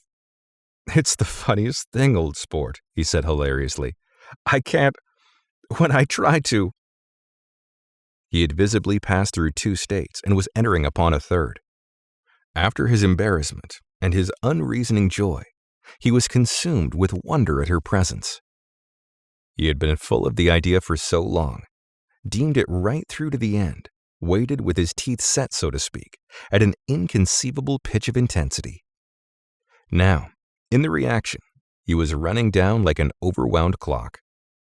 Recovering himself in a minute, he opened for us 2 hulking patent cabinets which held his masked suits and dressing gowns and ties, and his shirts, piled like bricks in stacks a dozen high. "I've got a man in England who buys me clothes. He sends over a selection of things at the beginning of each season, spring and fall." He took out a pile of shirts and began throwing them, one by one, before us. Shirts of sheer linen and thick silk and fine flannel, which lost their folds as they fell and covered the table in many-colored disarray. While we admired, he brought more, and the soft, rich heap mounted higher. Shirts with stripes and scrolls and plaids in coral and apple green and lavender and faint orange, with monograms of Indian blue. Suddenly, with a strained sound, Daisy bent her head into the shirts and began to cry stormily. "They're such beautiful shirts," she sobbed, her voice muffled in the thick folds. "It makes me sad because I've never seen such beautiful shirts before." After the house, we were to see the grounds and the swimming pool and the hydroplane and the midsummer flowers. But outside Gatsby's window, it began to rain again. So we stood in a row, looking at the corrugated surface of the Sound. "If it wasn't for the mist, we could see your home across the bay," said Gatsby. "You always have a green light that burns all night at the end of your dock." Daisy put her arm through his abruptly, but he seemed absorbed in what he had just said. Possibly it had occurred to him that the colossal significance of that light had now vanished forever. Compared to the great distance that had separated him from Daisy, it had seemed very near to her, almost touching her. It had seemed as close as a star to the moon. Now it was again a green light on a dock. His count of enchanted objects had diminished by 1. I began to walk about the room, examining various indefinite objects in the half-darkness. A large photograph of an elderly man in yachting costume attracted me, hung on the wall over his desk. "Who's this?" That's Mr. Dan Cody, old sport." The name sounded faintly familiar. "He's dead now. He used to be my best friend years ago." There was a small picture of Gatsby, also in yachting costume, on the bureau. Gatsby with his head thrown back defiantly, taken apparently when he was about 18. "I adore it," exclaimed Daisy. "The pompadour. You never told me you had a pompadour, or a yacht." "Look at this," said Gatsby quickly. Here's a lot of clippings. About you." They stood side by side examining it. I was going to ask to see the rubies when the phone rang, and Gatsby took up the receiver. "Yes." "Well, I can't talk now." "I can't talk now, old sport. I said a small town. He must know what a small town is." "Well, he's no use to us if Detroit is his idea of a small town." He rang off. "Come here, quick!" cried Daisy at the window. The rain was still falling, but the darkness had parted in the west, and there was a pink and golden billow of foamy clouds above the sea. "Look at that," she whispered. And then, after a moment, "I'd like to just get one of those pink clouds and put you in it and push you around." I tried to go then, but they wouldn't hear of it. Perhaps my presence made them feel more satisfactorily alone. "I know what we'll do," said Gatsby. "We'll have Klipspringer play the piano." He went out of the room and called, "Ewing," and returned in a few minutes, accompanied by an embarrassed, slightly worn young man, with shell-rimmed glasses and scanty blonde hair. He was now decently clothed in a sports shirt, open at the neck, sneakers, and duck trousers of a nebulous hue. "Did we interrupt your exercises?" inquired Daisy politely. "I was asleep," cried Mr. Klipspringer in a spasm of embarrassment. "That is, I'd been asleep, then I got up." "Klipspringer plays the piano," said Gatsby, cutting him off. "Don't you, Ewing, old sport?" "I don't play well, I hardly play at all. I'm all out of "We'll go downstairs," interrupted Gatsby. He flipped a switch. The gray windows disappeared as the house glowed full of light. In the music room, Gatsby turned on a solitary lamp beside the piano. He lit Daisy's cigarette from a trembling match and sat down with her on a couch far across the room, where there was no light save what the gleaming floor bounced in from the hall. When Klipspringer had played The Love Nest, he turned around on the bench and searched unhappily for Gatsby in the gloom. "I'm all out of practice, you see. I told you I couldn't play. I'm all out of practice." "Don't talk so much, old sport," commanded Gatsby. "Play." "In the morning, in the evening, ain't we got fun?" Outside the wind was loud, and there was a faint flow of thunder along the sound. All the lights were going on in West Egg now. The electric trains, men carrying, were plunging home through the rain from New York. It was the hour of a profound human change, and excitement was generating on the air. One thing's sure and nothing's sure. The rich get rich and the poor get children. In the meantime, in between time. As I went over to say goodbye, I saw that the expression of bewilderment had come back into Gatsby's face, as though a faint doubt had occurred to him as to the quality of his present happiness. Almost 5 years. There must have been moments even that afternoon when Daisy tumbled short of his dreams, not through her own fault, but because of the colossal vitality of his illusion. It had gone beyond her, beyond everything. He had thrown himself into it with a creative passion, adding to it all the time, decking it out with every bright feather that drifted his way. No amount of fire or freshness can challenge what a man will store up in his ghostly heart. As I watched him, he adjusted himself a little, visibly. His hand took hold of hers, and as she said something low in his ear, he turned toward her with a rush of emotion. I think that voice held him most, with its fluctuating, feverish warmth, because it couldn't be overdreamed. That voice was a deathless song. They had forgotten me, but Daisy glanced up and held out her hand. Gatsby didn't know me now at all. I looked once more at them, and they looked back at me remotely, possessed by intense life. Then I went out of the room and down the marble steps into the rain, leaving them there together.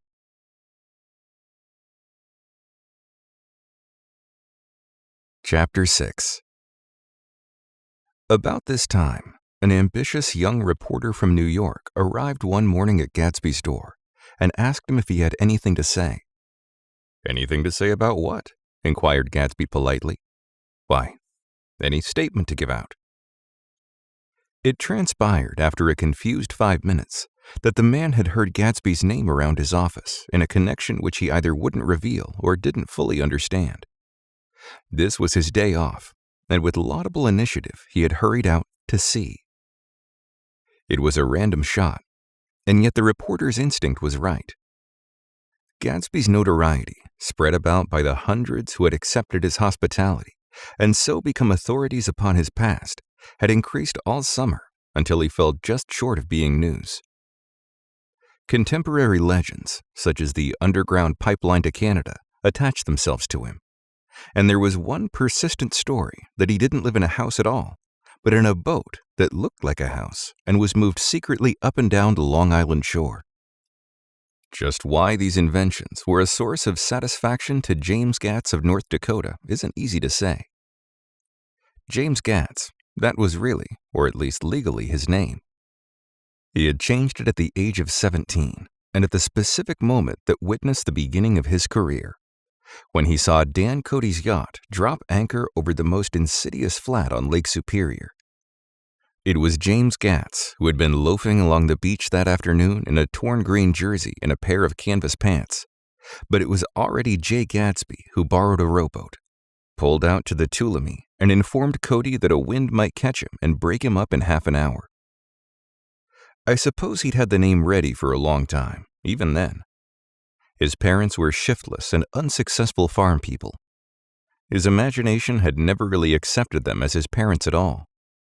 The truth was that Jay Gatsby of West Egg, Long Island, sprang from his platonic conception of himself. He was a son of God, a phrase which, if it means anything, means just that, and he must be about his father's business, the service of a vast, vulgar, and meretricious beauty. So he invented just the sort of Jay Gatsby that a 17-year-old boy would be likely to invent, and to this conception he was faithful to the end. For over a year he had been beating his way along the south shore of Lake Superior as a clam digger and a salmon fisher, or in any other capacity that brought him food and bed. His brown, hardening body lived naturally through the half-fierce, half-lazy work of the bracing day. He knew women early, and since they spoiled him, he became contemptuous of them. Of young virgins because they were ignorant, of the others because they were hysterical about things which in his overwhelming self-absorption he took for granted. But his heart was in a constant, turbulent riot. The most grotesque and fantastic conceits haunted him in his bed at night. A universe of ineffable gaudiness spun itself out in his brain, while the clock ticked on the washstand and the moon soaked with wet light his tangled clothes upon the floor. Each night he added to the pattern of his fancies until drowsiness closed down upon some vivid scene with an oblivious embrace. For a while, these reveries provided an outlet for his imagination. They were a satisfactory hint of the unreality of reality, a promise that the rock of the world was founded securely on a fairy's wing. An instinct toward his future glory had led him, some months before, to the small Lutheran College of St. Olaf's in southern Minnesota. He stayed there 2 weeks, dismayed at its ferocious indifference to the drums of his destiny, to destiny itself, and despising the janitor's work with which he was to pay his way through. He then drifted back to Lake Superior, and he was still searching for something to do on the day that Dan Cody's yacht dropped anchor in the shallows along shore. Cody was 50 years old then, a product of the Nevada silver fields, of the Yukon, of every rush for metal since '75. The transaction in Montana copper that made him many times a millionaire found him physically robust, but on the verge of soft-mindedness, and suspecting this, an infinite number of women tried to separate him from his money. The none too savory ramifications by which Ella Kay, the newspaper woman, played by Madame de Maintenon to his weakness and sent him to sea in a yacht, were common property of the turgid journalism of 1902. He had been coasting along all too hospitable shores for 5 years when he turned up as James Gat's destiny in Little Girl Bay. To young Gatz, resting on his oars and looking up at the railed deck, the yacht represented all the beauty and glamour in the world. I suppose he smiled at Cody. He had probably discovered that people liked him when he smiled. At any rate, Cody asked him a few questions. One of them elicited the brand new name and found that he was quick and extravagantly ambitious. A few days later, he took him to Duluth and bought him a blue coat, 6 pair of white duck trousers, and a yachting cap. And when Tolomei left for the West Indies and the Barbary Coast, Gatsby left too. He was employed in a vague personal capacity. While he remained with Cody, he was in turn steward, mate, skipper, secretary, and even jailer. For Dan Cody sober knew what lavish doings Dan Cody drunk might soon be about, and he provided for such contingencies by reposing more and more trust in Gatsby. The arrangement lasted 5 years, during which the boat went 3 times around the continent. It might have lasted indefinitely, except for the fact that Ella Kay came on board one night in Boston, and a week later, Dan Cody inhospitably died. I remember the portrait of him up in Gatsby's bedroom, a gray, florid man with a hard, empty face.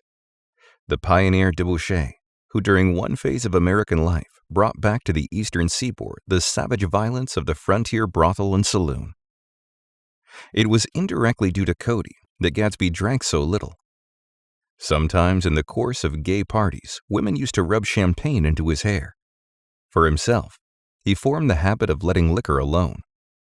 And it was from Cody that he inherited money, a legacy of $25,000. He didn't get it. He never understood the legal device that was used against him, but what remained of the millions went intact to Ella Kay. He was left with his singularly appropriate education. The vague contour of Jay Gatsby had filled out to the substantiality of a man. He told me all this very much later, but I put it down here with the idea of exploding those first wild rumors about his antecedents, which weren't even faintly true. Moreover, he told it to me at a time of confusion, when I had reached the point of believing everything and nothing about him. So I take advantage of this short halt, while Gatsby, so to speak, caught his breath, to clear this set of misconceptions away. It was a halt, too, in my association with his affairs.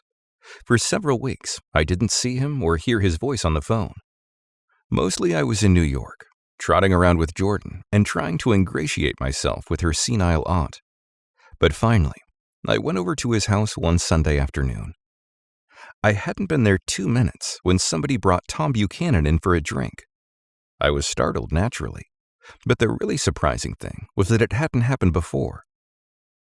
They were a party of 3 on horseback, Tom and a man named Sloane, and a pretty woman in a brown riding habit who had been there previously. "I'm delighted to see you," said Gatsby, standing on his porch. "I'm delighted that you dropped in." As though they cared. "Sit right down. Have a cigarette or a cigar." He walked around the room quickly, ringing bells. "I'll have something to drink for you in just a minute." He was profoundly affected by the fact that Tom was there, but he would be uneasy anyhow until he had given them something, realizing in a vague way that that was all they came for. Mr. Sloane wanted nothing. "A lemonade? No, thanks. A little champagne? Nothing at all, thanks. I'm sorry. Did you have a nice ride? Very good roads around here." "I suppose the automobiles." "Yeah." Moved by an irresistible impulse, Gatsby turned to Tom, who had accepted the introduction as a stranger. "Oh, I believe we've met somewhere before, Mr. Buchanan." "Oh, yes," said Tom, gruffly polite, but obviously not remembering. "So we did. I remember very well." "About 2 weeks ago." "That's right. You were with Nick here." "I know your wife," continued Gatsby almost aggressively. "That's so." Tom turned to me. "You live here, Nick?" "Next door." "That's so." Mr. Sloane didn't enter into the conversation, but lounged back haughtily in his chair. The woman said nothing either, until unexpectedly, after 2 highballs, she became cordial. "We'll all come over to your next party, Mr. Gatsby," she suggested. "What do you say?" "Certainly. I'll be delighted to have you." "Be very nice," said Mr. Sloane with gratitude. "Well, think I ought to be starting home." "Please don't hurry," Gatsby urged them. He had control of himself now, and he wanted to see more of Tom. Why don't you stay for supper? I wouldn't be surprised if some other people dropped in from New York." You come to supper with me, said the lady enthusiastically. Both of you. This included me. Mr. Sloane got to his feet. Come along, he said, but to her only. I mean it, she insisted. I'd love to have you. Lots of room. Gatsby looked at me questioningly. He wanted to go, and he didn't see that Mr. Sloane had determined he shouldn't. I'm afraid I won't be able to, I said. Well, you come, she urged, concentrating on Gatsby.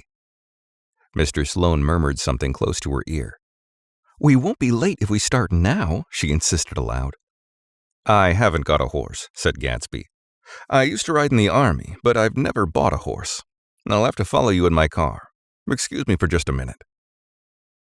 The rest of us walked out on the porch, where Sloane and the lady began an impassioned conversation aside.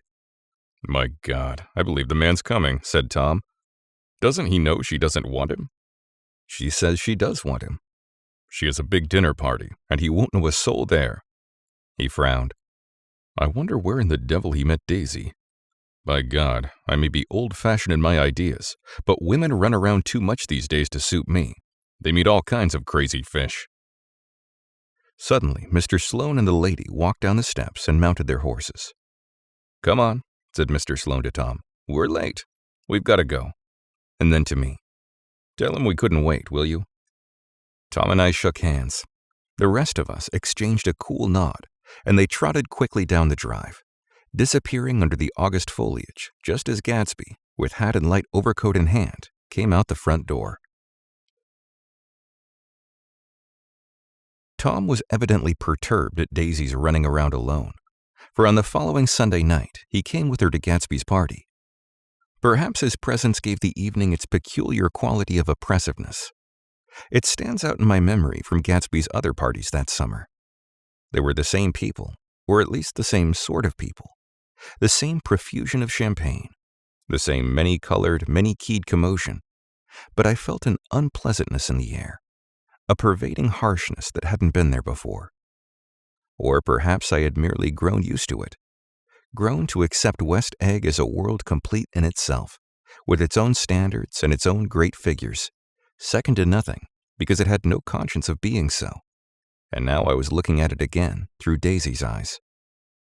It is invariably saddening to look through new eyes at things upon which you have expanded your own powers of adjustment. They arrived at twilight, and as we strolled out among the sparkling hundreds, Daisy's voice was playing murmurous tricks in her throat. These things excite me so, she whispered. If you want to kiss me any time during the evening, Nick, just let me know and I'll be glad to arrange it for you. Just mention my name, or present a green card. I'm giving out green. Look around, suggested Gatsby. I'm looking around. I'm having a marvelous... You must see the faces of many people you've heard about. Tom's arrogant eyes roamed the crowd. We don't go around very much, he said. In fact, I was just thinking I don't know a soul here. Perhaps you know that lady. Gatsby indicated a gorgeous, scarcely human orchid of a woman who sat in state under a white plum tree. Tom and Daisy stared, with that peculiar, unreal feeling that accompanies the recognition of a hitherto ghostly celebrity of the movies. She's lovely, said Daisy. The man bending over her is her director. He took them ceremoniously from group to group. Mrs. Buchanan and Mr. Buchanan. After an instant's hesitation, he added, the polo player. Oh no, objected Tom quickly, not me. But evidently the sound of it pleased Gatsby, for Tom remained the polo player for the rest of the evening. I've never met so many celebrities, Daisy exclaimed. I like that man. What was his name, with the sort of blue nose? Gatsby identified him, adding that he was a small producer. Well, I liked him anyhow. I'd a little rather not be the polo player, said Tom pleasantly. I'd rather look at all these famous people in oblivion. Daisy and Gatsby danced. I remembered being surprised by his graceful, conservative foxtrot. I'd never seen him dance before. Then they sauntered over to my house and sat on the steps for half an hour, while at her request, I remained watchfully in the garden. In case there's a fire or a flood, she explained, or any act of God. Tom appeared from his oblivion as we were sitting down to supper together. "Do you mind if I eat with some people over here?" he said. "A fellow's getting off some funny stuff." "Go ahead," answered Daisy genially. "And if you want to take down any addresses, here's my little gold pencil." She looked around after a moment and told me the girl was common but pretty.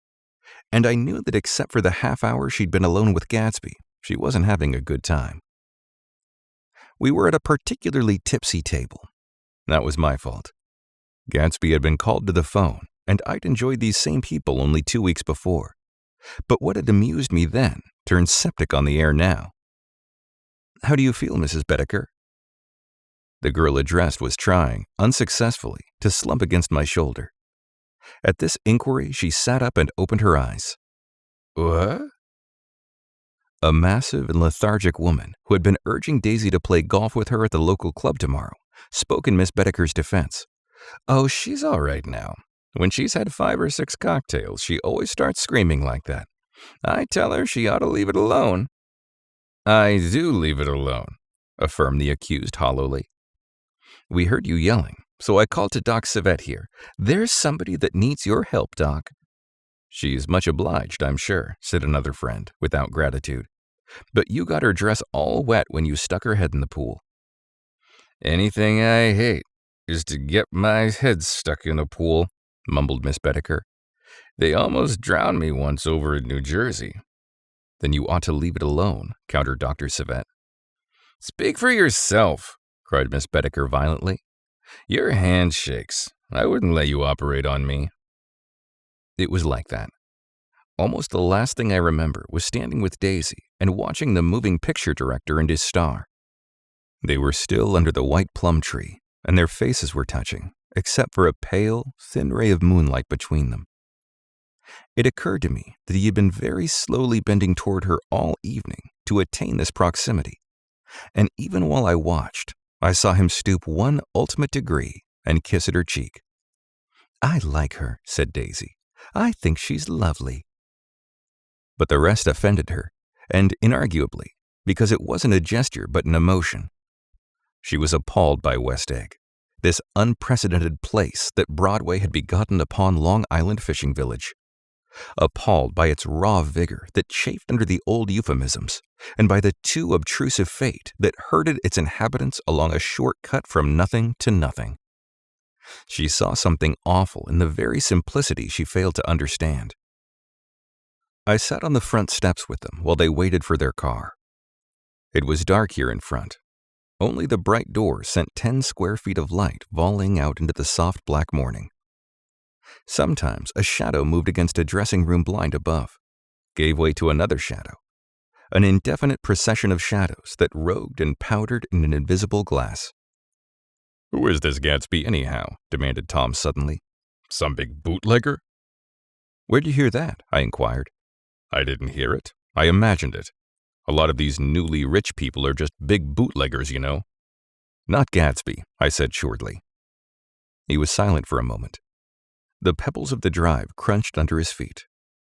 "Well, he certainly must have strained himself to get this menagerie together."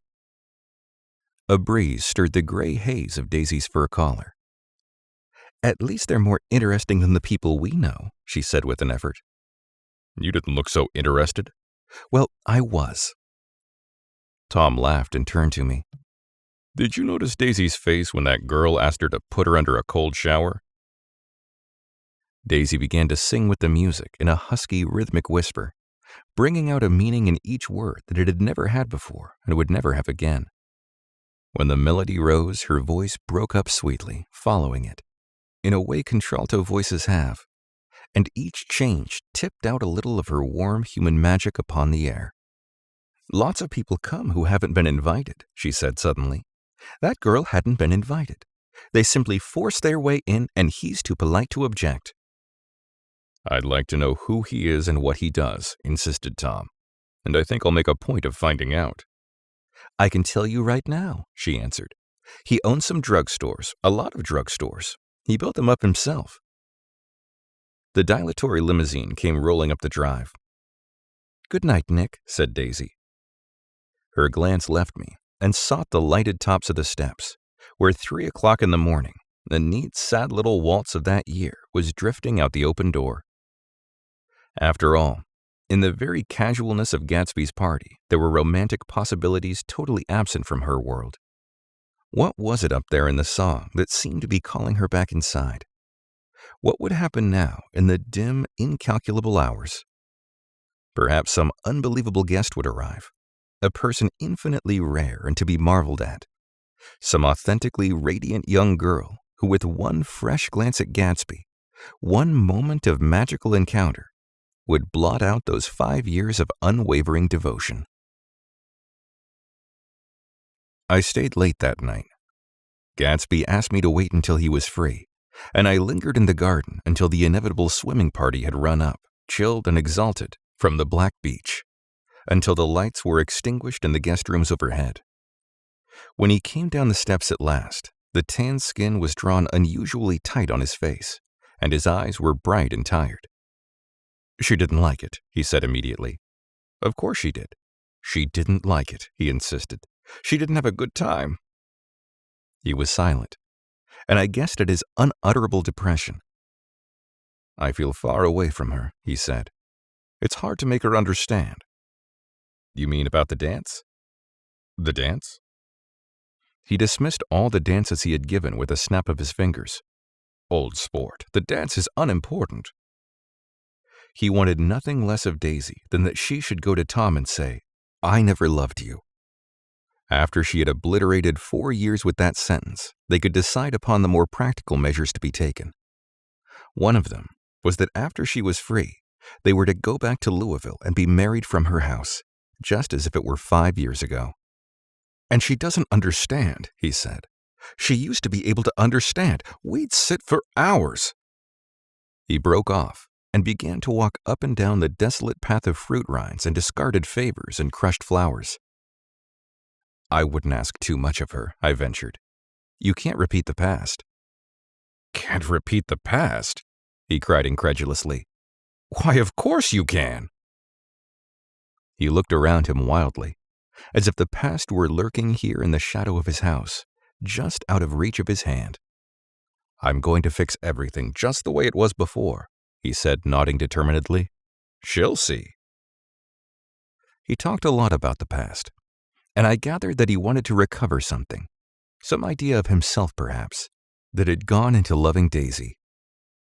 His life had been confused and disordered since then, but if he could once return to a certain starting place and go over it all slowly, he could find what that thing was.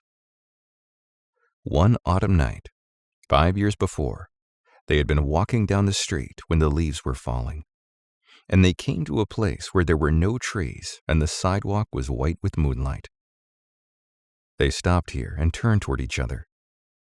Now it was a cool night with that mysterious excitement in it which comes at the 2 changes of the year.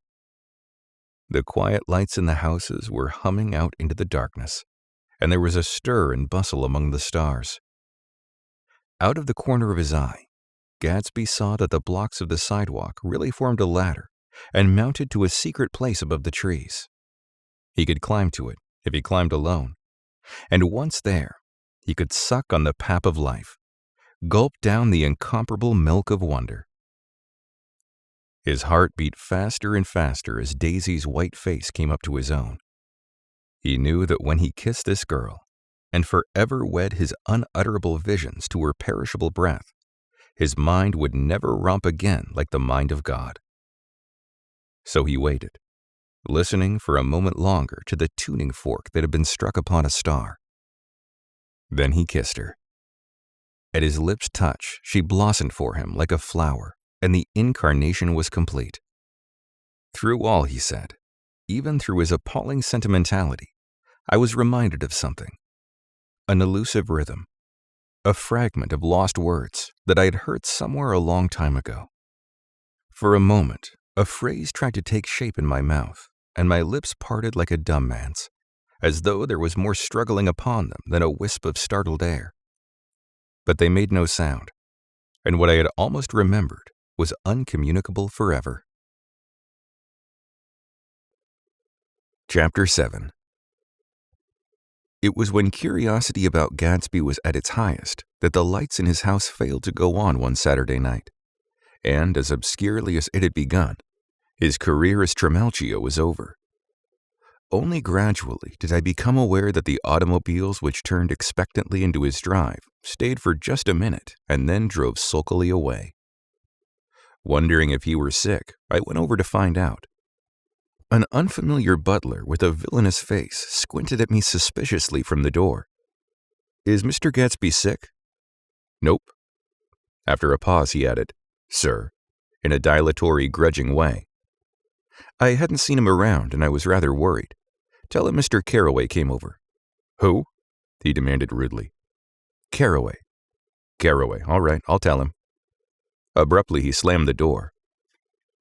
Mr. Finn informed me that Gatsby had dismissed every servant in his house a week ago and replaced them with half a dozen others, who never went into West Egg Village to be bribed by the tradesmen, but ordered moderate supplies over the telephone. The grocery boy reported that the kitchen looked like a pigsty, and the general opinion in the village was that the new people weren't servants at all. Next day, Gatsby called me on the phone. "Going away?" I inquired. "No, old sport." "I hear you fired all your servants." "I wanted somebody who wouldn't gossip. Daisy comes over quite often in the afternoons." So the whole caravansary had fallen in like a card house at the disapproval in her eyes. "There's some people Wolfsheim wanted to do something for. They're all brothers and sisters. They used to run a small hotel." "I see."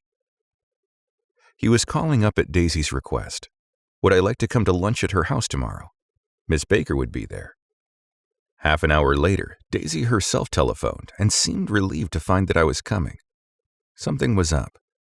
And yet I couldn't believe that they would choose this occasion for a scene, especially for the rather harrowing scene that Gatsby had outlined in the garden. The next day was broiling, almost the last, certainly the warmest of the summer.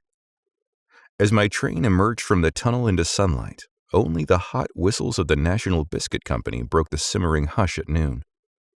The straw seats of the car hovered on the edge of combustion. The woman next to me perspired delicately for a while into her white shirtwaist, and then, as her newspaper dampened under her fingers, lapsed despairingly into deep heat with a desolate cry. Her pocketbook slapped the floor. "Oh my!" she gasped. I picked it up with a wary bend and handed it back to her, holding it at arm's length by the extreme tip of the corners to indicate that I had no designs upon it. But everyone nearby, including the woman, suspected me just the same. "Hot," said the conductor to familiar faces. "Some weather. Hot, hot, hot. Is it hot enough for you?" "It is hot. Is it?" My commutation ticket came back to me with a dark stain from his hand. That anyone should care in this heat whose flushed lips he kissed, whose head made damp the pajama pocket over his heart.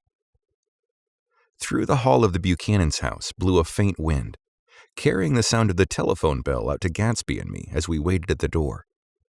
"The master's body," roared the butler into the mouthpiece. "I'm sorry, madam, but we can't furnish it. It's far too hot to touch this noon." What he really was saying was, yes, I'll see." He set down the receiver and came toward us, glistening slightly, to take our stiff straw hats. "Madame expects you in the salon," he cried, needlessly indicating the direction. In this heat, every gesture was an affront to the common store of life. The room, shadowed well with awnings, was dark and cool. Daisy and Jordan lay upon an enormous couch, like silver idols weighing down their own white dresses against the singing breeze of the fans. "We can't move," they said together. Jordan's fingers, powdered white over their tan, rested for a moment in mine. "And Mr. Thomas Buchanan, the athlete?" I inquired. Simultaneously, I heard his voice, gruff, muzzled, husky at the hall telephone. Gatsby stood in the corner of the crimson carpet and gazed around with fascinated eyes. Daisy watched him and laughed, her sweet, exciting laugh. A tiny gust of powder rose from her bosom into the air. "The rumor is," whispered Jordan, "that that's Tom's girl on the telephone." We were silent. The voice in the hall rose high with annoyance. "Very well, then I won't sell you the car at all. I'm under no obligation to you at all. And as for you bothering me about it at lunchtime, I won't stand for that at all." "Holding down the receiver," said Daisy cynically. "No, he's not," I assured her. "It's a bona fide deal. I happen to know about it." Tom flung open the door, blocked out its pace for a moment with his thick body, and hurried into the room. "Mr. Gatsby." He put out his broad, flat hand with well-concealed dislike. "I'm glad to see you, sir. Nick?" "Make us a cold drink," cried Daisy. As he left the room again, she got up and went over to Gatsby and pulled his face down, kissing him on the mouth. "You know I love you," she murmured. "You know there's a lady present," said Jordan.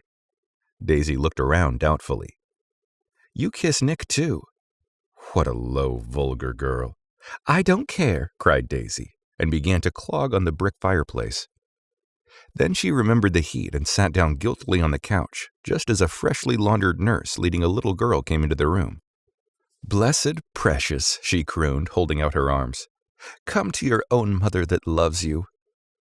The child, relinquished by the nurse, rushed across the room and rooted shyly into her mother's dress. "The blessed precious. Did mother get powder on your old yellowy hair? Stand up now and say, 'How-de-do.'" Gatsby and I, in turn, leaned down and took the small, reluctant hand. Afterward, he kept looking at the child with surprise. I don't think he had ever really believed in its existence before. "I got dressed before luncheon," said the child, turning eagerly to Daisy. "That's because your mother wanted to show you off." Her face bent into the single wrinkle of the small white neck. "You dream, you absolute little dream." "Yes," admitted the child calmly. "Aunt Jordan's got on a white dress, too." "How do you like mother's friends?" Daisy turned her around so that she faced Gatsby. "Do you think they're pretty?" "Where's Daddy?" "She doesn't look like her father," explained Daisy. "She looks like me. She's got my hair and the shape of the face." Daisy sat back upon the couch. The nurse took a step forward and held out her hand. "Come, Pammy." "Goodbye, sweetheart."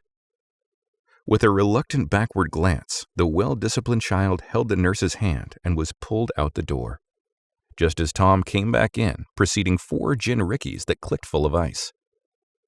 Gatsby took up his drink. "They certainly look cool," he said with visible tension. We drank in long, greedy swallows. "I read somewhere that the sun's getting hotter every year," said Tom genially. "It seems that pretty soon the Earth's going to fall into the sun. Or, wait a minute, it's just the opposite. The sun's getting colder every year. Come outside," he suggested to Gatsby. "I'd like you to have a look at the place." I went with him out to the veranda. On the green sound, stagnant in the heat, one small sail crawled slowly toward the fresher sea. Gatsby's eyes followed it momentarily. He raised his hand and pointed across the bay. "I'm right across from you." "So you are." Our eyes lifted over the rose beds and the hot lawn and the weedy refuse of the dog days along shore. Slowly, the white wings of the boat moved against the blue, cool limit of the sky. Ahead lay the scalloped ocean and the abounding Blessed Isles. "There's sport for you," said Tom, nodding. "I'd like to be out there with him for about an hour." We had luncheon in the dining room, darkened too against the heat, and drank down nervous gaiety with the cold ale. "What shall we do with ourselves this afternoon?" cried Daisy. "And the day after that, and the next 30 years?" "Don't be morbid," Jordan said. "Life starts all over again when it gets crisp in the fall." "But it's so hot," insisted Daisy on the verge of tears. "And everything's so confused. Let's all go to town." Her voice struggled on through the heat, beating against it, molding its senselessness into form. "I've heard of making a garage out of a stable," Tom was saying to Gatsby, "but I'm the first man who ever made a stable out of a garage." "Who wants to go to town?" demanded Daisy insistently. Gatsby's eyes floated toward her. "Ah," she cried, "you look so cool." Their eyes met, and they stared at each other, alone in space. With an effort, she glanced down at the table. "You always look so cool," she repeated. She had told him that she loved him, and Tom Buchanan saw. He was astounded. His mouth opened a little, and he looked at Gatsby, and then back at Daisy, as if he had just recognized her as someone he knew a long time ago. "You resemble the advertisement of the man," she went on innocently. "You know, the advertisement of the man—" "All right," broke in Tom quickly. "I'm perfectly willing to go to town. Come on, we're all going to town." He got up, his eyes still flashing between Gatsby and his wife. No one moved. "Come on." His temper cracked a little. "What's the matter anyhow? If we're going to town, let's start." His hand, trembling with his effort at self-control, bore to his lips the last of his glass of ale. Daisy's voice got us to our feet and out onto the blazing gravel drive. "Are we just going to go?" she objected. "Like this? Aren't we going to let anyone smoke a cigarette first?" "Everybody smoked all through lunch." "Oh, let's have fun," she begged him. "It's too hot to fuss." He didn't answer. "Have it your own way," she said. "Come on, Jordan." They went upstairs to get ready, while we three men stood there shuffling the hot pebbles with our feet. A silver curve of the moon hovered already in the western sky. Gatsby started to speak, changed his mind, but not before Tom wheeled and faced him expectantly. "Pardon me?" "Have you got your stables here?" asked Gatsby with an effort. "About a quarter of a mile down the road." "Oh." A pause. "I don't see the idea of going to town," broke out Tom savagely. "Women get these notions in their heads." "Shall we take anything to drink?" called Daisy from an upper window. "I'll get some whiskey," answered Tom. He went inside. Gatsby turned to me rigidly. "I can't say anything in this household sport." "She's got an indiscreet voice," I remarked. "It's full of—" I hesitated. "Her voice is full of money," he said suddenly. That was it. I'd never understood it before. It was full of money. That was the inexhaustible charm that rose and fell in it, the jingle of it, the symbol's song of it. High in a white palace, the king's daughter, the golden girl. Tom came out of the house wrapping a quart bottle in a towel, followed by Daisy and Jordan wearing small tight hats of metallic cloth and carrying light capes over their arms. "Shall we all go in my car?" suggested Gatsby. He felt the hot green leather of the seat. "I ought to have left it in the shade." "Is it standard shift?" demanded Tom. "Yes." "Well, you take my coupe and let me drive your car to town." The suggestion was distasteful to Gatsby. "I don't think there's much gas," he objected. "Plenty of gas," said Tom boisterously. He looked at the gauge. "And if it runs out, I can stop at a drugstore. You can buy anything at a drugstore nowadays." A pause followed this apparently pointless remark. Daisy looked at Tom frowning, and an indefinable expression, at once definitely unfamiliar and vaguely recognizable, as if I had only heard it described in words, passed over Gatsby's face. "Come on, Daisy," said Tom, pressing her with his hand toward Gatsby's car. "I'll take you in this circus wagon." He opened the door, but she moved out from the circle of his arm. "You take Nick and Jordan. We'll follow you in the coupe." She walked close to Gatsby, touching his coat with her hand. Jordan and Tom and I got in the front seat of Gatsby's car. Tom pushed the unfamiliar gears tentatively, and we shot off into the oppressive heat, leaving them out of sight behind. "Did you see that?" demanded Tom. "See what?" He looked at me keenly, realizing that Jordan and I must have known all along. "You think I'm pretty dumb, don't you?" he suggested. "Perhaps I am, but I have almost a second sight. Sometimes that tells me what to do." "Maybe you don't believe that, but science—" He paused. The immediate contingency overtook him, pulled him back from the edge of the theoretical abyss.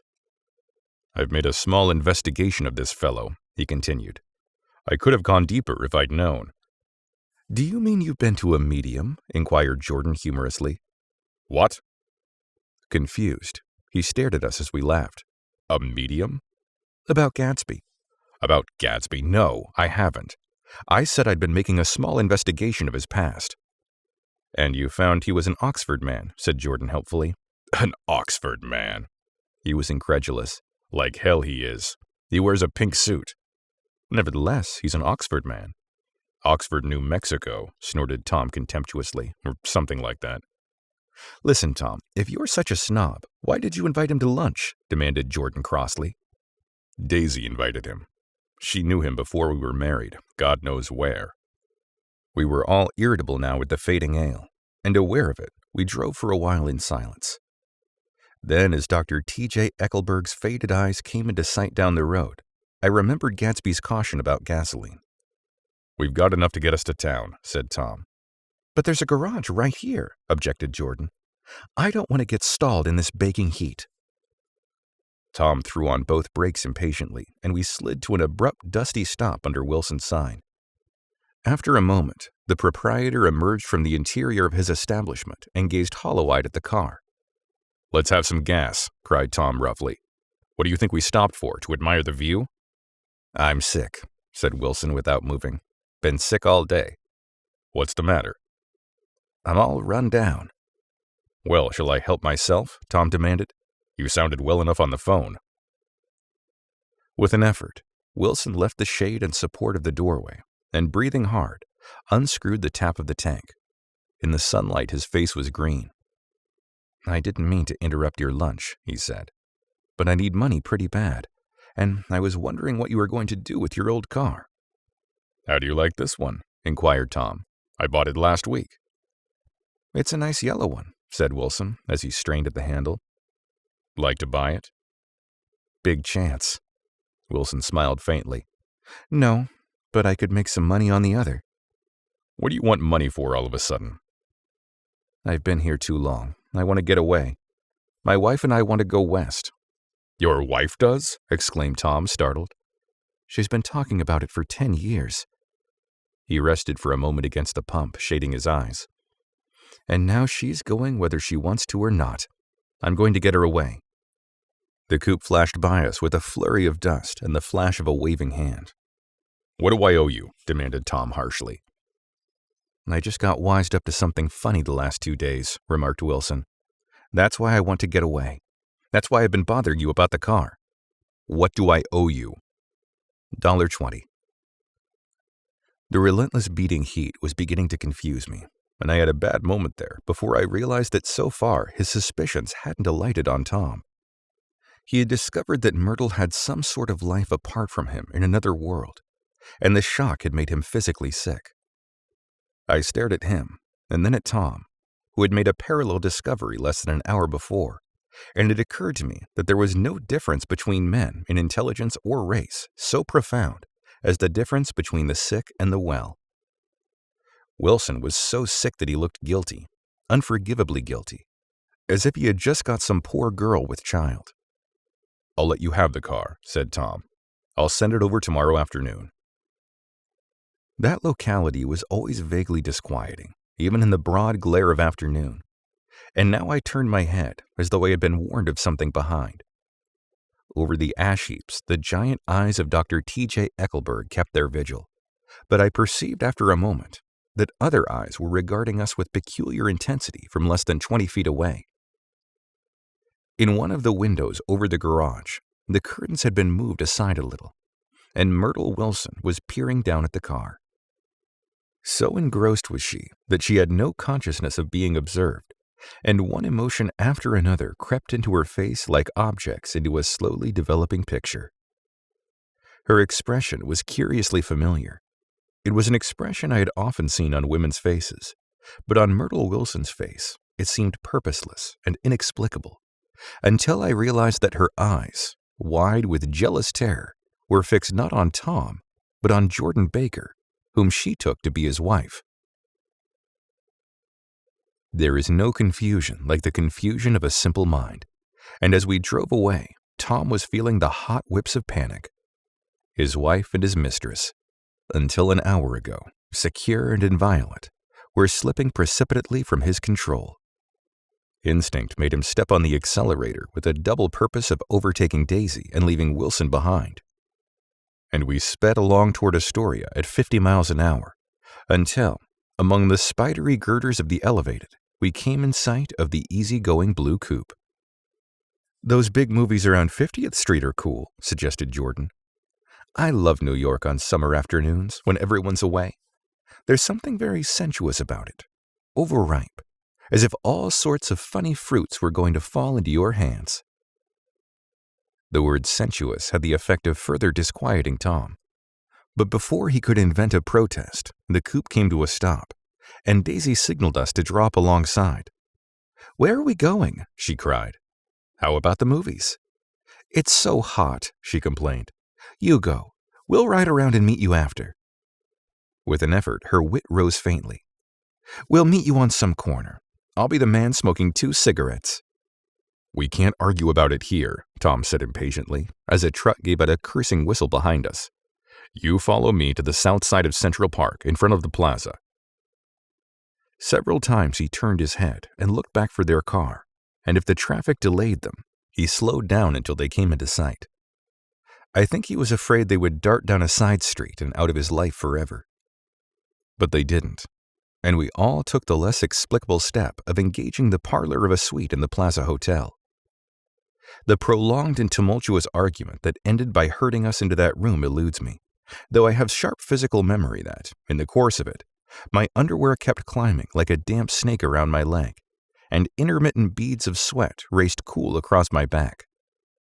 The notion originated with Daisy's suggestion that we hire 5 bathrooms and take cold baths, and then assumed more tangible form as a place to have a mint julep. Each of us said over and over that it was a crazy idea.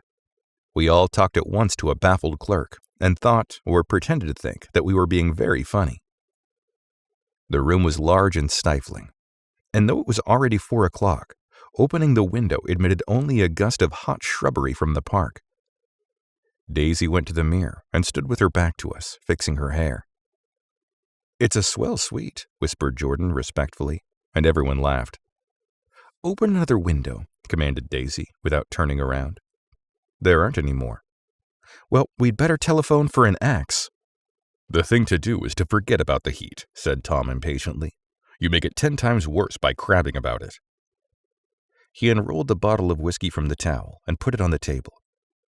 "Why not let her alone, old sport?" remarked Gatsby. "You're the one that wanted to come to town." There was a moment of silence. The telephone book slipped from its nail and splashed to the floor, whereupon Jordan whispered, "Excuse me." But this time no one laughed. "I'll pick it up," I offered. "I've got it." Gatsby examined the parted string, muttered, in an interested way, and tossed the book on a chair. "That's a great expression of yours, isn't it?" said Tom sharply. "What is?" "All this old sport business. Where'd you pick that up?" "Now see here, Tom," said Daisy, turning around from the mirror. "If you're going to make personal remarks, I won't stay here a minute. Call up and order some ice for the mint julep." As Tom took up the receiver, the compressed heat exploded into sound, and we were listening to the portentous chords of Mendelssohn's Wedding March from the ballroom below. "Imagine marrying somebody in this heat," cried Jordan dismally. "Still, I was married in the middle of June," Daisy remembered. "Louisville in June. Somebody fainted. Who was it fainted, Tom?" "Biloxi," he answered shortly. "A man named Biloxi. Blocks Biloxi. And he made boxes, that's a fact. And he was from Biloxi, Tennessee." "They carried him into my house," appended Jordan, "because we lived just 2 doors from the church, and he stayed 3 weeks until Daddy told him that he had to get out. The day after he left, Daddy died." After a moment, she added, as if she might have sounded irreverent, "There wasn't any connection." "I used to know a Bill Biloxi from Memphis," I remarked. "That was his cousin. I knew his whole family history before he left. He gave me an aluminum putter that I use today." The music had died down as the ceremony began, and now a long cheer floated in at the window, followed by intermittent cries of "Yeah, yeah, yeah," and finally a burst of jazz as the dancing began. "We're getting old," said Daisy. "If we were young, we'd rise and dance." "Remember Biloxi," Jordan warned her. "Where'd you know him, Tom?" "Biloxi?" He concentrated with an effort. "I didn't know him. He was a friend of Daisy's." "He was not," she denied. "I'd never seen him before. He came down in the private car." "Well, he said he knew you. He said he was raised in Louisville. Asa Bird brought him down at the last minute and asked if we had room for him." Jordan smiled. He was probably bumming his way home. He told me he was president of your class at Yale. Tom and I looked at each other blankly. Biloxi? First place, we didn't have any president. Gatsby's foot beat a short, restless tattoo, and Tom eyed him suddenly. By the way, Mr. Gatsby, I understand you are an Oxford man. Not exactly. Oh, yes, I understand you went to Oxford. Yes, I went there. A pause. Then Tom's voice, incredulous and insulting. You must have gone there about the time Biloxi went to New Haven. Another pause. A waiter knocked and came in with crushed mint and ice, but the silence was unbroken by his "thank you" and the soft closing of the door. This tremendous detail was to be cleared up at last. I told you I went there, said Gatsby. I heard you, but I'd like to know when. It was in 1919. I only stayed 5 months. That's why I can't really call myself an Oxford man. Tom glanced around to see if we mirrored his unbelief, but we were all looking at Gatsby. It was an opportunity they gave some of the officers after the armistice, he continued. We can go to any of the universities in England or France. I wanted to get up and slap him on the back. I had one of those renewals of complete faith in him that I had experienced before. Daisy rose, smiling faintly, and went to the table. Open the whiskey, Tom, she ordered, and I'll make you a mint julep. Then you won't seem so stupid to yourself. Look at the mint. Wait a minute, snapped Tom. I want to ask Mr. Gatsby one more question. Go on, Gatsby said politely. What kind of a row are you trying to cause in my house anyhow? They were out in the open at last, and Gatsby was content. He isn't causing a row. Daisy looked desperately from one to the other. You're causing a row. Please, have a little self-control. Self-control, repeated Tom incredulously. I suppose the latest thing is to sit back and let Mr. Nobody from Nowhere make love to your wife. Well, if that's the idea, you can count me out. Nowadays, people begin by sneering at family life and family institutions. The next they'll throw everything overboard and have intermarriage between black and white. Flushed with his impassioned gibberish, he saw himself standing alone on the last barrier of civilization. We're all white here, murmured Jordan. I know I'm not very popular. I don't give big parties. I suppose you've got to make your house into a pigsty in order to have any friends in the modern world. Angry as I was, as we all were, I was tempted to laugh whenever he opened his mouth. The transition from libertine to prig was so complete. I've got something to tell you, old sport, began Gatsby, but Daisy guessed at his intention. Please don't, she interrupted helplessly. Please, let's all go home. Why don't we all go home? That's a good idea. I got up. Come on, Tom. Nobody wants a drink. I want to know what Mr. Gatsby has to tell me. Your wife doesn't love you, said Gatsby. She's never loved you. She loves me. You must be crazy, exclaimed Tom automatically. Gatsby sprang to his feet, vivid with excitement. She never loved you, do you hear? He cried. She only married you because I was poor and she was tired of waiting for me. It was a terrible mistake, but in her heart she never loved anyone except me. At this point, Jordan and I tried to go, but Tom and Gatsby insisted with competitive firmness that we remain, as though neither of them had anything to conceal and that it would be a privilege to partake vicariously of their emotions. Sit down, Daisy. Tom's voice groped unsuccessfully for the paternal note. What's been going on? I want to hear all about it. I told you what's been going on, said Gatsby. Going on for 5 years, and you didn't know. Tom turned to Daisy sharply. You've been seeing this fellow for 5 years? Not seeing, said Gatsby. No, we couldn't meet. But both of us loved each other all that time, old sport. And you didn't know. I used to laugh sometimes. But there was no laughter in his eyes. To think that you didn't know. Oh, that's all. Tom tapped his thick fingers together like a clergyman and leaned back in his chair. You're crazy, he exploded. I can't speak about what happened 5 years ago because I didn't know Daisy then. But I'll be damned if I see how you got within a mile of her unless you brought the groceries to the back door. But all the rest of that is a goddamned lie. Daisy loved me when she married me, and she loves me now. No, said Gatsby, shaking his head. She does, though. The trouble is that sometimes she gets foolish ideas in her head and doesn't know what she's doing. He nodded sagely. And what's more, I love Daisy too. Once in a while I go off on a spree and make a fool of myself, but I always come back. And in my heart I love her all the time. You're revolting, said Daisy. She turned to me, and her voice, dropping an octave lower, filled the room with thrilling scorn. Do you know why we left Chicago? I'm surprised they didn't treat you to the story of that little spree.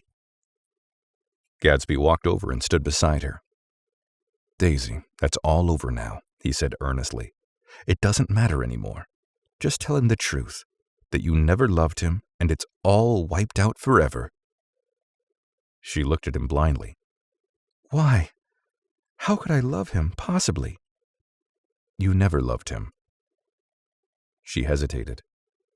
Her eyes fell on Jordan and me with a sort of appeal, as though she realized at last what she was doing, and as though she had never, all along, intended doing anything at all. But it was done now. It was too late. I never loved him, she said with perceptible reluctance. Not at Kiapolani? Demanded Tom suddenly. No. From the bathroom beneath, muffled and suffocating chords were drifting up on hot waves of air. Not the day I carried you down from the punch bowl to keep your shoes dry? There was a husky tenderness in his tone. Daisy? Please don't. Her voice was cold, but the rancor was gone from it. She looked at Gatsby. There, Jay, she said. But her hand as she tried to light a cigarette was trembling. Suddenly she threw the cigarette and the burning match on the carpet. Oh, you want too much, she cried to Gatsby. I love you now. Isn't that enough? I can't help what's past. She began to sob helplessly. I did love him once, but I loved you too. Gatsby's eyes opened and closed. You loved me too? He repeated. Even that's a lie, said Tom savagely. She didn't know you were alive. Why, there's things between Daisy and me that you'll never know. Things that neither of us can ever forget. The words seemed to bite physically to Gatsby. I want to speak to Daisy alone, he insisted. She's all excited now. Even alone, I can't say I never loved Tom, she admitted in a pitiful voice. It wouldn't be true. Of course it wouldn't, agreed Tom. She turned to her husband. As if it mattered to you, she said. Of course it matters. I'm going to take better care of you from now on. You don't understand, said Gatsby with a touch of panic. You're not going to take care of her any more. I'm not? Tom opened his eyes wide and laughed. He could afford to control himself now. Why's that? Daisy's leaving you. Nonsense. I am, though, she said with a visible effort. She's not leaving me. Tom's words suddenly leaned down over Gatsby. Certainly not for a common swindler who'd have to steal the ring he put on her finger. I won't stand for this, cried Daisy. Oh, please, let's get out. Who are you, anyhow? Broke out Tom. You're one of that bunch that hangs around with Meyer Wolfsheim. That much I happen to know. I've made a little investigation into your affairs, and I'll carry it further tomorrow. You can suit yourself about that, old sport, said Gatsby steadily. I've found out what your drugstores were. He turned to us and spoke rapidly. He and this Wolfsheim bought up a lot of side street drugstores here and in Chicago and sold grain alcohol over the counter. That's one of his little stunts. I picked him for a bootlegger the first time I saw him, and I wasn't far wrong. What about it? Said Gatsby politely. I guess your friend Walter Chase wasn't too proud to come in on it. And you left him in the lurch, didn't you? You let him go to jail for a month over in New Jersey. God, you ought to hear Walter on the subject of you. He came to us dead broke. He was very glad to pick up some money, old sport. Don't you call me old sport, cried Tom. Gatsby said nothing. Walter could have you up on the betting laws, too, but Wolfsheim scared him into shutting his mouth. That unfamiliar yet recognizable look was back again in Gatsby's face. That drugstore business was just small change, continued Tom slowly. but you've got something on now that Walter's afraid to tell me about." I glanced at Daisy, who was staring terrified between Gatsby and her husband, and at Jordan, who had begun to balance an invisible but absorbing object on the tip of her chin. Then I turned back to Gatsby, and was startled at his expression. He looked, and this is said in all contempt for the babbled slander of his garden, as if he had killed a man. For a moment, the set of his face could be described in just that fantastic way. It passed, and he began to talk excitedly to Daisy, denying everything, defending his name against accusations that had not been made. But with every word she was drawing further and further into herself.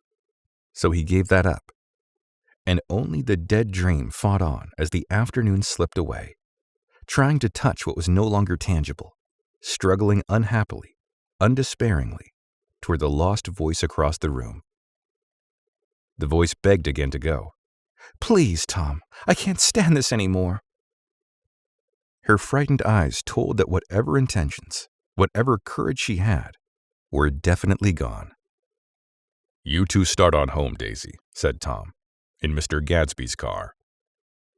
She looked at Tom, alarmed now, but he insisted with magnanimous scorn. "Go on. He won't annoy you. I think he realizes that his presumptuous little flirtation is over." They were gone, without a word, snapped out, made accidental, isolated, like ghosts, even from our pity. After a moment, Tom got up and began wrapping the unopened bottle of whiskey in the towel. "Want any of this stuff? Jordan? Nick?" I didn't answer. "Nick?" he asked again. "What? "Want any?" No. I just remembered that today's my birthday." I was 30. Before me stretched the portentous, menacing road of a new decade. It was 7 o'clock when we got into the coupe with him and started for Long Island.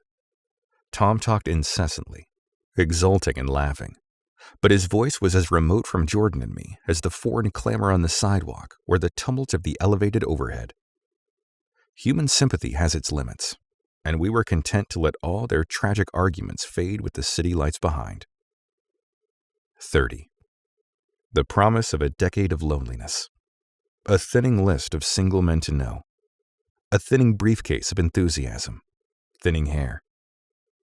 But there was Jordan beside me, who, unlike Daisy, was too wise to ever carry well-forgotten dreams from age to age.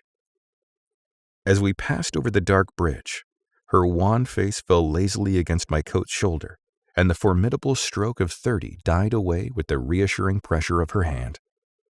So we drove on toward death through the cooling twilight. The young Greek, Michaelis, who ran the coffee joint beside the ash heap, was the principal witness at the inquest. He had slept through the heat until after 5, when he strolled over to the garage and found George Wilson sick in his office. Really sick. Pale as his own pale hair and shaking all over. Michaelis advised him to go to bed, but Wilson refused, saying that he'd miss a lot of business if he did. While his neighbor was trying to persuade him, a violent racket broke out overhead. "I've got my wife locked in up there," explained Wilson calmly. "She's going to stay there until the day after tomorrow, and then we're going to move away." Michaelis was astonished. They had been neighbors for 4 years, and Wilson had never seemed faintly capable of such a statement. Generally, he was one of these worn-out men. When he wasn't working, he sat on a chair in the doorway and stared at the people and the cars that passed along the road. When anyone spoke to him, he invariably laughed in an agreeable, colorless way. He was his wife's man, and not his own. So naturally, Michaelis tried to find out what had happened, but Wilson wouldn't say a word. Instead, he began to throw curious, suspicious glances at his visitor and ask him what he'd been doing at certain times on certain days. Just as the latter was getting uneasy, some workmen came past the door bound for his restaurant, and Michaelis took the opportunity to get away, intending to come back later. But he didn't. He supposed he forgot to, that's all. When he came outside again, a little after 7, He was reminded of the conversation because he heard Mrs. Wilson's voice, loud and scolding, downstairs in the garage. "Beat me," he heard her cry. "Throw me down and beat me, you dirty little coward." A moment later, she rushed out into the dusk, waving her hands and shouting. Before he could move from his door, the business was over. The death car, as the newspapers called it, didn't stop. It came out of the gathering darkness, wavered tragically for a moment, and then disappeared around the next bend. Michaelis wasn't even sure of its color. He told the first policeman that it was light green. The other car, the one going toward New York, came to a rest 100 yards beyond, and its driver hurried back to where Myrtle Wilson, her life violently extinguished, knelt in the road and mingled her thick, dark blood with the dust. Michaelis and this man reached her first, but when they had torn open her waist shirt, still damp with perspiration, they saw that her left breast was swinging loose like a flap, and there was no need to listen for the heart beneath. The mouth was wide open and ripped at the corners, as though she had choked a little in giving up the tremendous vitality she had stored so long. We saw 3 or 4 automobiles and the crowd when we were still some distance away. "Wreck," said Tom. "That's good. Wilson will have a little business at last." He slowed down, but still without any intention of stopping, until, as we came near, the hushed, intent faces of the people at the garage door made him automatically put on the brakes. "We'll take a look," he said doubtfully. "Just a look." I became aware now of a hollow wailing sound which issued incessantly from the garage. A sound which, as we got out of the coupe and walked toward the door, resolved itself into the words, "Oh my God," uttered over and over in a gasping moan. "There's some bad trouble here," said Tom excitedly. He reached up on tiptoes and peered over a circle of heads into the garage, which was lit only by a yellow light in a swinging wire basket overhead. Then he made a harsh sound in his throat, and with a violent thrusting movement of his powerful arms, pushed his way through. The circle closed up again with a running murmur of expostulation. It was a minute before I could see anything at all. Then new arrivals disarranged the line, and Jordan and I were pushed suddenly inside. Myrtle Wilson's body, wrapped in a blanket, and then in another blanket, as though she suffered from a chill in the hot night, lay on a work table by the wall, and Tom, with his back to us, was bending over it motionless. Next to him stood a motorcycle policeman taking down names with much sweat and correction in a little notebook. At first I couldn't find the source of the high groaning words that echoed clamorously through the bare garage. Then I saw Wilson standing on the raised threshold of his office, swaying back and forth, and holding to the doorposts with both hands. Some man was talking to him in a low voice and attempting from time to time to lay a hand on his shoulder, but Wilson neither heard nor saw. His eyes would drop slowly from the swinging light to the laden table by the wall, and then jerk back to the light again. Then he gave out incessantly his high, horrible call. "Oh my God! Oh my God! Oh my God! Oh my God!" Presently, Tom lifted his head with a jerk, and, after staring around the garage with glazed eyes, addressed a mumbled, incoherent remark to the policeman. "M-A-V," the policeman was saying. "O." "No, R," corrected the man. "M-A-V-R-O." "Listen to me," Tom muttered fiercely. "R," said the policeman. "O." "G." "G." He looked up as Tom's broad hand fell sharply on his shoulder. "What do you want, fella?" "What happened? That's what I want to know." "Auto hit her. Instantly killed her." "Instantly killed," repeated Tom, staring. "She ran out in the road. Son of a bitch didn't even stop his car." "There were 2 cars," said Michaelis. "One coming, one going, see?" "Going where?" asked the policeman keenly. "One going each way. Well, she—" His hand rose towards the blankets, but stopped halfway through and fell to his side. "She ran out there, and the one coming from New York knocked right into her, going 30 or 40 miles an hour." "What's the name of the place behind here?" demanded the officer. Hasn't got any name. A pale, well-dressed Negro stepped near. It was a yellow car, he said. Big yellow car, new. See the accident? Asked the policeman. No, but the car passed me down the road, going faster than 40, going 50, 60. Come here and let's have your name. Look out now, I want to get his name. Some words of this conversation must have reached Wilson, swaying in the office door, for suddenly a new theme found voice among his gasping cries. You don't have to tell me what kind of car it was. I know what kind of car it was. Watching Tom, I saw the wad of muscle back of his shoulder tighten under his coat. He walked quickly over to Wilson and, standing in front of him, seized him firmly by the upper arms. You've got to pull yourself together, he said with soothing gruffness. Wilson's eyes fell upon Tom. He started up on his tiptoes and then would have collapsed to his knees had not Tom held him upright.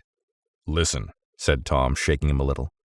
I just got here a minute ago from New York. I was bringing you that coupe we've been talking about. That yellow car I was driving this afternoon wasn't mine, do you hear? I haven't seen it all afternoon. Only the Negro and I were near enough to hear what he said, but the policeman caught something in the tone and looked over with truculent eyes. What's all that? He demanded. I'm a friend of his. Tom turned his head, but kept his hands firmly on Wilson's body. He says he knows the car that did it. It was a yellow car. Some dim impulse moved the policeman to look suspiciously at Tom. And what color's your car? It's a blue car, a coupe. We've come straight from New York, I said. Someone who had been driving a little behind us confirmed this, and the policeman turned away. Now, if you'll let me have that name again, correct? Picking up Wilson like a doll, Tom carried him into the office, set him down in a chair, and came back. If somebody'll come here and sit with him, he snapped authoritatively. He watched while the two men standing closest glanced at each other and went unwillingly into the room. Then Tom shut the door on them and came down the single step, his eyes avoiding the table. As he passed close to me, he whispered, Let's get out.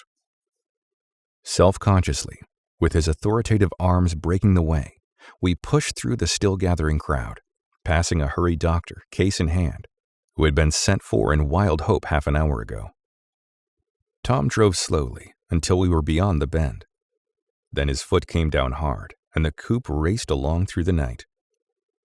In a little while, I heard a low, husky sob, and saw that the tears were overflowing down his face. The goddamn coward, he whimpered. He didn't even stop his car. The Buchanan's house floated suddenly toward us through the dark, rustling trees. Tom stopped beside the porch and looked up at the second floor, where two windows bloomed with light among the vines. Daisy's home, he said. As we got out of the car, he glanced at me and frowned slightly. I ought to have dropped you in West Egg, Nick. There's nothing we can do tonight. A change had come over him, and he spoke gravely and with decision. As we walked across the moonlit gravel to the porch, he disposed of the situation in a few brisk phrases. I'll telephone for a taxi to take you home, and while you're waiting, you and Jordan better go in the kitchen and have them get you some supper if you want any. He opened the door. Come in. No, thank you. But I'd be glad if you order me the taxi. I'll wait outside. Jordan put her hand on my arm. Won't you come in, Nick? No, thanks. I was feeling a little sick, and I wanted to be alone. But Jordan lingered for a moment more. It's only 9:30, she said. I'd be damned if I'd go in. I'd had enough of all of them for one day, and suddenly that included Jordan, too. She must have seen something of this in my expression, for she turned abruptly away and ran up the porch steps into the house. I sat down for a few minutes with my head in my hands, until I heard the phone taken up inside and the butler's voice calling a taxi. Then I walked slowly down the drive away from the house, intending to wait by the gate. I hadn't gone 20 yards when I heard my name and Gatsby step from between two bushes into the path. I must have felt pretty weird by that time, because I could think of nothing except the luminosity of his pink suit under the moon. What are you doing? I inquired. Just standing here, old sport. Somehow, that seemed a despicable occupation. For all I knew, he was going to rob the house in this moment. I wouldn't have been surprised to see sinister faces, the faces of Wolfsheim's people behind him in the dark shrubbery. "Did you see any trouble on the road?" he asked after a minute. "Yes." He hesitated. "Was she killed?" "Yes." I thought so. I told Daisy I thought so. It's better that the shock should come all at once. She stood it pretty well. He spoke as if Daisy's reaction was the only thing that mattered. "I got to West Egg by a side road," he went on, "and left the car in my garage. I don't think anybody saw us, but of course I can't be sure." I disliked him so much by this time that I didn't find it necessary to tell him he was wrong. "Who was the woman?" he inquired. "Her name was Wilson. Her husband owned the garage." "How the devil did it happen?" "Well, I tried to swing the wheel." He broke off, and suddenly I guessed at the truth. "Was Daisy driving?" "Yes," he said after a moment. "But of course I'll say I was. You see, when I left New York, she was very nervous, and she thought it would steady her to drive. And this woman rushed out at us just as we were passing a car coming the other way. It all happened in a minute. But it seemed to me that she wanted to speak to us, though we were somebody she knew. Well, first Daisy turned away from the woman toward the other car, and then she lost her nerve and turned back. The second my hand reached the wheel, I felt the shock. It must have killed her instantly. It ripped her open." "Don't tell me, old sport." He winced. "Anyhow, Daisy stepped on it. I tried to make her stop, but she couldn't, so I pulled on the emergency brake. Then she fell over into my lap and I drove on." "She'll be all right tomorrow," he said presently. "I'm just going to wait here and see if he tries to bother her about that unpleasantness this afternoon. She's locked herself into her room, and if he tries any brutality, she's going to turn the light out and on again." "He won't touch her," I said. "He's not thinking about her." "I don't trust him, old sport." "How long are you going to wait?" "All night if necessary. Anyhow, till they all go to bed." A new point of view occurred to me. Suppose Tom found out that Daisy had been driving. He might think he saw a connection in it. He might think anything. I looked at the house. There were 2 or 3 bright windows downstairs, and the pink glow from Daisy's room on the second floor. "You wait here," I said. "I'll see if there's any sign of a commotion."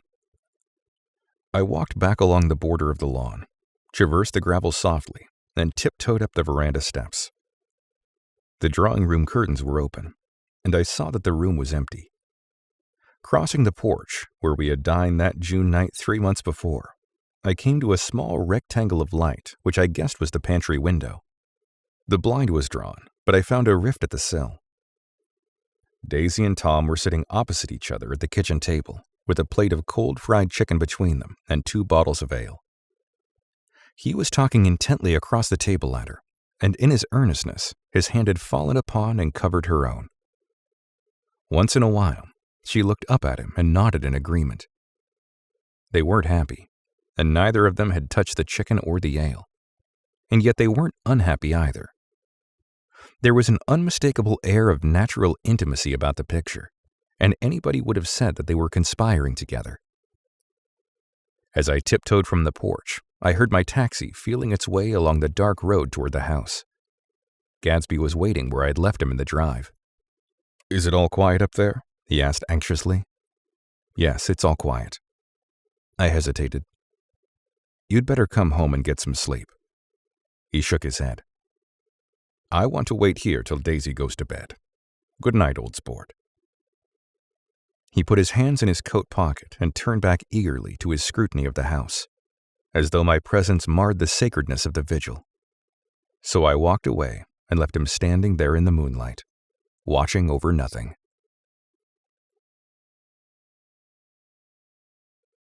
Chapter 8. I couldn't sleep all night. A foghorn was groaning incessantly on the sound, and I tossed half sick between grotesque reality and savage, frightening dreams. Toward dawn, I heard a taxi go up Gatsby's drive, and immediately I jumped out of bed and began to dress. I felt that I had something to tell him, something to warn him about, and morning would be too late. Crossing his lawn, I saw that his front door was still open, and he was leaning against a table in the hall, heavy with dejection or sleep. Nothing happened, he said wanly. I waited, and about 4 o'clock she came to the window and stood there for a minute, and then turned out the light. His house had never seemed so enormous to me as it did that night when we hunted through the great rooms for cigarettes. We pushed aside curtains that were like pavilions, and felt over innumerable feet of dark wall for electric light switches. Once I tumbled with a sort of splash upon the keys of a ghostly piano. There was an inexplicable amount of dust everywhere, and the rooms were musty, as though they hadn't been aired for many days. I found the humidor on an unfamiliar table, with 2 stale, dry cigarettes inside. Throwing open the French windows of the drawing room, we sat smoking out into the darkness. "You ought to go away," I said. "It's pretty certain they'll trace your car." Go away now, old sport? Go to Atlantic City for a week, or up to Montreal. He wouldn't consider it. He couldn't possibly leave Daisy until he knew what she was going to do. He was clutching at some last hope, and I couldn't bear to shake him free. It was this night that he told me the strange story of his youth with Dan Cody. Told it to me because Jay Gatsby had been broken up like glass against Tom's hard malice, and the long secret extravaganza was played out. I think that he would have acknowledged anything now, without reserve, but he wanted to talk about Daisy. She was the first nice girl he had ever known. In various unrevealed capacities, he had come in contact with such people, but always with indiscernible barbed wire between. He found her excitingly desirable. He went to her house, at first with other officers from Camp Taylor, then alone. It amazed him. He had never been in such a beautiful house before. But what gave it an air of breathless intensity was that Daisy lived there. It was as casual a thing to her as his tent out at camp was to him. There was a right mystery about it, a hint of bedrooms upstairs, more beautiful and cool than other bedrooms, of gay and radiant activities taking place through its corridors, and of romances that were not musty and laid away already in lavender, but fresh and breathing and redolent of this year's shining motor cars, and of dances whose flowers were scarcely withered. It excited him, too, that many men had already loved Daisy. It increased her value in his eyes. He felt their presence all about the house, pervading the air with the shades and echoes of still vibrant emotions. But he knew that he was in Daisy's house by a colossal accident.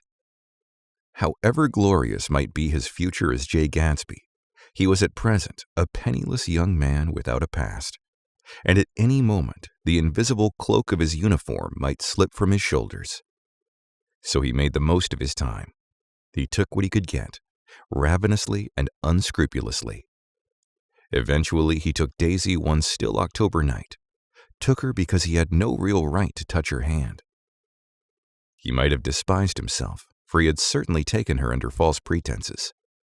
I don't mean that he had traded on his phantom millions, but he had deliberately given Daisy a sense of security. He let her believe that he was a person from much the same strata as herself, that he was fully able to take care of her.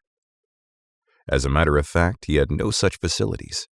He had no comfortable family standing behind him, and he was liable, at the whim of an impersonal government, to be blown anywhere about the world.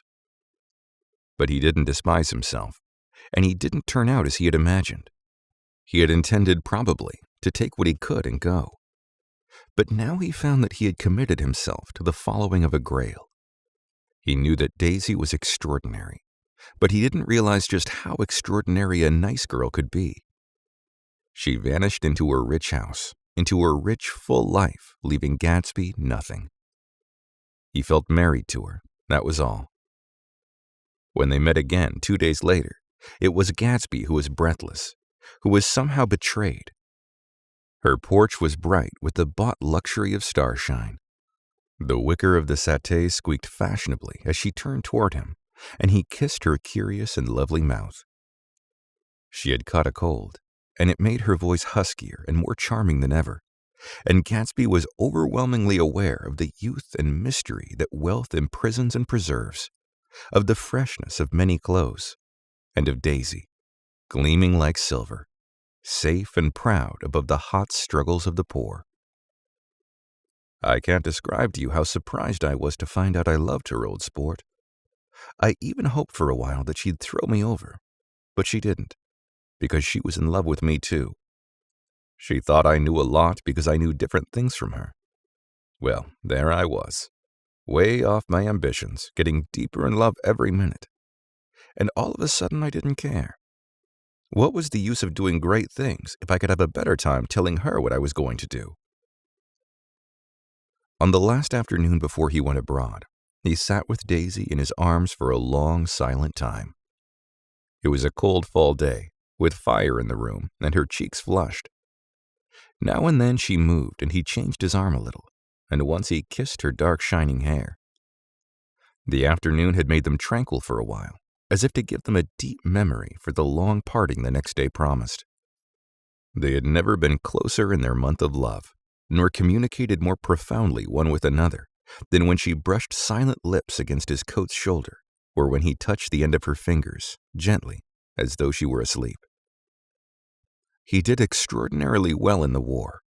He was a captain before he went to the front, and following the Argonne battles, he got his majority and the command of the divisional machine guns. After the armistice, he tried frantically to get home, but some complication or misunderstanding sent him to Oxford instead. He was worried now. There was a quality of nervous despair in Daisy's letters. She didn't see why he wouldn't come.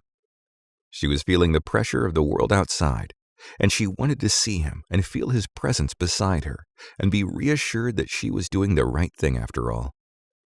For Daisy was young, and her artificial world was redolent of orchids and pleasant, cheerful snobbery and orchestras which set the rhythm of the year, summing up the sadness and suggestiveness of life in new tunes. All night, the saxophones wailed the hopeless comment of the Beale Street Blues, while 100 pair of golden and silver slippers shuffled in the shining dust. At the gray tea hour, there were always rooms that throbbed incessantly with this low, sweet fever, while fresh faces drifted here and there like rose petals blown by the sad horns around the floor.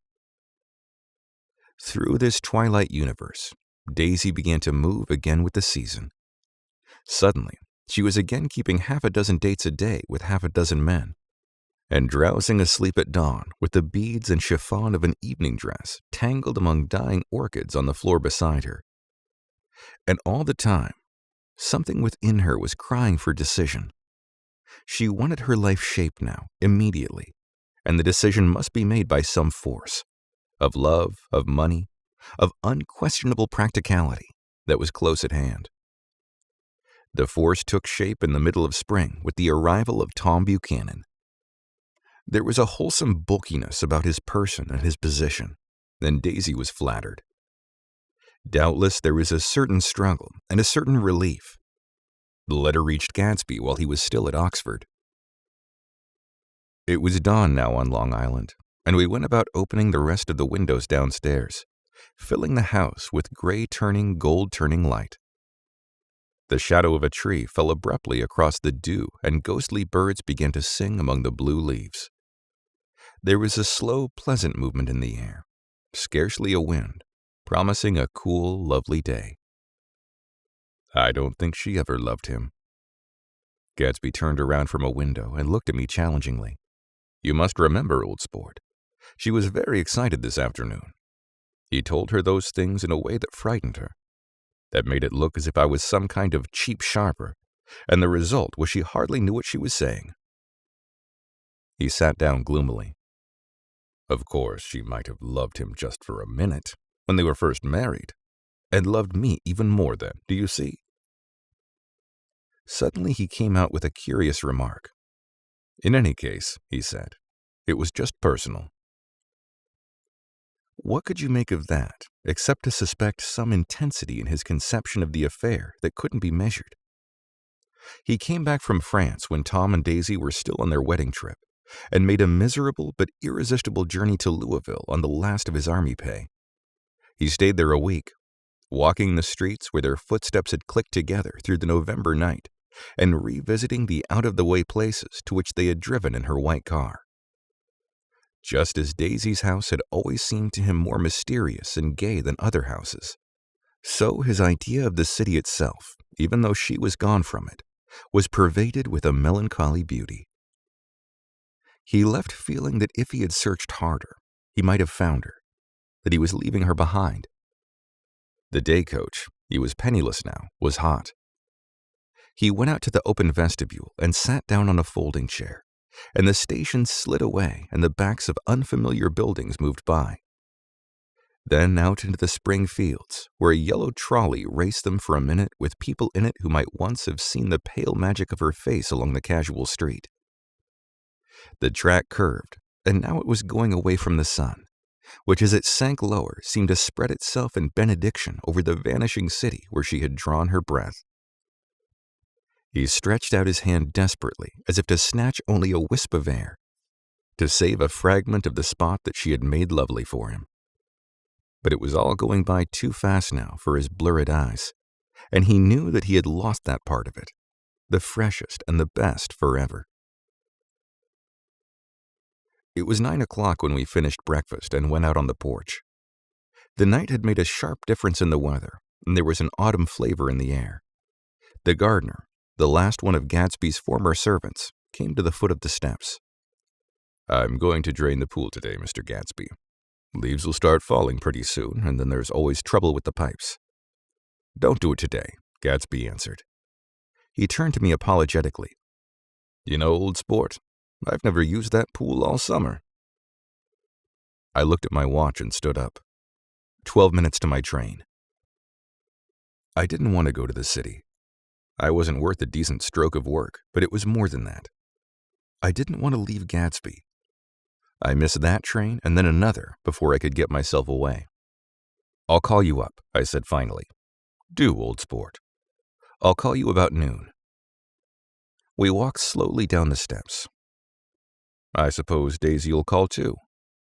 He looked at me anxiously, as if he hoped I'd corroborate this. "I suppose so. Well, goodbye."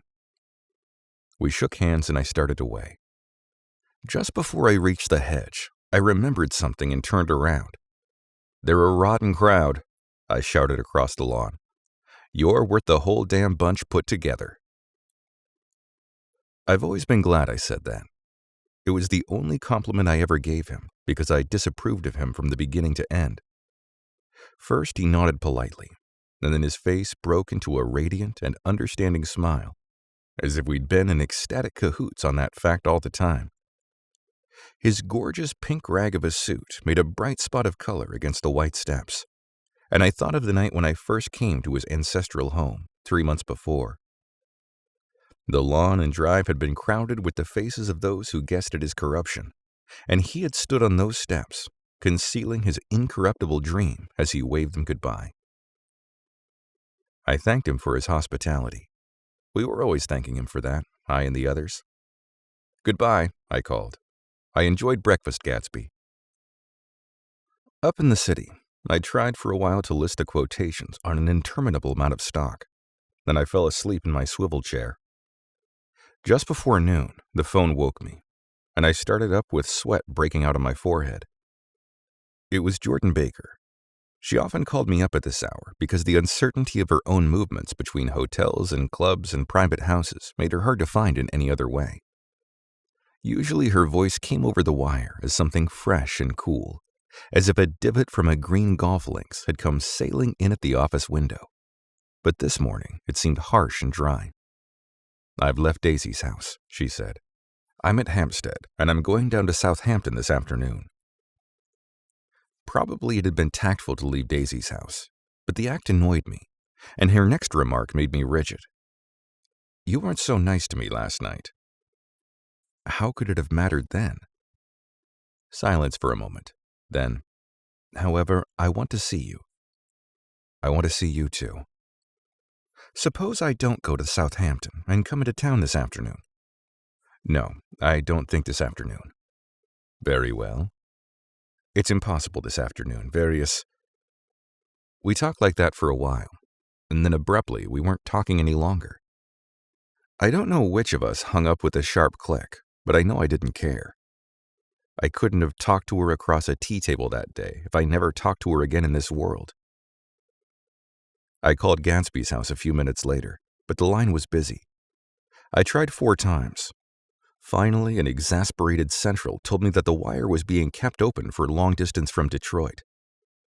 Taking out my timetable, I drew a small circle around the 3:50 train. Then I leaned back in my chair and tried to think. It was just noon. When I passed the ash heaps on the train that morning, I had crossed deliberately to the other side of the car. I suppose there'd been a curious crowd around there all day, with little boys searching for dark spots in the dust, and some garrulous man telling over and over what had happened, until it became less and less real, even to him, and he could tell it no longer, and Myrtle Wilson's tragic achievement was forgotten. Now I want to go back a little and tell what happened at the garage after we left there the night before. They had difficulty in locating the sister, Catherine. She must have broken her rule against drinking that night, for when she arrived, she was stupid with liquor and unable to understand that the ambulance had already gone to Flushing. When they convinced her of this, she immediately fainted, as if that was the intolerable part of the affair. Someone, kind of curious, took her in his car and drove her in the wake of her sister's body. Until long after midnight, a changing crowd lapped up against the front of the garage, while George Wilson rocked himself back and forth on the couch inside. For a while, the door of the office was open, and everyone who came to the garage glanced irresistibly through it. Finally, someone said it was a shame and closed the door. Michaelis and several other men were with him. First 4 or 5 men, later 2 or 3 men. Still later, Michaelis had to ask the stranger to wait there 15 minutes longer, while he went back to his own place and made a pot of coffee. After that, he stayed there alone with Wilson until dawn. About 3 o'clock, the quality of Wilson's incoherent muttering changed. He grew quieter and began to talk about the yellow car. He announced that he had a way of finding out whom the yellow car belonged to, and then he blurted out that a couple of months ago, his wife had come from the city with her face bruised and her nose swollen. But when he heard himself say this, he flinched and began to cry, "Oh my God," again in his groaning voice. Michaelis made a clumsy attempt to distract him. "How long have you been married, George? Come on there. Try and sit still a minute and answer my question. How long have you been married?" 12 years. Ever had any children? Come on, George, sit still. I asked you a question. Did you ever have any children? The hard brown beetles kept thudding against the dull light, and whenever Michaelis heard a car go tearing along the road outside, it sounded to him like the car that hadn't stopped a few hours before. He didn't like to go into the garage because the workbench was stained where the body had been lying, so he moved uncomfortably around the office.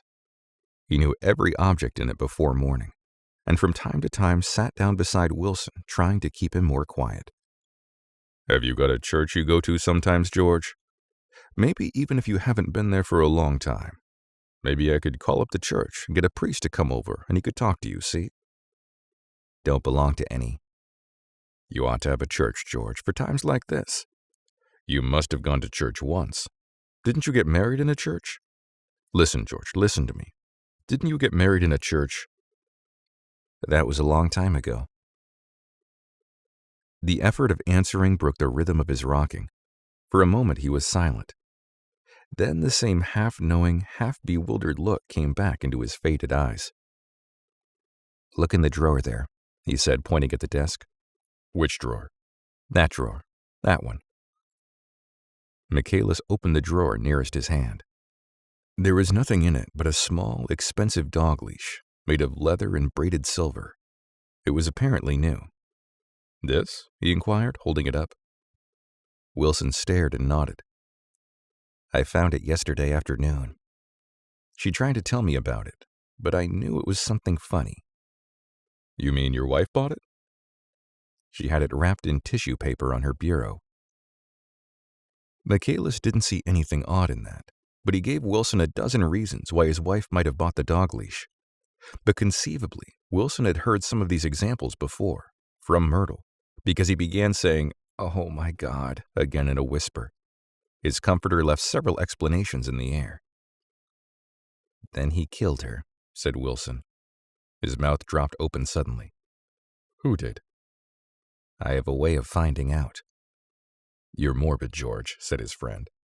This has been a strain to you, and you don't know what you're saying. You'd better try and sit quiet till morning. "He murdered her." It was an accident, George. Wilson shook his head. His eyes narrowed, and his mouth widened slightly with the ghost of a superior, "I know," he said defiantly. "I'm one of these trusting fellas, and I don't think any harm to nobody. But when I get to know a thing, I know it. It was the man in that car. She ran out to speak to him, and he wouldn't stop." Michaelis had seen this too, but it hadn't occurred to him that there was any special significance in it. He believed that Mrs. Wilson had been running away from her husband rather than trying to stop any particular car. How could she have been like that? "She's a deep one," said Wilson, as if that answered the question. He began to rock again, and Michaela stood twisting the leash in his hand. Maybe you've got some friend that I could telephone for, George. This was a forlorn hope. He was almost sure that Wilson had no friend. There was not enough of him for his wife. He was glad a little later when he noticed a change in the room, a blue quickening by the window, and realized that dawn wasn't far off. About 5 o'clock, it was blue enough outside to snap off the light. Wilson's glazed eyes turned out to the ash heaps, where small gray clouds took on fantastic shapes and scurried here and there in the faint dawn wind. "I spoke to her," he muttered after a long silence. "I told her she might fool me, but she couldn't fool God. I took her to the window." With an effort, he got up and walked to the rear window and leaned with his face pressed against it. "And I said, God knows what you've been doing. Everything you've been doing, you may fool me, but you can't fool God." Standing behind him, Michaelis saw with a shock that he was looking at the eyes of Dr. T.J. Eckelberg, which had just emerged pale and enormous from the dissolving light. "God sees everything," repeated Wilson. "That's an advertisement," Michaelis assured him. Something made him turn away from the window and look back into the room. But Wilson stood there a long time, his face close to the window pane, nodding into the twilight. By 6 o'clock, Michaelis was worn out and grateful for the sound of a car stopping outside. It was one of the watchers of the night before who had promised to come back, so he cooked breakfast for 3, which he and the other man ate together. Wilson was quieter now, and Michaelis went home to sleep. When he awoke 4 hours later and hurried back to the garage, Wilson was gone. His movements, he was on foot all the time, were afterward traced to Port Roosevelt and then to Gads Hill, where he bought a sandwich that he didn't eat and a cup of coffee. He must have been tired and walking slowly, for he didn't reach Gads Hill until noon. Thus far, there was no difficulty in accounting for his time. There were boys who had seen a man acting sort of crazy, and motorists at whom he stared oddly from the side of the road. Then for 3 hours, he disappeared from view.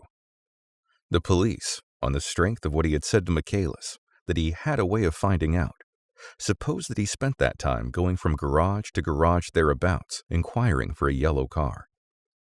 On the other hand, no garage man who had seen him ever came forward, and perhaps he had an easier, surer way of finding out what he wanted to know. By 2:30, he was in West Egg, where he asked someone the way to Gatsby's house. So by that time, he knew Gatsby's name. At 2 o'clock, Gatsby put on his bathing suit and left word with the butler that if anyone phoned, word was to be brought to him at the pool. He stopped at the garage for a pneumatic mattress that had amused his guests during the summer, and the chauffeur helped him pump it up.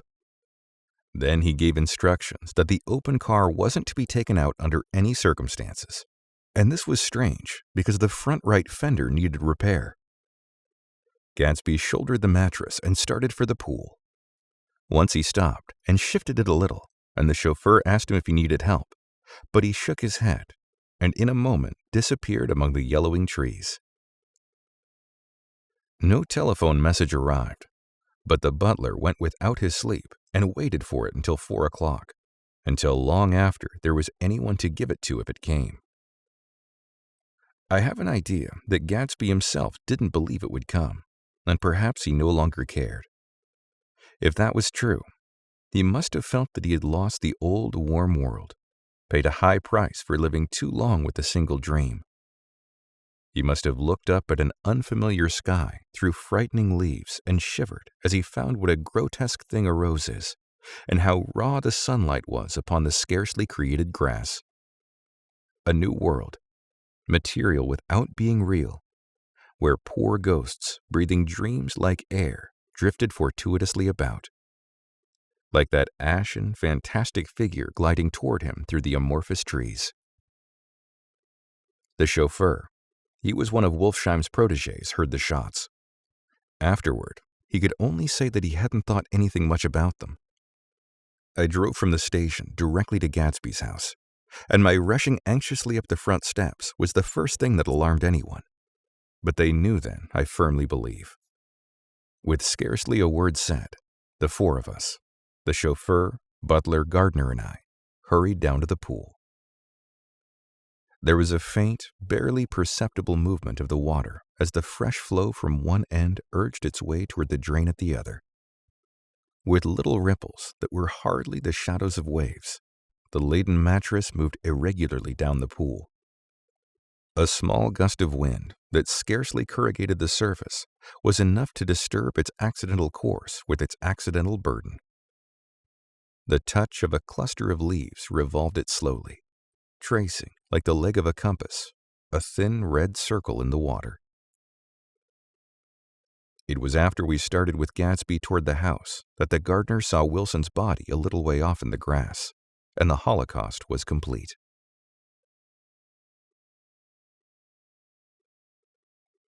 After 2 years, I remember the rest of that day, and that night and the next day, only as an endless drill of police and photographers and newspapermen in and out of Gatsby's front door. A rope stretched across the main gate, and a policeman by it kept out the curious. But little boys soon discovered that they could enter through my yard, and there were always a few of them clustered open-mouthed about the pool. Someone with a positive manner, perhaps a detective, used the expression madman as he bent over Wilson's body that afternoon, and the adventitious authority of his voice set the key for the newspaper reports the next morning. Most of these reports were a nightmare, grotesque, circumstantial, eager, and untrue. When Michaelis's testimony at the inquest brought to light Wilson's suspicions of his wife, I thought the whole tale would shortly be served up in a racy pasquinade. But Catherine, who might have said anything, didn't say a word. She showed a surprising amount of character about it too, looked at the coroner with determined eyes under that corrected brow of hers, and swore that her sister had never seen Gatsby, that her sister was completely happy with her husband, that her sister had been into no mischief whatsoever. She convinced herself of it and cried into her handkerchief, as if the very suggestion was more than she could endure. So Wilson was reduced to a man deranged by grief, in order that the case might remain in its simplest form. And it rested there. But all this part of it seemed remote and unessential. I found myself on Gatsby's side, and alone. From the moment I telephoned news of the catastrophe to West Egg Village, every surmise about him and every practical question was referred to me. At first I was surprised and confused. Then, as he lay in his house and didn't move or breathe or speak, hour upon hour, it grew upon me that I was responsible, because no one else was interested. Interested, I mean, with that intense personal interest to which everyone has some vague right at the end. I called up Daisy half an hour after we found him, called her instinctively and without hesitation. But she and Tom had gone away early that afternoon and taken baggage with them. Left no address? No. Say when they'd be back? No. Any idea where they are? How I could reach them? I don't know, can't say. I wanted to get somebody for him. I wanted to go into the room where he lay and reassure him, I'll get somebody for you, Gatsby, don't worry. Just trust me and I'll get somebody for you. Meyer Wolfsheim's name wasn't in the phone book. The butler gave me his office address on Broadway, and I called information, but by the time I had the number, it was long after 5, and no one answered the phone. Will you ring again? I've rung them 3 times. It's very important. Sorry, I'm afraid no one's there. I went back into the drawing room and thought for an instant that they were chance visitors. All these official people who suddenly filled it. But as they drew back the sheet and looked at Gatsby with unmoved eyes, his protest continued in my brain. Look here, old sport, you've got to get somebody for me. You've got to try hard. I can't go through this alone. Somebody started to ask me questions, but I broke away, and going upstairs, looked hastily through the unlocked parts of his desk. He'd never told me definitely that his parents were dead. But there was nothing. Only the picture of Dan Cody, a token of forgotten violence, staring down from the wall. Next morning, I sent the butler to New York with a letter to Wolfsheim, which asked for information and urged him to come out on the next train. The request seemed superfluous when I wrote it. I was sure he'd start when he saw the newspapers, just as I was sure there'd be a wire from Daisy before noon. But neither a wire nor Mr. Wolfsheim arrived. No one arrived except more police and photographers and newspapermen. When the butler brought back Wolfsheim's answer, I began to have a feeling of defiance, a scornful solidarity between Gatsby and me against them all. Dear Mr. Carraway, this has been one of the most terrible shocks of my life to me. I hardly can believe it that it is all true. Such a mad act as that man did should make us all think. I cannot come down now, as I am tied up in some very important business and cannot get mixed up in this thing now. If there is anything I can do a little later, let me know in a letter by Edgar. I hardly know where I am when I hear about a thing like this, and am completely knocked down and out. Yours truly, Meyer Wolfsheim. And then hasty addenda beneath. Let me know about the funeral, etc. Do not know his family at all. When the phone rang that afternoon, and long distance said Chicago was calling, I thought this would be Daisy at last. But the connection came through as a man's voice, very thin and far away. This is Slagle speaking. Yes? The name was unfamiliar. Hell of a note, isn't it? Get my wire? There haven't been any wires. Young Park's in trouble, he said rapidly. They picked him up when he handed the bonds over the counter. They got a circular from New York giving him the numbers just 5 minutes before. What do you know about that, hey? You never know in these hick towns. Hello? I interrupted breathlessly. Look here, this isn't Mr. Gatsby. Mr. Gatsby's dead. There was a long silence on the other end of the wire, followed by an exclamation. Then a quick squawk as the connection was broken. I think it was on the 3rd day that a telegram signed Henry C. Gatz arrived from a town in Minnesota. It said only that the sender was leaving immediately and to postpone the funeral until he came. It was Gatsby's father, a solemn old man, very helpless and dismayed, bundled up in a long, cheap ulster against a warm September day. His eyes leaked continuously with excitement, and when I took the bag and umbrella from his hands, he began to pull so incessantly at his sparse gray beard that I had difficulty in getting off his coat. He was on the point of collapse, so I took him into the music room and made him sit down while I sent for something to eat. But he wouldn't eat, and the glass of milk spilled from his trembling hand. I saw it in the Chicago newspaper, he said. It was all in the Chicago newspaper. I started right away. I didn't know how to reach you. His eyes, seeing nothing, moved ceaselessly about the room. It was a madman, he said. He must have been mad. Wouldn't you like some coffee? I urged him. I don't want anything. I'm all right now, Mr. Carraway. Well, I'm all right now. Where have they got Jimmy? I took him into the drawing room where his son lay and left him there. Some little boys had come up on the steps and were looking into the hall. When I told them who had arrived, they went reluctantly away. After a little while, Mr. Gatz opened the door and came out, his mouth ajar, his face flushed slightly, his eyes leaking isolated and unpunctual tears. He had reached an age where death no longer has the quality of ghastly surprise, and when he looked around him now, for the first time, and saw the height and splendor of the hall and the great rooms opening out from it into other rooms, his grief began to be mixed with an odd pride. I helped him to a bedroom upstairs. While he took off his coat and vest, I told him that all arrangements had been deferred until he came. "I didn't know what you'd want, Mr. Gatsby." "Gats is my name." "Mr. Gats, I thought you might want to take the body west." He shook his head.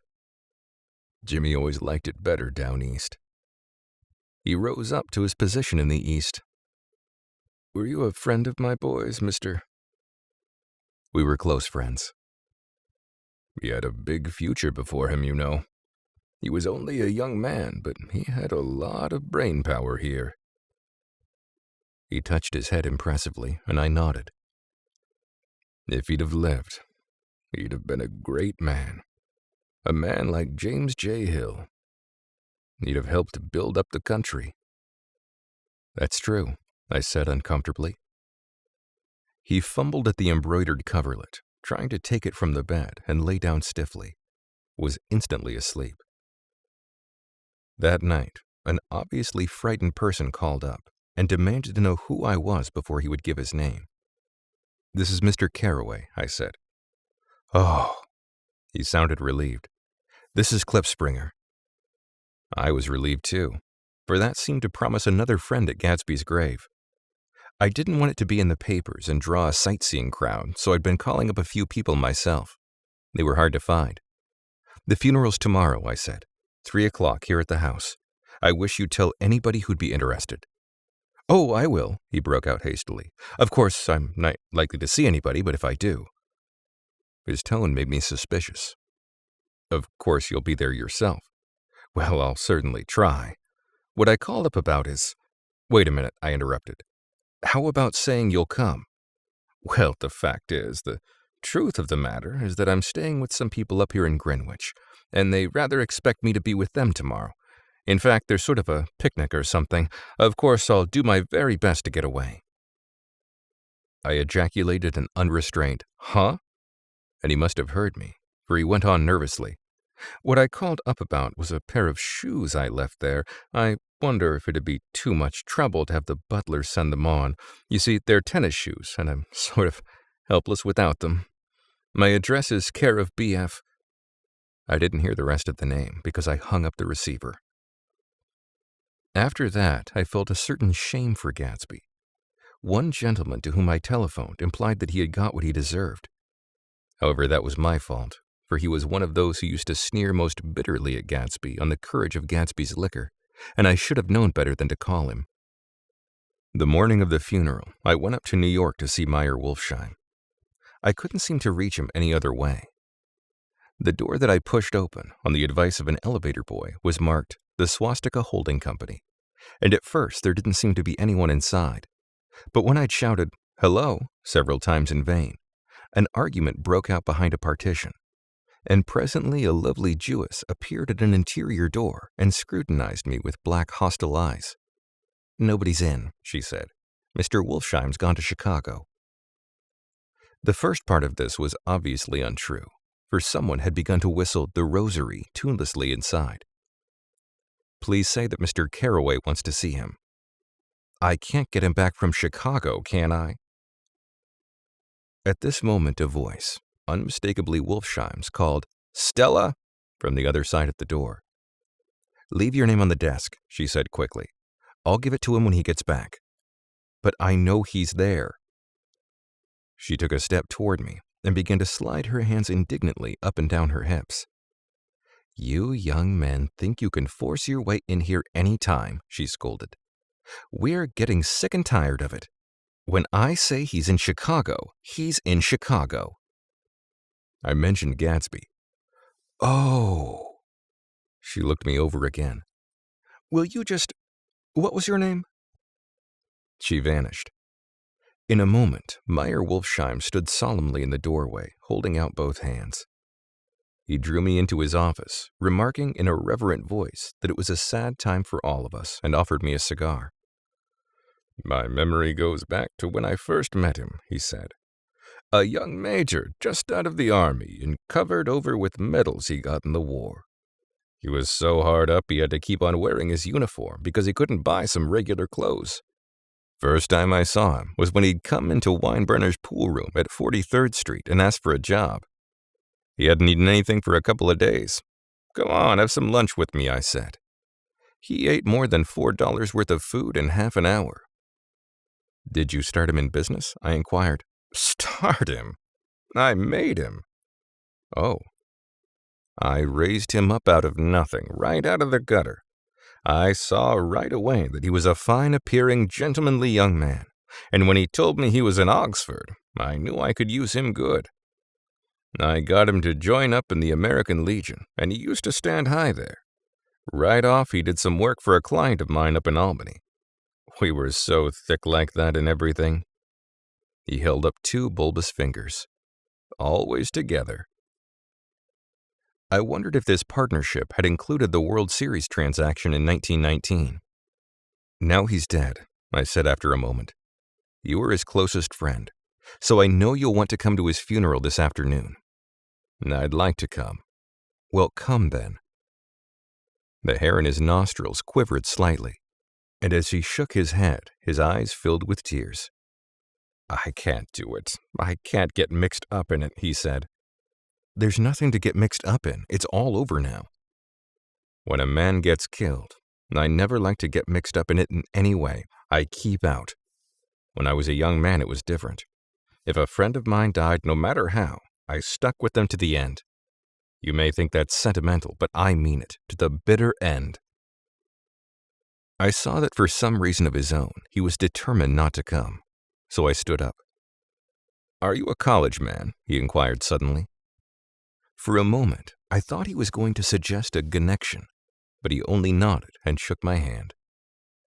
"Let us learn to show our friendship for a man when he is alive, and not after he's dead," he suggested. "After that, my own rule is to let everything go." When I left his office, the sky had turned dark, and I got back to West Egg in a drizzle. After changing my clothes, I went next door and found Mr. Gatz walking up and down excitedly in the hall. His pride in his son and in his son's possessions was continually increasing, and now he had something to show me. "Jimmy sent me this picture." He took out his wallet with trembling fingers. "Look there." It was a photograph of the house, cracked in the corners and dirty with many hands. He pointed out every detail to me eagerly. "Look there." And then he sought admiration from my eyes. He had shown it so often that I think it was more real to him now than the house itself. "Jimmy sent it to me. I think it's a very pretty picture. It shows up well." "Very well. Had you seen him lately?" "He came out to see me 2 years ago and bought me the house I live in now. Of course, we was broke up when he run off from home, but I see now there was a reason for it. He knew he had a big future in front of him, and ever since he made a success, he was very generous with me." He seemed reluctant to put away the picture, held it for another minute, lingeringly before my eyes. Then he returned the wallet and pulled from his pocket a ragged old copy of a book called Hopalong Cassidy. "Look here. This is a book he had when he was a boy. It just shows you." He opened it at the back cover and turned it around for me to see. On the last flyleaf was printed the word schedule, and the date, September 12th, 1906, and underneath, rise from bed, 6 o'clock a.m. Dumbbell exercise and wall scaling, 6:15 to 6:30. Study electricity, etc., 7:15 to 8:15. Work, 8:30 to 4:30 p.m. Baseball and sports, 4:30 to 5. Practice elocution, poise, and how to attain it, 5 to 6. Study needed inventions, 7 to 9. General resolves. No wasting time at Shafters or a name indecipherable. No more smoking or chewing. Bathe every other day. Read one improving book or magazine per week. Save $5, crossed out, $3 per week. Be better to parents. I come across this book by accident, said the old man. It just shows you, don't it? It just shows you. Jimmy was bound to get ahead. He always had some resolves like this or something. Do you notice what he's got about improving his mind? He was always great for that. He told me I ate like a hog once, and I beat him for it. He was reluctant to close the book, reading each item aloud and then looking eagerly at me. I think he rather expected me to copy down the list for my own use. A little before 3, the Lutheran minister arrived from Flushing, and I began to look involuntarily out the windows for other cars. So did Gatsby's father. And as the time passed, and the servants came in and stood waiting in the hall, his eyes began to blink anxiously, and he spoke of the rain in a worried, uncertain way. The minister glanced several times at his watch, so I took him aside and asked him to wait for half an hour. But it wasn't any use. Nobody came. About 5 o'clock, our procession of 3 cars reached the cemetery and stopped in a thick drizzle beside the gate. First a motor horse, horribly black and wet. Then Mr. Gats, and the minister and I in the limousine. And a little later, 4 or 5 servants and the postman from West Egg in Gatsby's station wagon, all wet to the skin. As we started through the gate into the cemetery, I heard a car stop and then the sound of someone splashing after us over the soggy ground. I looked around. It was the man with the owl-eyed glasses who I had found marveling over Gatsby's book in the library one night 3 months before. I'd never seen him since then. I don't know how he knew about the funeral or even his name. The rain poured down his thick glasses, and he took them off and wiped them to see the protecting canvas unrolled from Gatsby's grave. I tried to think about Gatsby then for a moment, but he was already too far away, and I could only remember, without resentment, that Daisy hadn't sent a message or a flower. Dimly I heard someone murmur, "Blessed are the dead that the rain falls on." And then the owl-eyed man said, "Amen to that," in a brave voice. We straggled down quickly through the rain to the cars. Owl Eyes spoke to me by the gate. "I couldn't get to the house," he remarked. Neither could anybody else. "Go on," he started. "Why, my God, they used to go there by the hundreds." He took off his glasses and wiped them again outside and in. "The poor son of a bitch," he said. One of my most vivid memories is of coming back west from prep school and later from college at Christmas time. Those who went farther than Chicago would gather in the old dim Union Station at 6 o'clock of a December evening with a few Chicago friends already caught up into their own holiday gaiety and bid them a hasty goodbye. I remember the fur coats of the girls returning from Miss This or That's and the chatter of frozen breath and the hands waving overhead as we caught sight of old acquaintances and the matches of invitations. "Are you going to the Ordways, the Hershey's, the Schultz's?" And the long green tickets clasped tight in our gloved hands. And last, the murky yellow cars of the Chicago, Milwaukee, and St. Paul Railroad looking cheerful as Christmas itself on the tracks beside the gate. When we pulled out into the winter night and the real snow, our snow, began to stretch out beside us and twinkle against the windows, and the dim lights of small Wisconsin stations moved by, a sharp wild brace came suddenly into the air. We drew in deep breaths of it as we walked back from dinner through the cold vestibules, unutterably aware of our identity with this country for one strange hour, before we melted indistinguishably into it again. That's my Middle West. Not the wheat or the prairies or the lost Swede towns, but the thrilling returning trains of my youth, and the street lamps and sleigh bells in the frosty dark, and the shadows of holly wreaths thrown by lighted windows on the snow. I'm part of that, a little solemn with the feel of those long winters, a little complacent from growing up in the Carraway house, in a city where dwellings are still called through decades by a family's name. I see now that this has been a story of the West. After all, Tom and Gatsby, Daisy and Jordan and I were all Westerners. And perhaps we possessed some deficiency in common, which made us subtly unadaptable to Eastern life. Even when the East excited me most, even when I was most keenly aware of its superiority to the bored, sprawling, swollen towns beyond the Ohio, with their interminable inquisitions which spared only the children and the very old, even then, it had always for me a quality of distortion. West Egg, especially, still figures in my more fantastic dreams. I see it as a night scene by El Greco, a haunted house, at once conventional and grotesque, crouching under a sullen, overhanging sky and lusterless moon. In the foreground, 4 solemn men in dress suits are walking along the sidewalk with a stretcher on which lies a drunken woman in a white evening dress. Her hand, which dangles over the side, sparkles cold with jewels.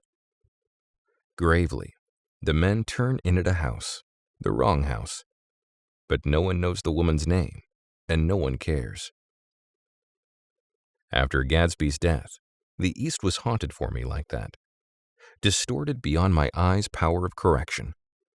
So when the blue smoke of brittle leaves was in the air, and the wind blew the wet laundry stiff on the line, I decided to come back home. There was one thing to be done before I left, an awkward, unpleasant thing that perhaps had better have been left alone. But I wanted to leave things in order, not just trust that obliging and indifferent sea to sweep my refuse away. I saw Jordan Baker and talked over and around what had happened to us together, and what had happened afterward to me. And she lay perfectly still, listening in a big chair. She was dressed to play golf, and I remember thinking she looked like a good illustration. Her chin raised a little jauntily, her hair the color of an autumn leaf, her face the same brown tint as the fingerless glove on her knee. When I had finished, she told me without comment that she was engaged to another man. I doubted that, though there were several she could have married at a nod of her head, but I pretended to be surprised. For just a minute, I wondered if I wasn't making a mistake. Then I thought it all over again quickly and got up to say goodbye. "Nevertheless, you did throw me over," said Jordan suddenly. "You threw me over on the telephone. I don't give a damn about you now. But it was a new experience for me, and I felt a little dizzy for a while." We shook hands.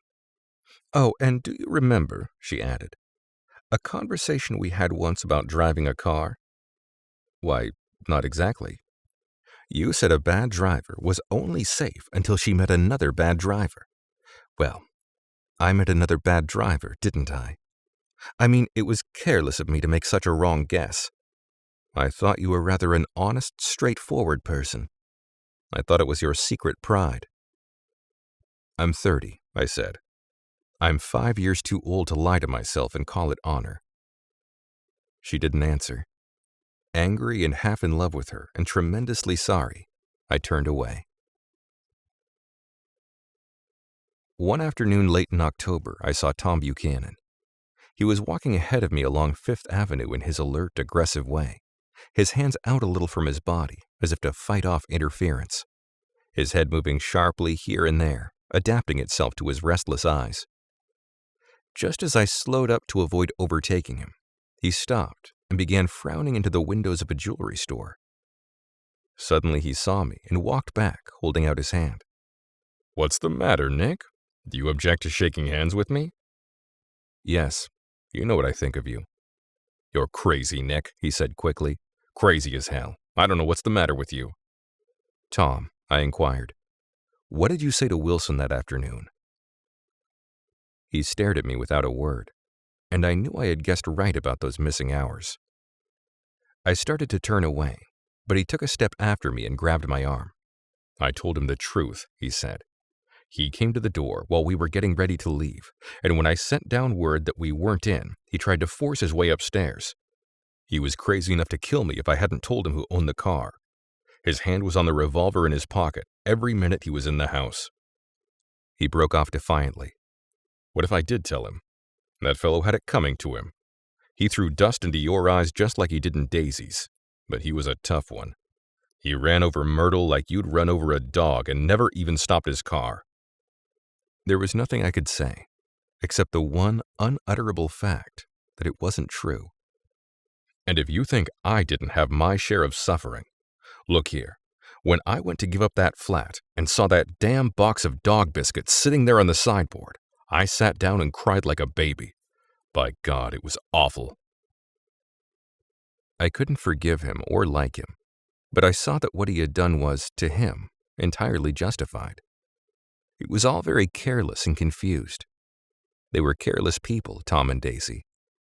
They smashed up things and creatures and then retreated back into their money or their vast carelessness or whatever it was that kept them together and let other people clean up the mess they had made. I shook hands with him.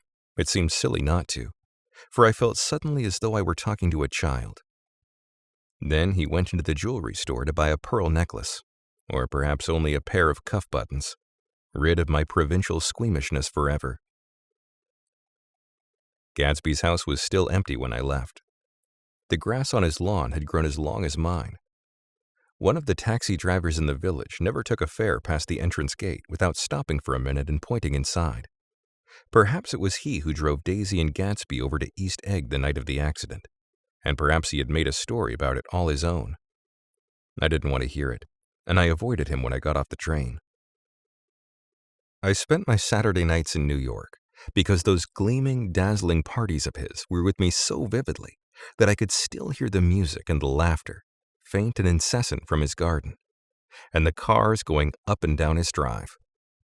One night, I did hear a material car there, and saw its light stop at his front steps, but I didn't investigate. Probably it was some final guest who had been away at the ends of the earth and didn't know that the party was over.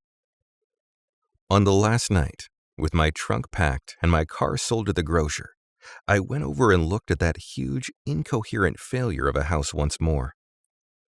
On the white steps, an obscene word, scrawled by some boy with a piece of brick, stood out clearly in the moonlight, and I erased it, drawing my shoe raspingly along the stone.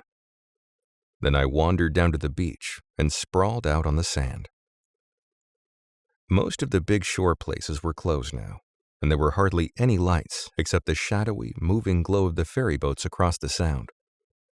And as the moon rose higher, the inessential houses began to melt away, until gradually I became aware of the old island here that flowered once for Dutch sailors' eyes, a fresh, green breast of the New World. Its vanished trees, the trees that had made way for Gatsby's house, had once pandered in whispers to the last and greatest of all human dreams. For a transitory, enchanted moment, man must have held his breath in the presence of this continent. Compelled into an aesthetic contemplation he neither understood nor desired. Face to face, for the last time in history, with something commensurate to his capacity for wonder. And as I sat there, brooding on the old, unknown world, I thought of Gatsby's wonder when he first picked out the green light at the end of Daisy's dock. He had come a long way to this blue lawn, and his dream must have seemed so close that he could hardly fail to grasp it.